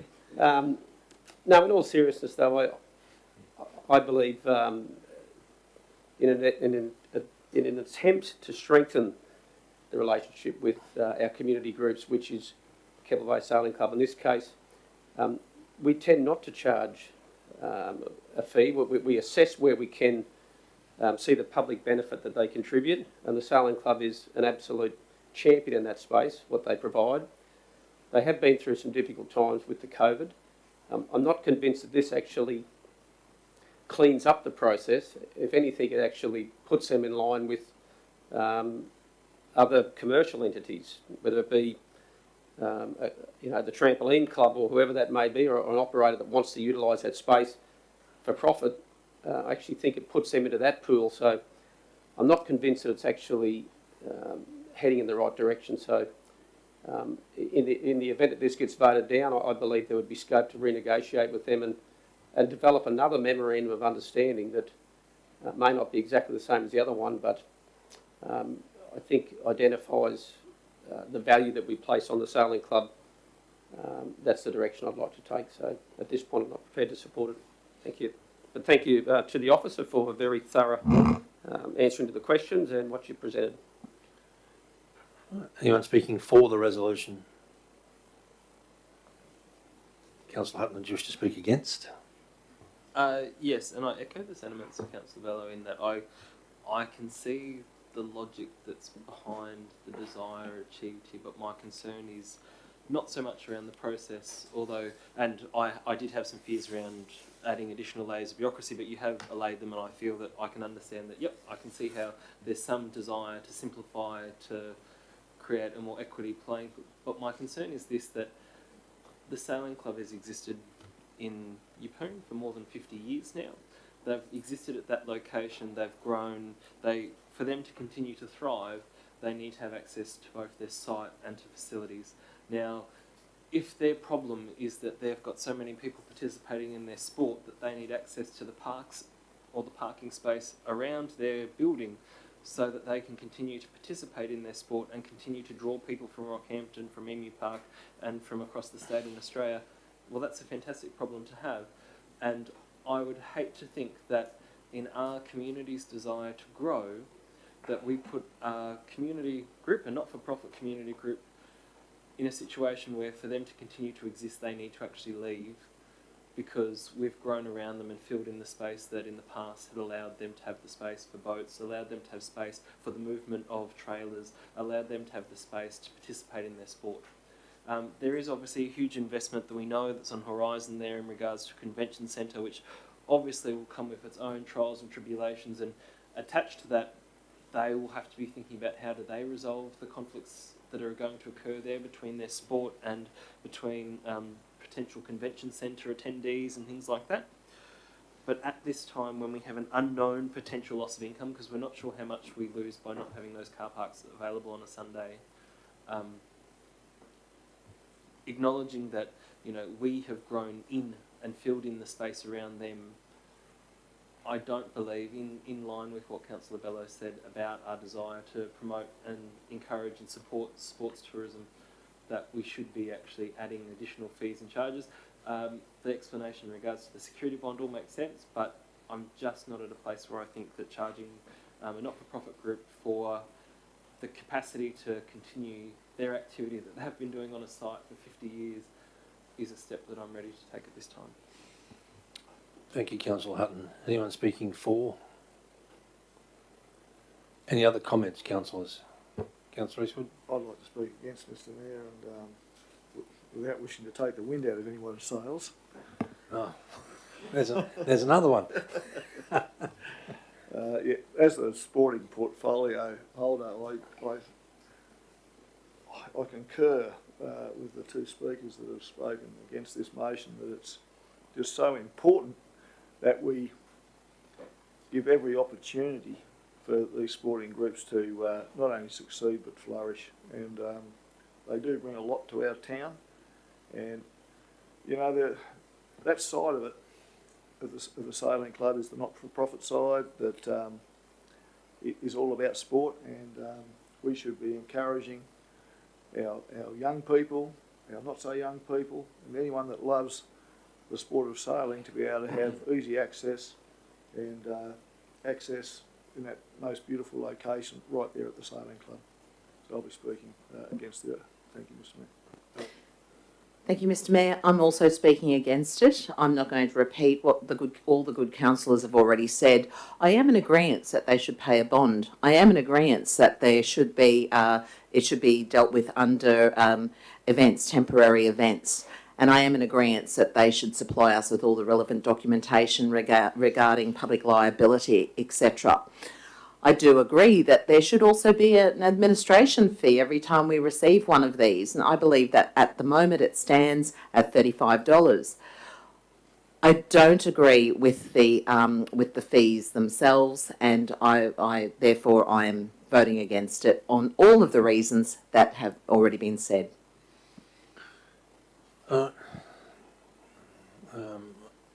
Anyone else wish to speak? Councillor Mather? Just very briefly, Mr Mayor. The Sailing Club and Council have been in somewhat of a partnership for a number of years. We've both recognised the benefits of each entity and how the junction, the union of those two entities, actually have serviced the public. We've both been through, as many other sporting facilities have gone through, COVID and a loss of income. And Council at this stage has reached a point. It has got to take some very hard decisions. We talked about the costs of everything going up. We're looking down the barrel of a deficit budget. We will get that way every year if we don't take hard decisions. And the Sailing Club will be there. We will assist them wherever possible. They know that. We know that. At this time, we have a responsibility to our ratepayers as well. And they need to stand on their feet, and we will always be there for them. But I think at this point in time, they have to prove to us that they can coexist with the facilities that they have, because let's face it, we need the income to survive ourselves. Thank you, Councillor Mather. And now that Councillor Mather has wrapped up, we'll go to the vote on this one, councillors. So we've got a mover in Councillor Mather, a seconder, and myself. All in favour? Those against? Motion is lost. All right, so we're on to 11.11, councillors. Where does that leave us, Mr Mayor, with the MOU? Beg your pardon, councillor? Where does that leave us with an MOU then? The current MOU will have to come back to the table for review.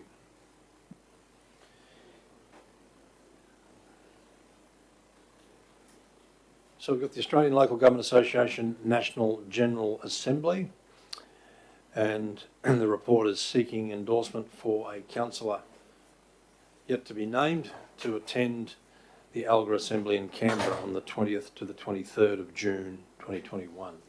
Mr Mayor, I'm going to nominate yourself because I know how much you'd love to be in Canberra in the middle of June. Well, councillor, I was, at the risk of going into debate early, I was going to put an alternate motion that we don't send anybody. And I'm thinking at this point in time that, one, we could save the money. Two, I've reviewed the actual program, and I'm not convinced there's anything there that's really going to be a benefit by us attending. And I do acknowledge the value of schmoozing and, you know, basically being seen, and you know, that's a technical term, councillor. What is it? How do you spell it? And being seen and sort of you know, meeting decision makers, etc. But at this point in time, I think we'll probably get as good value out of the LGAQ conference as anything. Mr. Mayor, on that, yes, maybe we could save the money, and maybe we could all go to the LGAQ conference. That was a conversation I had with Councillor Friend this morning, Councillor Eastwood. Yeah.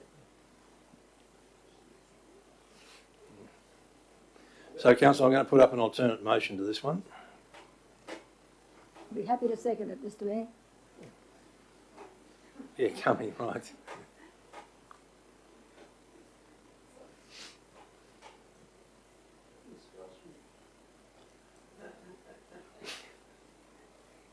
You're the journalist.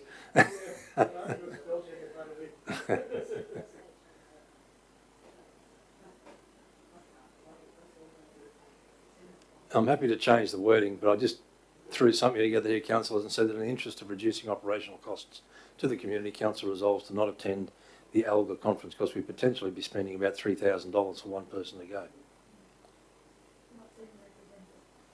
Pardon me? No, that's correct, yeah. Maybe rather than to not attend, Justine, to put to not send a representative of Livingstone.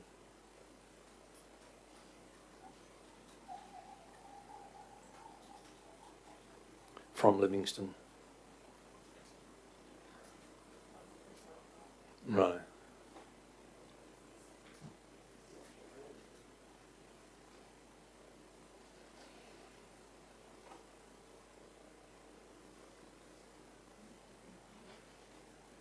Any questions on this one, councillors, before we go to debate? It should be fairly self-explanatory.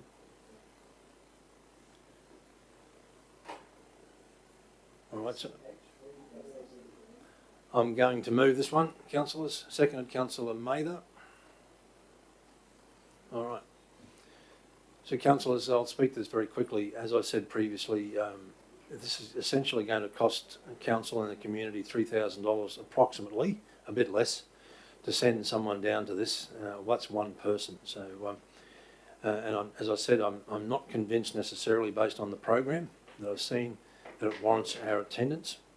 Yes, I acknowledge the value of being seen and being able to converse with decision makers and promote our case on things, but at this point in time, as I said, I see better value in potentially attending the LGAQ conference, where perhaps more councillors could attend the conference this year, which is in Mackay, Mr. CEO, as I recall. Yeah. So that we could potentially send more people to Mackay this year because we could drive, ultimately, and save on travel costs, and just have the accommodation and food component, which would be taken up in the ticket price anyway. So that's it for me, councillors. So I'm happy to entertain anyone who wishes to speak against what I'm proposing here.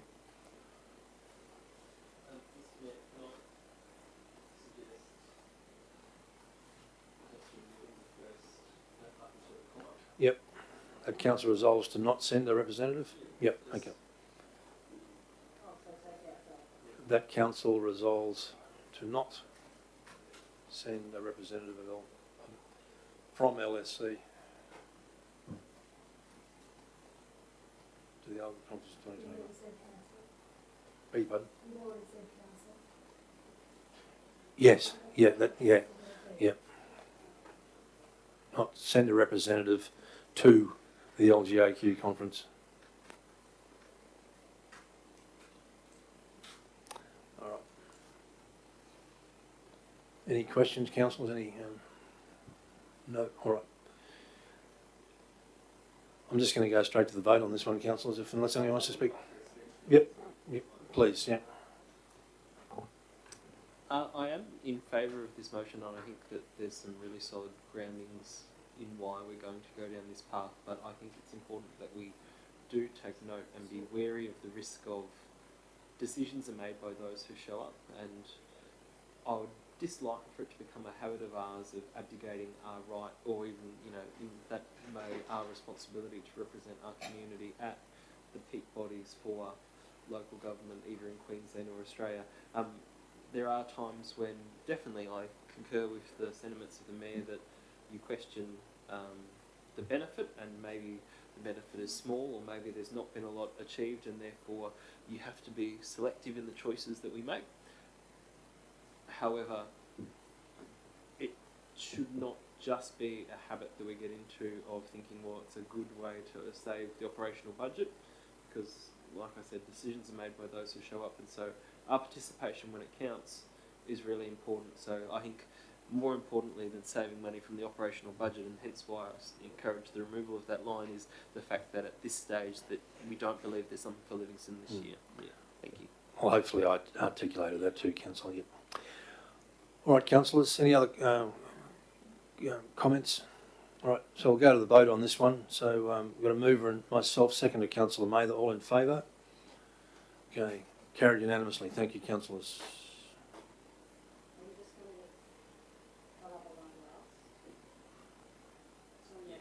Yes, we will.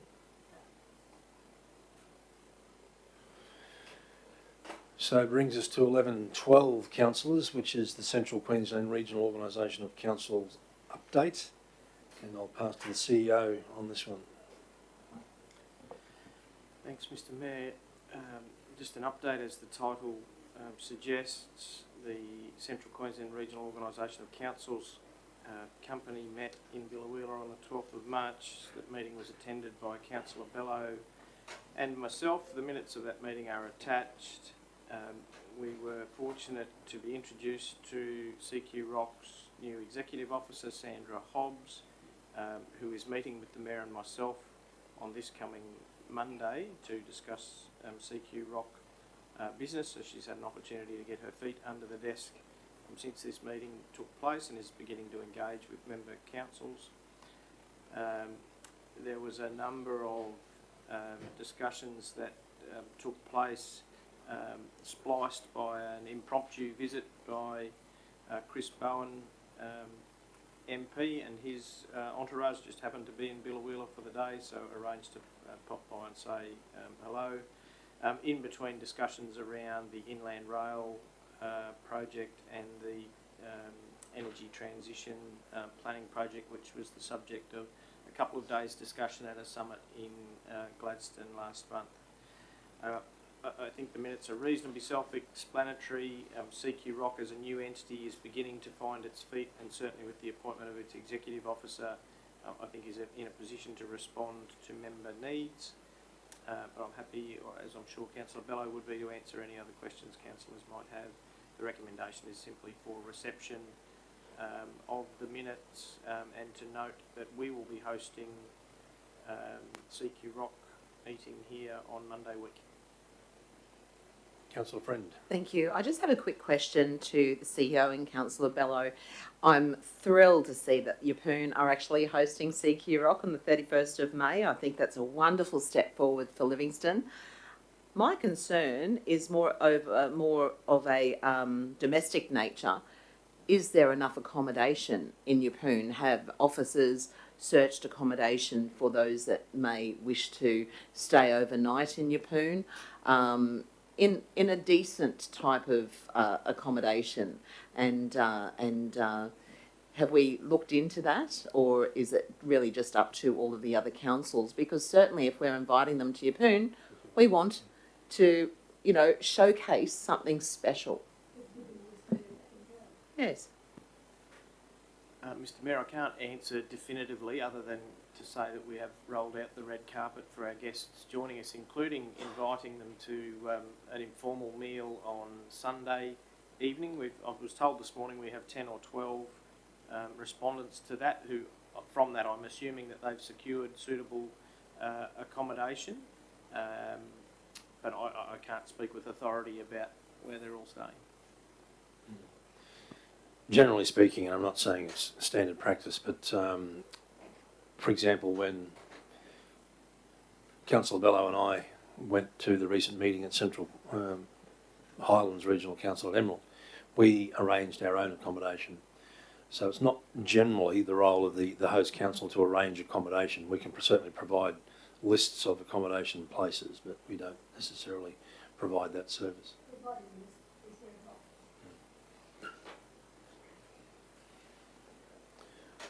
All right, councillors, any other questions of the CEO? Councillor Hutton.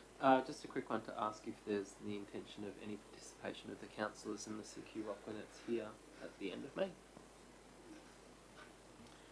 Mr Mayor, for fear of being inaccurate, I'm hoping that it's in all of your diaries.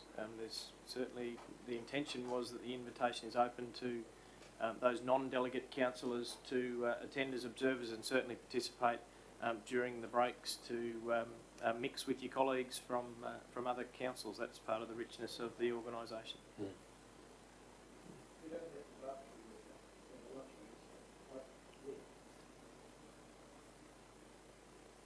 Are you talking about the dinner before, the dinner the evening before? Okay, I'll be sure to follow that up. Thank you. All right. Yep, on the absence of any further discussion or questions, Councillor Bello is moving. Can I get a seconder? Thank you, Councillor Watson. Does anyone feel the need to discuss this or debate it, councillors? All right, or not, just go straight to the vote on this. All in favour? Carried unanimously. Thank you, councillors. All right. So 11.13 is the Central Queensland Regional Organisation of Councils advocacy priorities. And again, over to you, Mr CEO.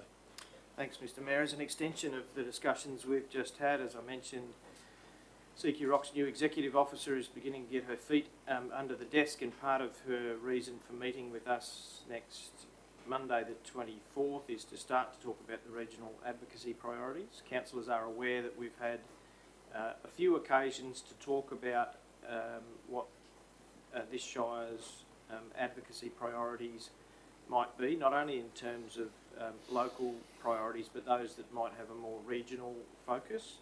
I have shared with councillors offline the 3 or 4 summations of different discussions that have happened over the last few months to aid councillors crystallising their thoughts on these matters.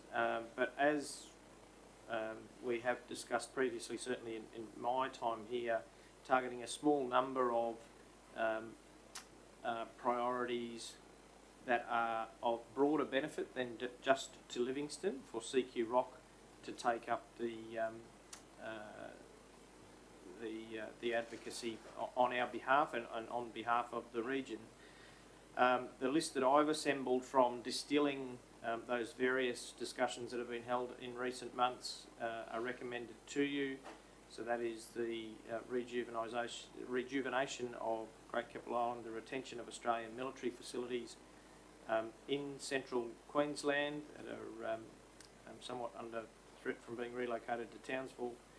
The regional waste management strategy, working more cooperatively with our neighbours around waste streams that don't recognise local government boundaries. And one that was actually suggested at the budget consultation session last Wednesday night was about preparations for becoming a host region for the 2032 Olympics. So those 4 are recommended to you.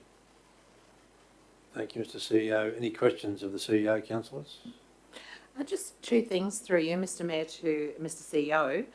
When we say a host region for the 2032 Olympics, what does that encompass?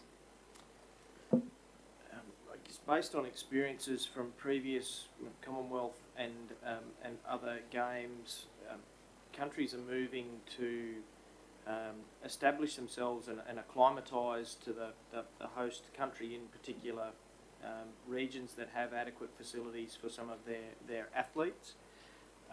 We're over a decade away from this event being on, so I think the sands will shift a little bit in that time. But if I use the last Commonwealth Games as an example, different regions targeted different countries, not only for the sorts of facilities that they could provide or were hoping to develop in order to be able to accommodate athletes training in preparation for the Games, but just to form some relationships with different countries. The example that was given to me last week was the ongoing benefits that continue for a place like Townsville, who hosted the Japanese rugby team at the 2003 World Cup, and those relationships continue nearly 20 years later. So no definitive answer as to what the countries might be, what facilities might be suitable, what facilities we might develop over the next decade in order to do those things, but to signal to CQ Rock that it's a discussion worth having as a region, because it might well be that there's different facilities and accommodation available across the district, not just in Livingstone Shire, that might attract a country and their Olympic organising committees to consider basing themselves here for that event. As you know, the intention is for South East Queensland to host the Olympics. It hasn't been given its final approval yet, but all the signals are positive. But it will include events being hosted on the Sunshine Coast and right down into northern New South Wales, as far as I know. Okay. So in advance of that, establishing those relationships for countries that want to come and acclimatise and do their training before proceeding to the event venues. That's a great idea. A quick comment. Number C, Regional Waste Management Strategy. Unfortunately, you've made a mistake there, and that should be under number A, and I just wanted to point that out. Other than that, I'm very pleased with it's them. It's not prioritised, Councillor. Councillors, I'm just wondering whether, in discussions with the CEO on this matter, I was in the back of my mind going to propose something, and then I thought better of it because I wasn't really sure that it was a regional requirement or regional need, but I've revisited that, and I'm just wondering whether there's any appetite to add another one to that in the form of all-weather boat launching and retrieval facilities. Because not only would Livingstone benefit from that, Rockhampton would, Central Highlands would, Banana would potentially as well as Warrabinda. So I'm just wondering whether there's an appetite around the table to include all-weather boat launching and retrieval. Absolutely, Mr Mayor. There's a big demand there, and there's a big deficiency, and there's nothing in sight. No, well, it's a huge train wreck coming our way. It is. It is. Mr CEO, any dramas with that? No objection, Mr Mayor. In fact, Mrs Hobbs, in her correspondence only a few hours ago to us, actually asked if we could nominate the top 5 priority projects, so that would round out a list of 5 in anticipation of her visit next week. Thank you. All facilities.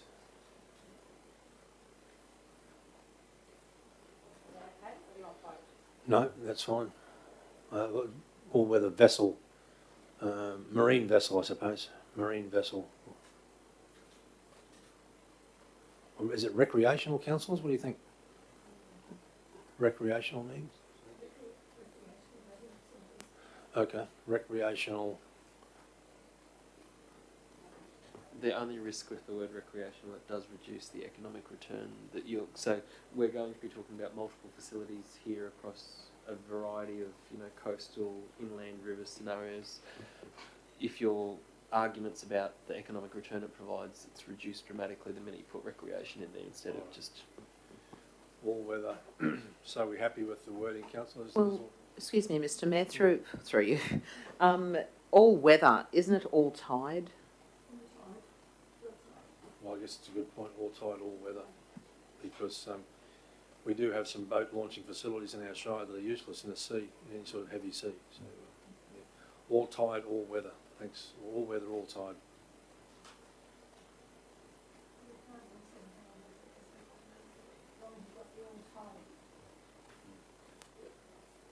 So does that read well enough, councillors?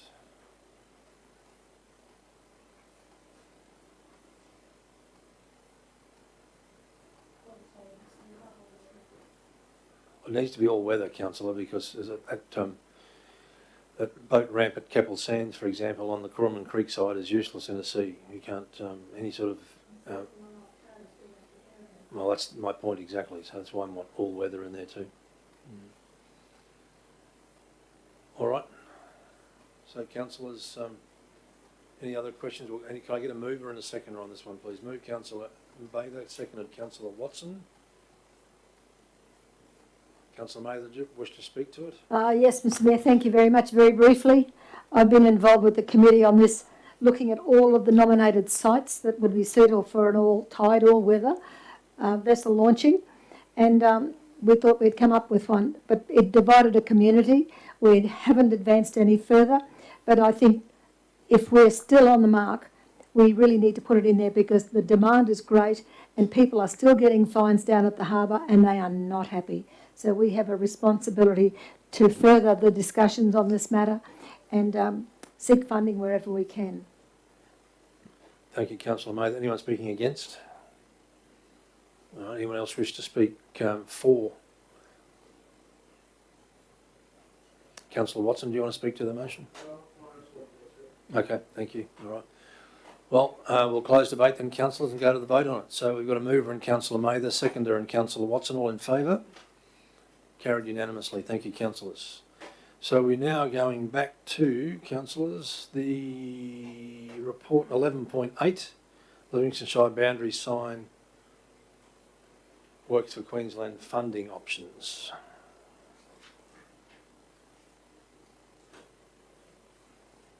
So where we left this, as you recall, councillors, was the officers were going to go away and find the proposed entry signage, boundary signage. Over to you, Ms Barber. Councillors, we're just going to bring up an image that was presented on the special council meeting as attachment 3 that Thank you. Justine should be chairing. We need to lift this off the table first, councillors. Thank you very much, Justine. So can I get a procedural motion to lift off the table from me? All in favour? Thank you, councillors. All right, back to you, Ms Barber. Thank you, sorry. Councillors, Justine's just going to bring up the representative image that was used to depict potential signage for the Department of Transport and Main Roads boundary signage to be located on the boundaries of Isaac, Narimbra and Yeppoon, Rockhampton, depending on works that are currently being undertaken. This was the agreed signage without obviously the information sign and the kilometre signage, because that's basically their tourism sign. So the idea was welcome to Livingstone and then a sign replicating what's relevant to our region, and then on the back, drive safely. So at this point in time, we've gone to Capricorn Enterprise to ask for some representative photos, and then this is these signs are, as it says there, 1800 by 3.2 metres in size, which are meant to be around $5,000 each installed.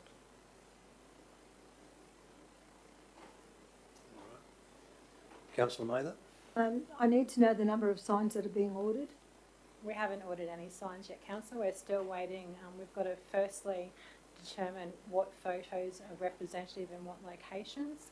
And then also we need to then go through the process of ordering them from Department of Main Roads, and that could take some time. So as yet, the proposal was for 3 signs from the resolution, and as I said, that was for signs at on the border of Isaac, the boundary, sorry, of Isaac, Narimbra and Yeppoon, Rockhampton Road. Councillor Watson. If we're looking at photos for these signs, can I suggest that we go to the community and ask photographers to submit images, the right resolution and everything? That way we encourage the community to be part of this. Councillor Watson, can I just say that we are really under our timeline here. We have requested an extension of 2 months for this to come forward. At this stage, I did think that was approved, but yet it's not as yet from the funding partners. So we at this point in time, have to the 30th of June to order and deliver these signs, and we still have to go through the main roads processes. Could I also suggest that I found out that Rockhampton City Council actually produced these signs for TMR, and that we maybe do an order through them to try and soften to build our relationship together with Rockhampton. That's all. They can supply these signs in a kit form. Yeah, that's the supply component, but I guess the approval is the other component, Sonia, as I'm reading it. Correct. The prices we got from Department of Main Roads in that email was for them to supply and install those signs for that $5,000. So I would assume that the idea would be that we would order them through the Department of Main Roads. I'm unaware of what agreement Rockhampton Regional Council has with Main Roads. So through you, Mr. Councillor Mayor, Friend. to Ms. Barber. So that leaves us with about $85,000. Is that correct? Approximately, say Approximately. There's also some costs that were assigned with, as you're aware, that the metal producer purchased materials for both the Marlborough signage and these locality signs, which at this point in time we think might be around $10,000 to $15,000. We're not actually sure. We haven't split that up yet. So there could be around that 75,000 until we find that out. That's going through procurement at the moment. And these particular signs, these little ones here, would they be the same, similar white signs to the Marlborough sign? Correct, that was the idea. So the idea So they would be, if they're similar white signs to the Marlborough sign, and the Marlborough sign's $56,000 without the bull, that was an extra $38,000.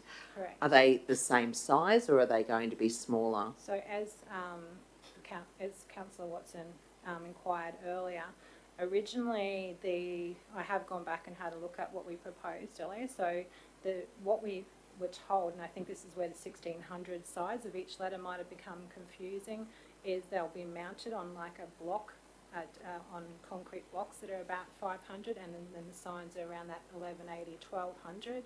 Also, I believe it was originally 1,600 until they worked out the M, I think, was going to be too wide to allow for the signs. So these would be similar, correct. So we've already purchased the metal for these particular signs? The metal was purchased originally for the boundary signs, welcome to Livingstone, and then remember the councillors changed to the Department of Main Road signs. So this is the proposal for the alternate way to spend the money, either that or reallocate it to Works for Queensland projects infrastructure. Sure. Just going along that line of the white signage and looking at the previous Marlborough one, how many signs would we be able to get out of the rest of the funds? 2 at this point in time, so Councillor. 2, okay. Yeah. Thank you. I've got a couple of questions. 6 signs we need for boundaries. 6 signs. We had 6 signs. We discussed 6 signs. And we also said it's cheaper to get 6 signs than rather than 3 and come back and get 3 later on when we don't have the funding. I don't know if anybody remembered that. But we've got 6 places that need signage around our shire. And having to put it on the outskirts of the shire, which don't even relate to Ramsey Creek, it just doesn't make sense. Can you just refresh my memory, please, Councillor, the location of the 6 signs? Okay. There's one coming in top near between Ogmore and St Lawrence. Yep. There. So that's on the border of Isaac, which has been mentioned. Yes. Yep. And there's another one on the back road, the Serena Road. That's the one I'd forgotten about. It comes out from Marlborough. It was the Elbrus Highway. Mm-hmm. That's the one. There's another one at Limestone Creek, down on the access road, about number 9, access 9, in that area. There's one at Ramsey Creek, and there's one at Marimba at Hartington Street. Yeah, so the one on the Emu Park Road at Marimba has been mentioned. Yes. And the third one you... Oh, there's another one. There's another one at Ramsey Creek off Belmont Road. Ramsey Creek on Belmont Road, down the back way to Rockhampton. What's that, 6? Okay, I'll play devil's advocate here. I'm not disclosing... Obviously, Mr Mayor, the members haven't been there. I could take them there and show them where their boundaries are. Yeah, no, I'll take them and show them what they belong to, what they're responsible for. Councillor Hutton? It's an offer. I was just going to hark us back to the previous council meeting where, after review and consideration of the 6, the conclusion was drawn to reduce it down to 3, not looking to have to replace things post or pre-casting any aspersions on what may happen with the boundary realignment. And I think that's where the resolution was, that meant that there was additional funds available, which meant that we now were in the place of looking at how those additional funds are spent, as opposed to returning to, is it 3 or 6? Well, that was my recollection from the last meeting as well, is that That was discussed, and then it was also discussed after that. If you're going to get 3, because I know what you're saying, let's not put them on the Ramsey Creek boundary outside of Glenlee, because we might not own that. Even if you don't own it down the track, you still move it in beyond that. You still have a boundary. But following that discussion about only getting 3, I raised the issue that if you're going to order 3, the more you order, the cheaper they become. At least they know what you've got, because they're not going to get any cheaper as you go along. Councillor Watson, can I just refer to you on that? Well, at least you've got this. Only because there's different photos on each of them and everything else. They should be a set price. You'd probably agree, wouldn't you? Sorry. Councillor What do you mean, what do you mean different prices? Because they've all got photos on them and Yes, everything, yes. they're all individually made differently. So they're Why all would they in, be, they're they'd all still have classed the as same individual logo, jobs. they'd have the same, they'd have Yeah, this. but they'll all have different photos on them. One that shows, unless we choose all the same photos, but I Well, can't isn't see that what it's happening. about? We have a, I guess we call it a logo on the sign. They see the sign. They go somewhere else and see Livingstone with a different one. They get confused. Hang on. Now, sorry, Councillor. Sorry. I can just pull this back a second, right? Because we all have the place like a dog's breakfast at the moment. We've got these signs here is what we're talking about. These ones. So that's the format we're talking about, as I understand it. Yeah, that's right. So I expect you're proposing that as you come to each area. I mean, I'm sure there's going to be a generic one for some of them, but isn't there going to be others that will show, like when we're coming into, Keppel Sands or whatever it happens to be, you'll have one that shows something that replicates Keppel Sands? The idea, Councillor, was so for the Isaac border to do more of a rural imagery of Headlow or something like that. The idea for the one coming into Nirimba would be a picture that represents Emu Park, and the one coming into Yeppoon would be a picture that's representative of Yeppoon. So that was the idea, but they would all say welcome to Livingstone Shire. Yes.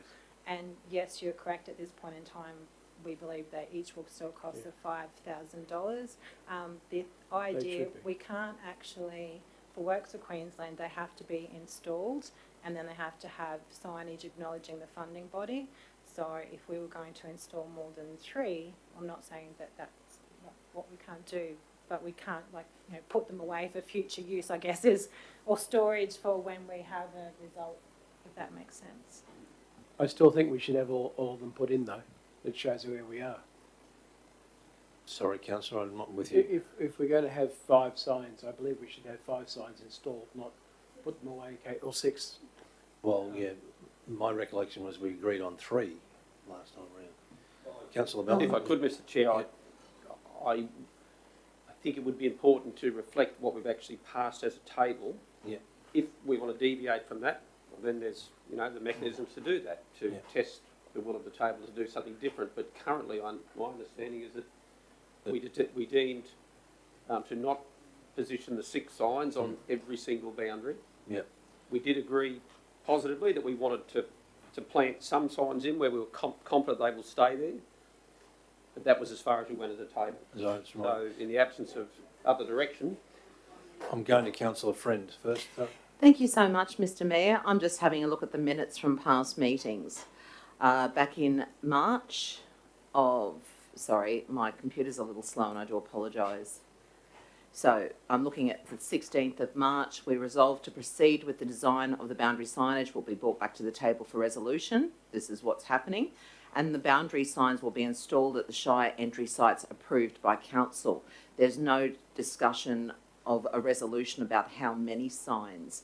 When I look at April, it just states, and it was carried unanimously, that this lay on the table pending this particular return to the table. and to be a workshop to be convened as soon as possible. And we did have that workshop, but in no resolution does it state how many signs. All right.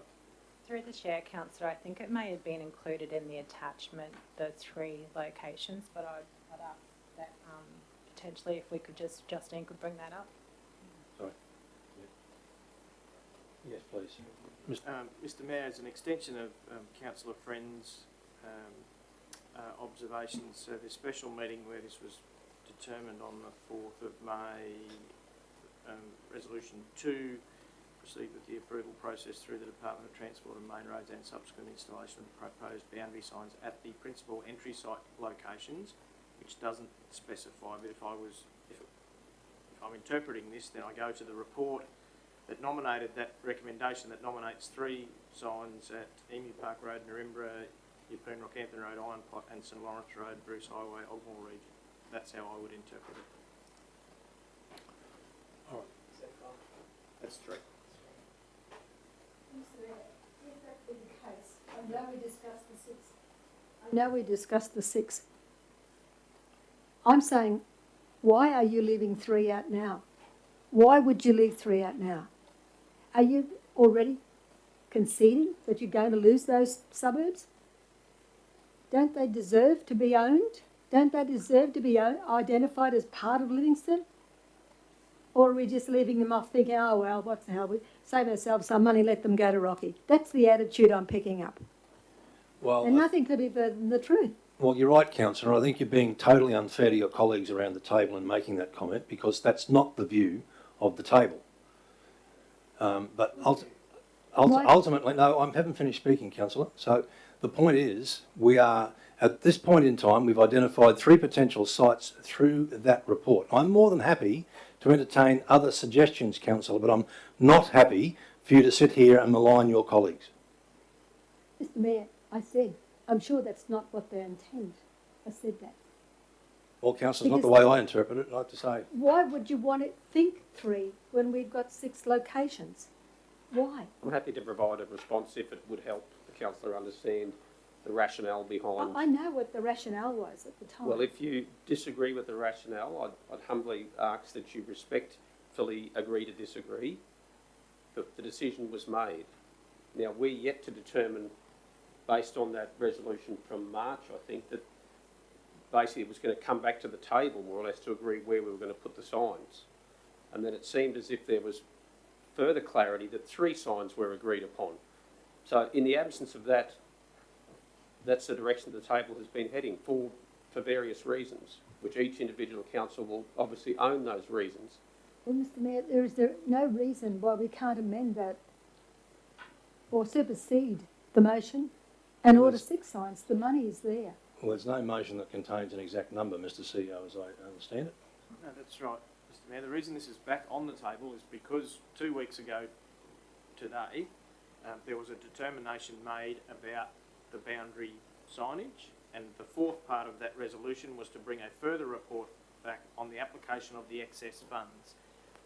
The implication, or certainly the way we've interpreted that, is that it was things other than boundary signs, because that was determined at the time.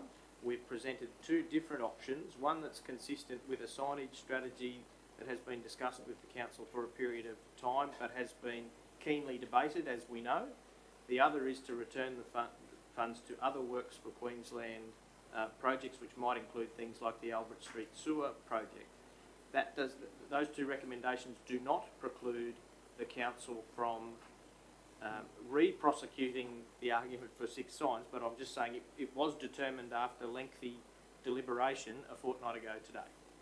So let's just say the officers left that meeting with the understanding it will be 3 signs. But that's not to say we can't add to that number if we want to.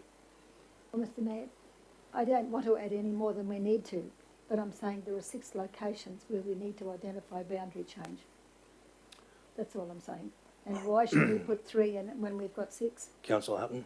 So can I suggest that we bring up a recommendation that says to do 6 boundary signs and to refer the rest of the funds to an existing Works of Queensland project and test the will of the table, and if not, we can then take it from there. I just feel like we could walk around. Yeah, we're just spinning wheels here at the moment. Can I just bring something up though? if we go down this route, which I'm happy to do, we will have excess metal left over at GP Metal Products, because we won't have used that steel because we'll be using main road steel. Well, yeah, we'll discuss. Which we could probably use for another job. We'll discuss that in debate, councillors, because we've well and truly overstepped the mark for question time. All right. So, councillors, I'm going to. Where are we, Justine?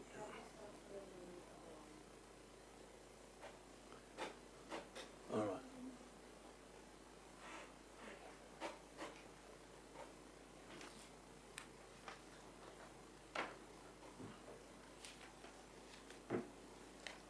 All right, so the recommendation is, as I'm interpreting this correctly, the top one, Justine? Okay, righto. Utilise excess, yeah. Mm-hmm.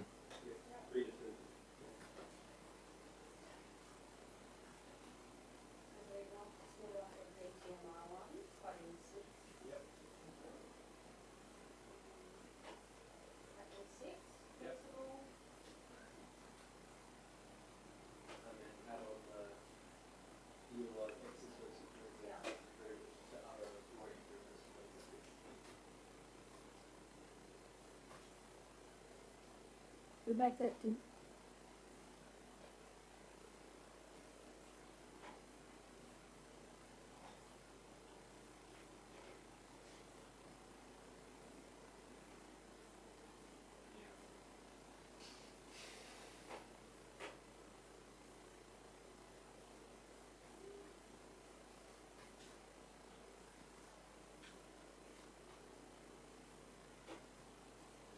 So you got a 1 as well?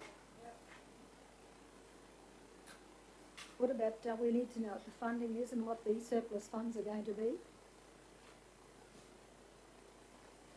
All right, so we're just going to deal with this recommendation as it stands, councillors. If you don't particularly agree with it, then you can vote against it.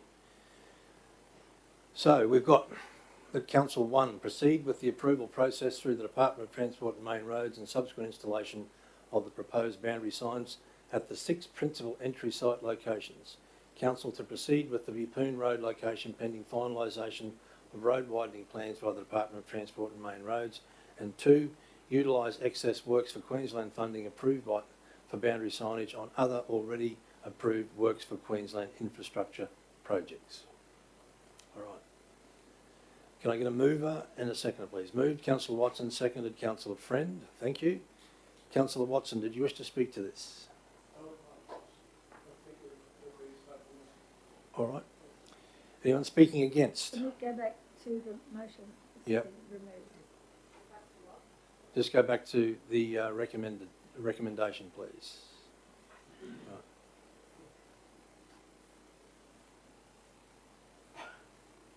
I would hope that any excess funds would be in conjunction with consultation with the communities. Because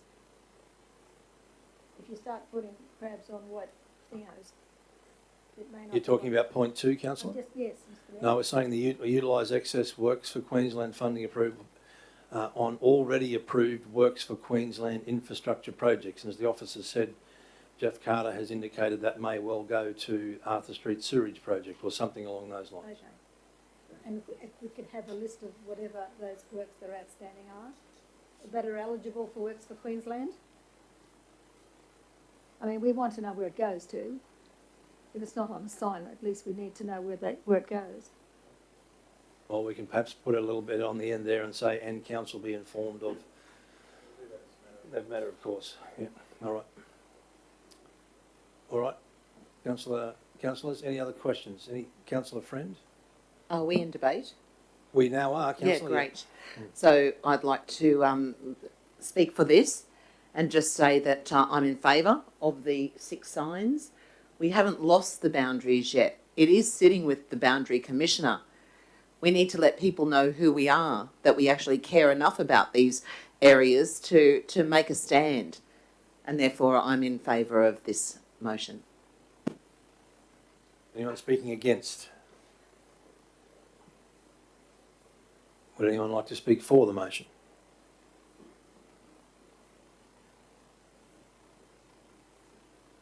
All right, so we'll close debate then, councillors, and we'll go to the vote.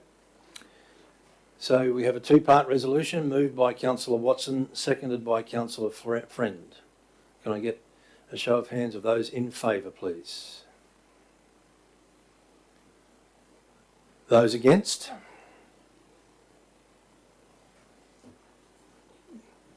So can I get the show of hands for those in favour again, please? Okay, thank you. So did you wish your votes recorded? We're going to have a division on this, councillors? No? All right, okay, so... No, all right. So the motion is carried. Thank you very much, councillors. So that's the last item on our agenda, Mr. CEO.